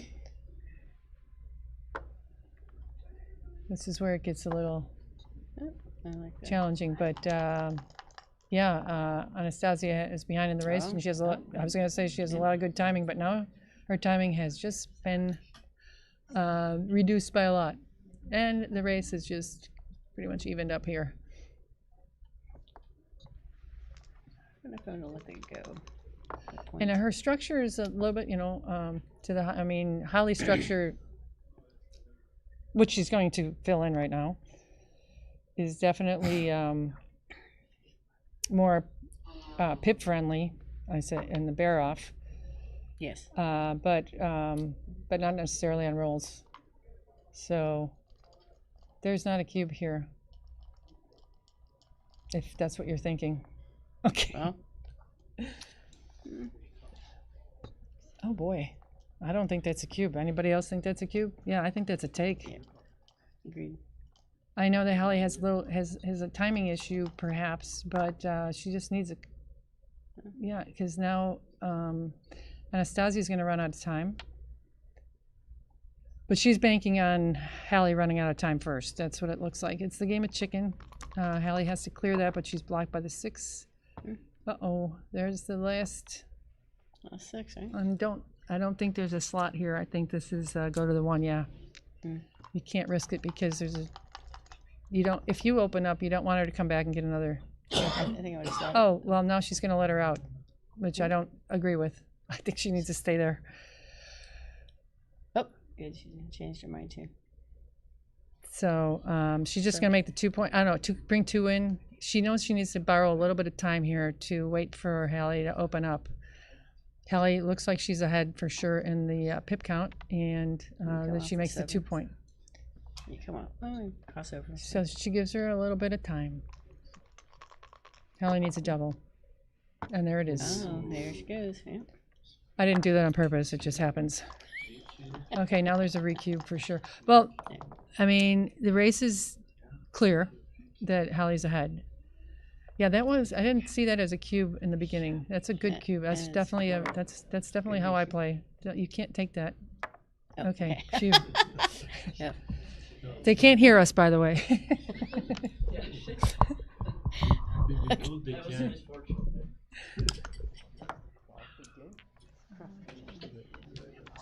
Is that Linda from Colorado, one of the commentators? Yes. Yes. Yes, that's Linda from Colorado, one of the commentators. Can you hear Linda? Because I'm kind of yelling into the microphone and she's leaning back a little bit. You're doing a great job, Megan. Oh. And they're off. Yep, here we go. Okay, So this is Crawford now, this yep. is Crawford. No cube. Cube is gone. And, Anastasia, 1 point is as good as 2 points in this case, so she needs to at least get that 1 point, get to 2 away. Yep. So Holly's from California, okay. 5 point there? I mean, of course a 5 point, except for the fact that it's a tiny bit risky with, that changes things. So Hallie's going in for the kill. and she's well ahead. Well, she's not really going in for the kill. She's got the two back. She needs a long shot here, and that's almost it, but not terrible. Okay, I guess I would make the 7 for sure. I would, because I like to block that 6, and that's a good structure, and she's got a good building structure now. She can come in and make her 3-point. She can make her 4-point. Let's go. She needs to get out. Okay, I might have gone all the way because I don't want to get pointed on right now, and I think the race is not in Anastasia's favor. The momentum might be, but I think Hallie needs to get out of there. 5-4. Nope. And she got it to leave. Yeah, I think it's too dangerous to stay back. So there's definitely Anastasia might be in what we call the DMP position, which is, not DMP, TMP. TMP stands for too many points. She's got too many points to clear. And it's going to start to get interesting because her point structure is stripped all the way around the board and on the outside. Although she does have the 4 players inside on her side that she has plenty of time, but she's clearing that 18 point is always going to be a problem. And with Anastasia has the spare on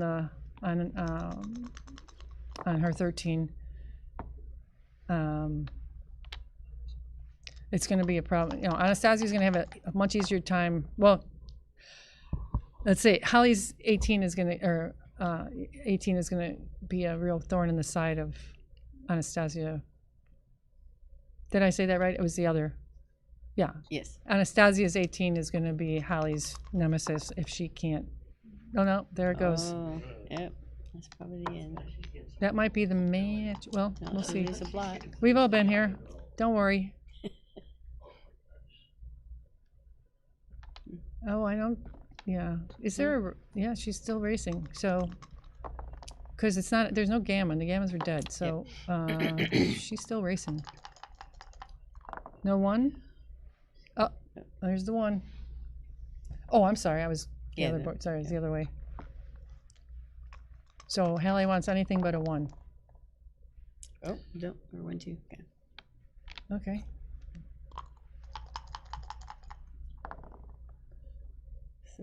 And she's probably not. She cannot run. She has to stay. She's looking for that 6-1. She just play 2 4s. 6-3. That may be the match. Yep. It's gonna take a But stranger things have happened. Well, she needs some good double. She's made a crossover.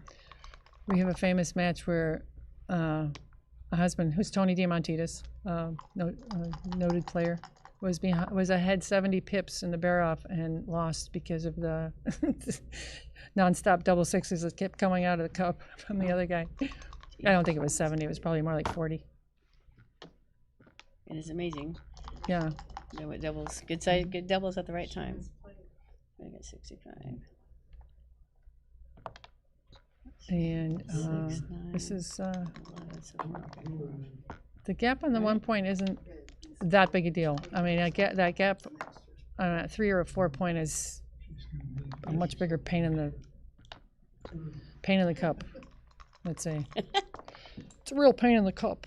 Let's go. Yeah, that's it. I think that's. Yeah. I think so. Glad you came, John. 41. Yeah. And Anastasia is, I wouldn't even say on life support. No, I think she'd be on. Yeah, she's gonna be. Yeah. She's gonna roll this out. Just. Yeah. If you're not counting and you don't know, if you don't go by rolls, there's not much you can do here. Okay. No, it's over. Oh, okay. Let's go, girl. I don't know why roll, but she. Yeah. There we go. Okay. Good job, Okay. Hallie. Hallie Yep. is moving into the women's final. Yep. Against, do you know? Oh, against Me. Linda. Oh, Yeah. sorry. So- Yeah, Linda's going into the final. So- This is Linda. And I She's think got- we're not going to be streamed. I believe they're going Oh, to stream okay. something else. I thought. Oh, okay. My understanding. All right. Anyway. Well, thank you, all you guys who were on the commentating. Someone says hi to Linda. Thanks for all you've done for backgammon in Colorado. Is there a name? I wasn't watching all of it, but there are a lot of good Santiago plays. Royale. You make good plays. Oh, okay. Hallie, what are you doing? Why move there? No, you'll play out there. Okay. Somebody, Alicia Taylor, is not happy with Anastasia's playing.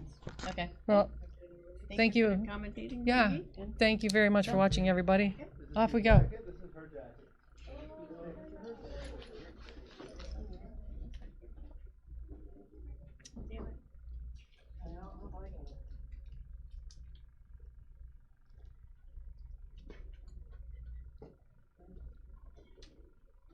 So you're in the finals. Thank you very much. Thank you. How did it sound? It's great, great. I couldn't hear it, but I think it was great. I'm gonna go conclude the stream. Oh, why is it not on the? Did you hear our speech about why we won?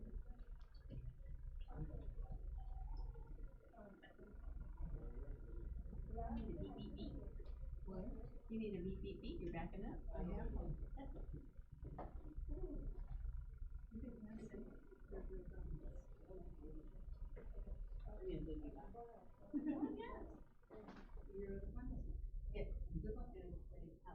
I'd like to say I lost in the first round because the woman who won. To me, I don't know why my ego, if you're gonna lose, please don't win the dance. I mean, I'm gonna get some environment for you. Thank you, Molly.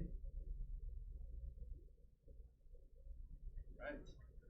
So we are going to conclude.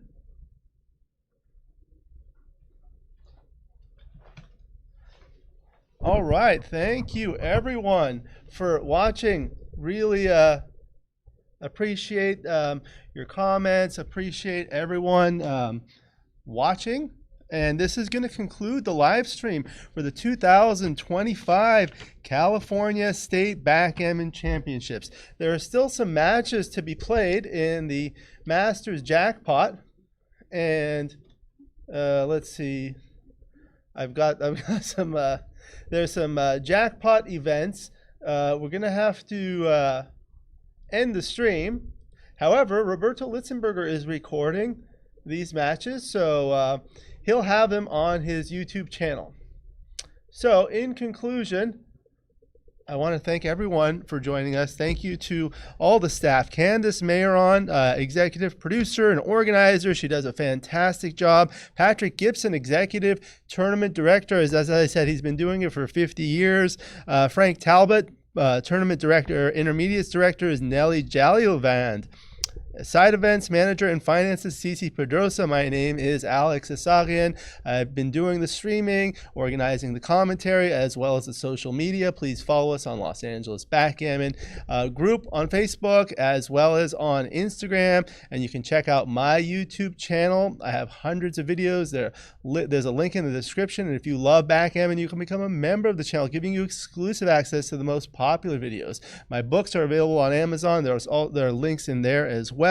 Thank you to our tournament committee, Ted Chi, Neil Kazaros, eligibility consultants, Rory Pascar, Ben Friesen, and Ben also did the Calcutta special. Thank you to Nicholas Peters, Stu Steen Connolly, Ben Friesen, and Roberto Litzenberger for helping with the stream when I've been out in the evening. They helped with some technical support. Really appreciate that. Thank you to the support from the USBGF, the United States Backgammon Federation. I highly recommend joining. There are a lot of resources. It helps the game. There's a link in the description. Also, the American Backgammon Tour, ABT. This is the final ABT event of the year, and I think it looks like Rich Muniz is going to win the ABT points race. So congratulations to Rich. Thank you again to Bill and Carrie Shea of Legacy Boards Backgammon for sponsoring it. We had a beautiful Legacy Boards Backgammon board. This one was called Back to Cali. It was a solid spalted maple wood with a gray field and black and white points to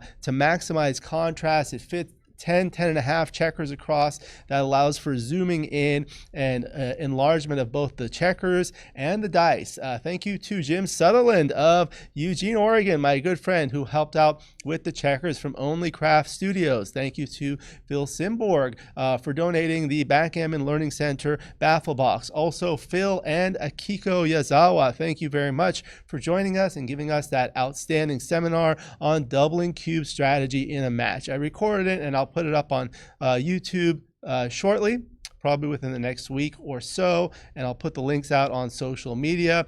We were also using the Wycliffe Brothers Cube for high visibility. The ZMF clock, the LED, very easy to see. I did also diffuse the overhead lights. You basically just put a sheet of paper over the lights and put some tape on it, and that helps reduce the glare. And thank you to Bill Riles and Tara Mendocino of Ace Point Backgammon for their Match Masters scoreboard. We had a lot of birthdays this weekend. Phil Simborg was today, Fuat Erdog, I know Wilson Semilio. I don't want to miss anyone. Reiko Staminov, John Druska, Rory Pascar recently, Akiko Yazawa, Lynn Ehrlich, Julius High, and anyone else I may have missed. So again, this is the final tournament of the ABT for 2025. In 26, there's going to be the New York Metro Open, January 15th through the 19th in New York, run by my good friend Lynn Ehrlich. In February 4th through the 8th, Texas Backgammon Championships, run by my good friends Bill Riles and Tara Mendocino in San Antonio at the end of the month, February 26th through March 1st, the 2026 Atlanta Classic. And then there's going to be the Ohio State Backgammon Championship. Let's see who's doing that. Oh, Jonathan Hardigree is organizing that. Very good. And that's going to be March 26th through the 29th, Ben Friesen will be running the Cherry Blossom Championship in the Washington, D.C. area, April 15th through the 19th. And Jeb Horton, 2026 Charlotte Backgammon Invitational, April 30th through May 3rd. The Chicago Open by Rory Pascar, May 20th through the 25th in Chicago. We'll be back here in June 3rd through the 7th for the 2026 Los Angeles Open, followed by the St. Louis Gateway Open by David Todd, June 17th through the 21st. Michigan Summer Championships on Independence Day weekend, run by Ben Friesen, July 1st through the 5th. The Wisconsin State Backgammon Championships, August 5th through the 9th.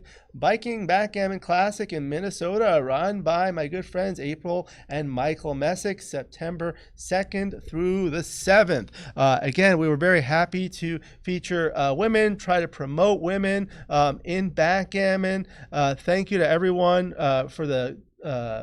for all of your comments. I think there were records. There was a lot of positive feedback about the viewability of the stream, so I appreciate that because I paid a lot of attention to detail. And thank you to everyone. You know, people really enjoyed watching the women, watching the top players. We had many different commentators.